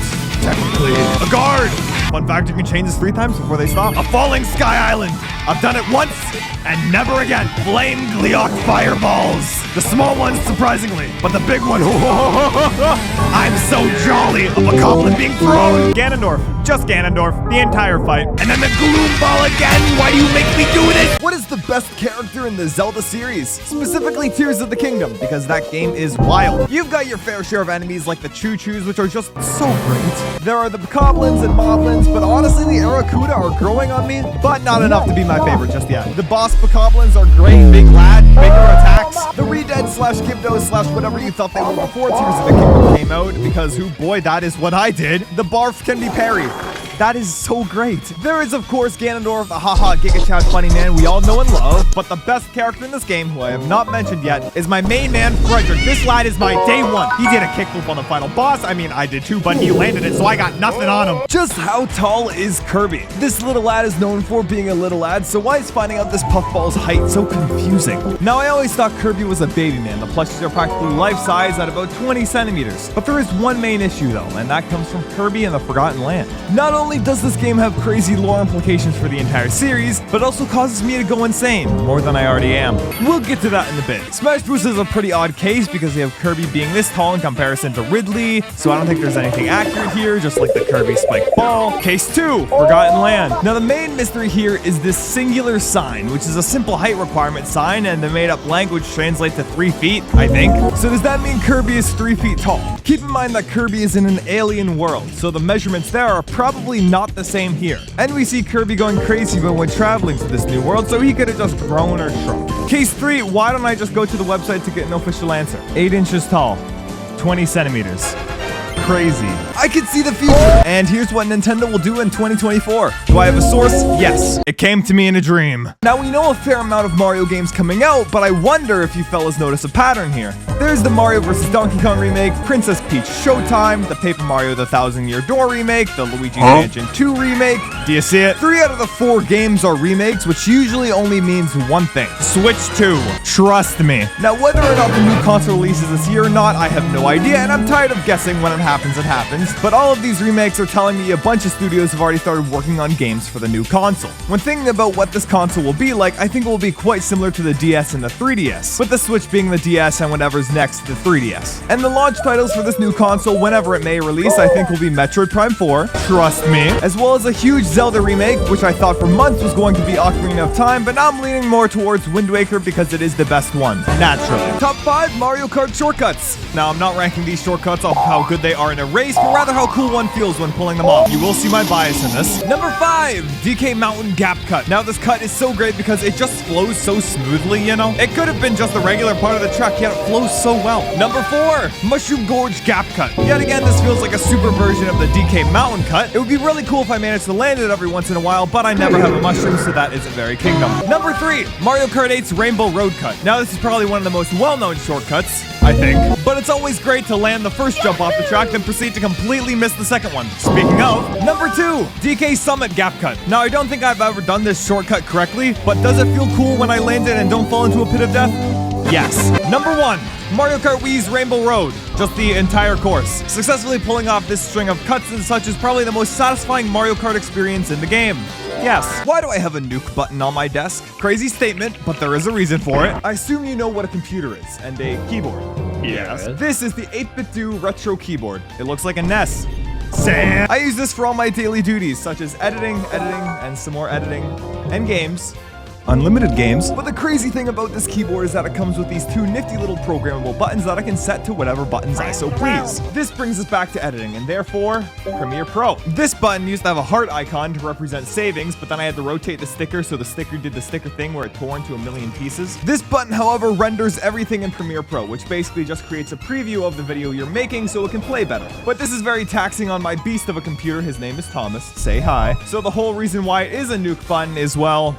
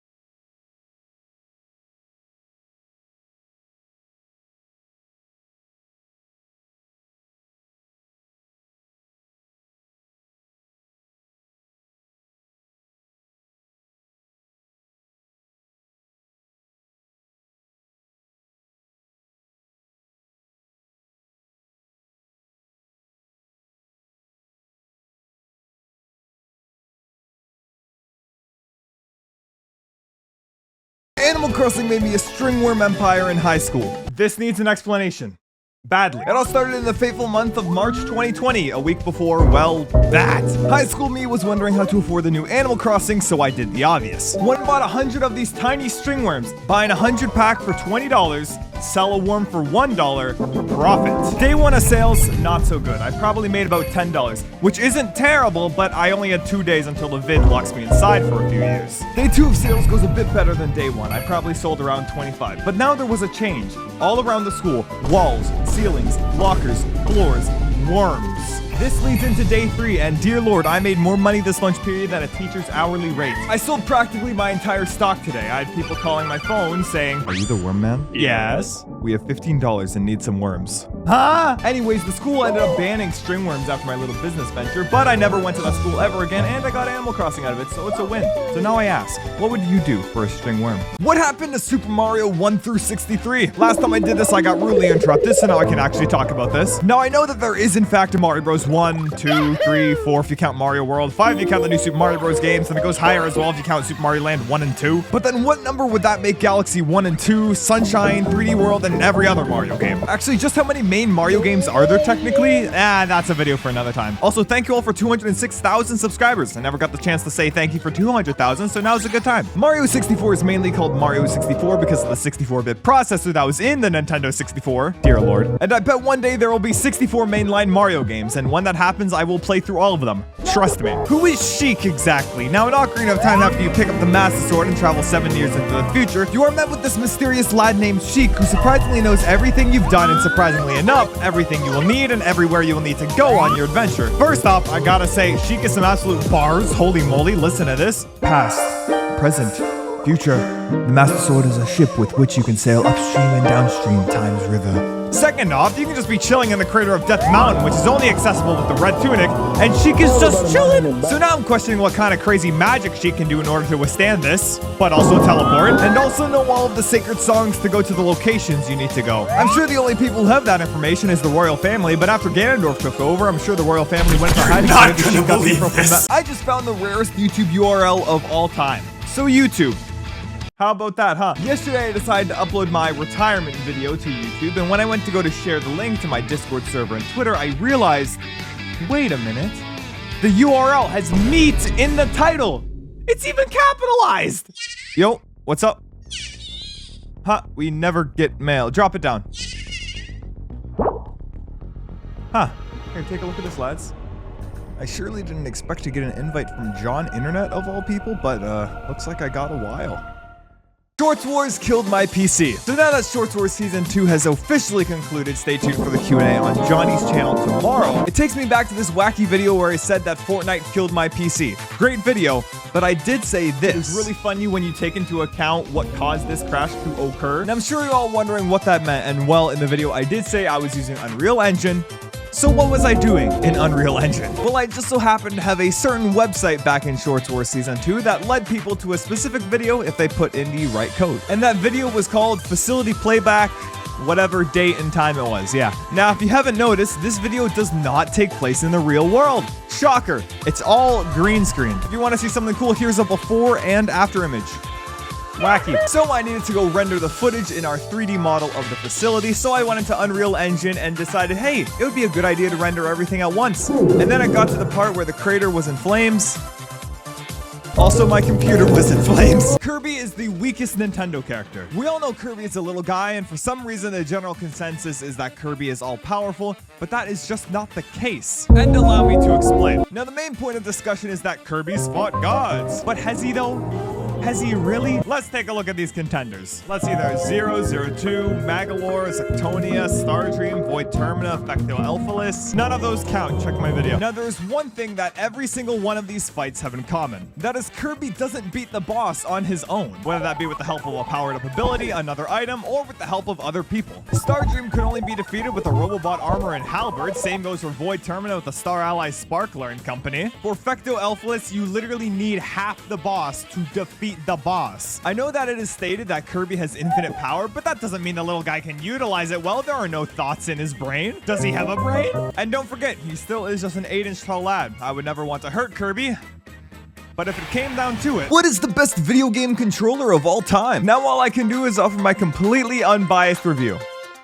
First up is probably the controller I use the most, and that is the 8BitDo Ultimate Controller. It feels great, the back pedals are cool, but the text on the buttons isn't for me, so I painted over them. 8 out of 10. Next up is the classic GameCube controller, and let me tell you, this controller is great at playing games designed for the GameCube, but not much else. 7 out of 10. You can't forget the Ring-Con. It isn't the best to play Kirby though. 5 out of 10. Shoutouts to the 3DS for being surprisingly comfortable when you play in 30-minute bursts, that is. Great for Kirby, 6 out of 10. The Joy-Cons would be good if they were slightly larger and didn't drift. 6 out of 10. The Wii Remote is a classic classic, but the D-pad isn't great when playing horizontally. 7 out of 10. The DualSense controller is really good when using the D-pad and buttons, but the control sticks aren't that comfy to use. 8 out of 10. The Wii U gamepad solves this joystick problem and is the most comfortable controller I've ever used in my life. Button placement is perfect, but terrible battery life and not a lot of Kirby. 9 out of 10. And if we are going on the Kirby scale, the best controller would have to be the DK Bongos. I'm playing Kirby in stream today with them. Woo! Video game controllers have a terrible problem, and I'm about to fix it. Here we go. I'm sure that most people watching have at least held a video game controller before, and whether that controller be a third-party controller, an Xbox controller, a PlayStation controller, or one of the many wild Nintendo controllers, you are sure to notice something these controllers all have in common. The X button. And the issue being, where is it? On every single controller, it is in a different spot. My muscle memory takes over whenever I'm playing games on PC, so when a game tells me to press X, I press the top button and uh-oh, that's not an attack, that's the menu. Now, I'm not saying to have every single controller use the Nintendo button layout, but they should definitely follow how Nintendo does inputs, specifically in Tears of the Kingdom. Look at how great this is. It shows the other buttons in relation, so instead of A, B, X, and Y, it's just up, down, left, and right buttons. Kingdom. What is Kirby made of? Like, are those shoes or feet? Time to find out. Well, there are a few things to take into consideration. First things first, the lad has a face with a mouth and eyes, so I'm going to assume those are just a mouth and eyes. Now, Kirby's stomach is known to be a black hole, but that is so ridiculous I'm not even going to begin to try and explain it. So now I will explain something even more complicated. The elastic skin that Kirby has is made up of only one thing, the void. You ready to dive into the vast intricacies of Kirby lore? Because here we go. So you know the final boss of Kirby Star Allies. Notice how this lad looks very similar to Kirby at times, but also dark matter. And this is because this little lad's the void. Now, the best way I can describe this is imagine you have a ball of clay. And depending on how you are feeling when making this ball of clay, you could create something bad or good. Now, replace the clay with the void, the something bad with the destroyer of worlds, and the something good with the little Kirby man. Is 3D Mario in danger? Now, while I think the next 3D Mario game will be on whatever the Switch 2 is called, I wish the next game would be a Mario Galaxy 3 with the remade Mario Galaxy 1 and 2 bundled in. Let me dream. I think this game is going to be completely different from anything we have ever seen before. Kinda. So here's my completely insane idea for the next game. Now, I think the game will be in a similar structure to Bowser's Fury, but instead of having Plessy take you everywhere, it will be Mario Kart. I've said this in a previous video, but now you will need to upgrade your kart with the capabilities for gliding, anti-gravity, and underwater exploration over time to unlock new areas just like a Metroid game to an extent. Now, for the big new mechanic of the game, here's what I'm thinking. Instead of having one central mechanic like Flood from Sunshine or the Spin from Mario Galaxy, I'm thinking two different things. First, give Mario a hook shot and turn him into Spider-Man. The second, turn Mario into rubber and have him bounce everywhere. Would this make the movement absolutely broken? Yup. What's next for Mario Kart? Now, I haven't really thought of this all that much because we did just get 48 more tracks for Mario Kart 8 Deluxe, just like how I got 209,000 subscribers. Thanks, everyone. But now, here's the main question. How does Mario Kart go up from here? I feel like the gameplay has been perfected, so I think that the logical next step is the Mario Wonder approach to things. That doesn't mean just slap a Wonder Flower onto everything and call it a day, but rather I think that the core fundamentals of Mario Kart are going to stay, but just be enhanced to a rather large degree. Whether this be by giving each kart or character a unique move they can do, like in Mario Kart Tour, or allow the player to punch other players while driving, or what I have in mind, since this new Mario Kart will be on the new console, it's going to have better hardware and be able to run games a lot better. So I want all races to seamlessly connect to each other. Imagine you just finished the third lap of Dolphin Shoals, then BAM! Mount Wario. I have a dark secret, and it's time that I talk about this. Now, this may be upsetting to some of you, but I feel like I need to say this. As you know, I've been on YouTube for a while, but my content creation journey did not start there. Yup, I used to be a Minecraft streamer. That is just a whole crazy thing until I said screw it about a year and a half ago and decided to start streaming on YouTube. I've been making content on Minecraft for years and I just wanted a break from it so I can make content that I actually enjoy making. While I love what content I'm making right now, I always wanted to bring back Minecraft in one way, shape, or form. That is why I am proud to announce the Chicken Burger SMP. A random heated discussion in a Shorts Wars meeting led to that name, don't ask. But here it is, me and my fellow Shorts Wars folks are going to be in it, as well as a bunch of other folks too. If you're watching this video soon after it is published, that means we are either prepping the opening stream or streaming it ourselves, so check the related video down there and I hope you enjoy the CBSMP. I've been betrayed, not in Tears of the Kingdom, but my own Minecraft server. So the CBSMP started yesterday and it was great. Check out the day 2 stream later today, but the server that everyone is playing on is owned by yours truly, and I've added a few mods to spice up the action a bit, such as proximity chat. Yeah. There's a creeper right there. There's a black creeper behind you. Oh, why is it always me? And better combat. I have the low ground. as well as a data pack that makes players drop their heads when they die. This data pack was given to me by my good old pal Bundun, but it turns out there wasn't one data pack in there, but two. The other one was guns. But what Bundun didn't know is that I knew the data pack was there, so I let him have his fun and then, well... Do it! You'll feel better, just say it. Fine. Oh my god! I have the rarest item on this Minecraft server, and here's how I got it. You know how this goes by now. The Chicken Burger SMP is now on day 3. Be sure to watch the stream later, and thank you all for 210,000 subscribers. Dear Lord. But yesterday I decided to look at this amazing view and go, man, this would be a great place for a Costco. Well, on my deforestation adventures, I went mining, and let's just say that yielded some pretty nice rewards. But then I found the item. My player head was on a stake near Royal Pear's house. The crazy part is I've only died to another player once on the server. Roll a clip. I have the low ground. So now this player head specifically is the rarest item on the server. I try to take back the player head peacefully, but it seemed that Hacked and Pear had to meet the bad end of Fred and Rick. How wacky. Have you ever died to get wood, specifically in Minecraft? Because I've got some explaining to do. For the 4th time now, it is CBSMP yet again. It was day 3 yesterday, so I decided to stream myself building a house and decided to not build a house. I will today though. Watch the stream. Now, is the story for this worth it? Probably not, but I am planning to build a nice cafe for everyone to chill on the server. No ulterior motives here. So I go on a huge journey to find a dark oak forest from world border to world border. And no luck, surprisingly, so I did the next best thing. Ask. Royal Pear and Hacked say they have some dark oak saplings, so I go to make the trade. And they want my player head back, which will remove the item's status of being the rarest item on the server. Oh no. But a small price to pay for cafe. I've been robbed, and it's not even in Minecraft this time. Yep. It's day I have no idea on the CBSMP, so go check out the stream later tonight, and thank you all for 213,000 subscribers. We haven't hit it yet, but we're like 5 fellas away, so that's wild. It was quite a day yesterday. I managed to finish the cafe and show it off to everyone, and it was great. That is until 2 certain individuals let a creeper by the front door of the cafe, and it blew up. So naturally, they are now banned from the cafe. And we're now trying to find my super secret base, which I have no idea why they're looking there, because a bit of a spoiler, my super secret base is in one of the 4 corners of the world border, but I digress. Now these folks are trespassing. I enter NPC non-player character mode. Anytime those 2 folks get close, I hit them with a stop. You violated the law. And this continued for what I felt was an hour. But now that that's done, I will simply go mining on stream today with no ulterior motives. 100%. Man, you could say that was not very short. Thank you all so much again for the incredible support. If you're even seeing the end of the video, who knows? Maybe you are. I don't know. Maybe you just skipped to the end. Coward. Yeah, that's right. Yeah, that's right. Thank you all for the incredible support, and I look forward to all of the long videos I'm going to make and how excited you'll be to watch them. Because you are, right? Subscribe.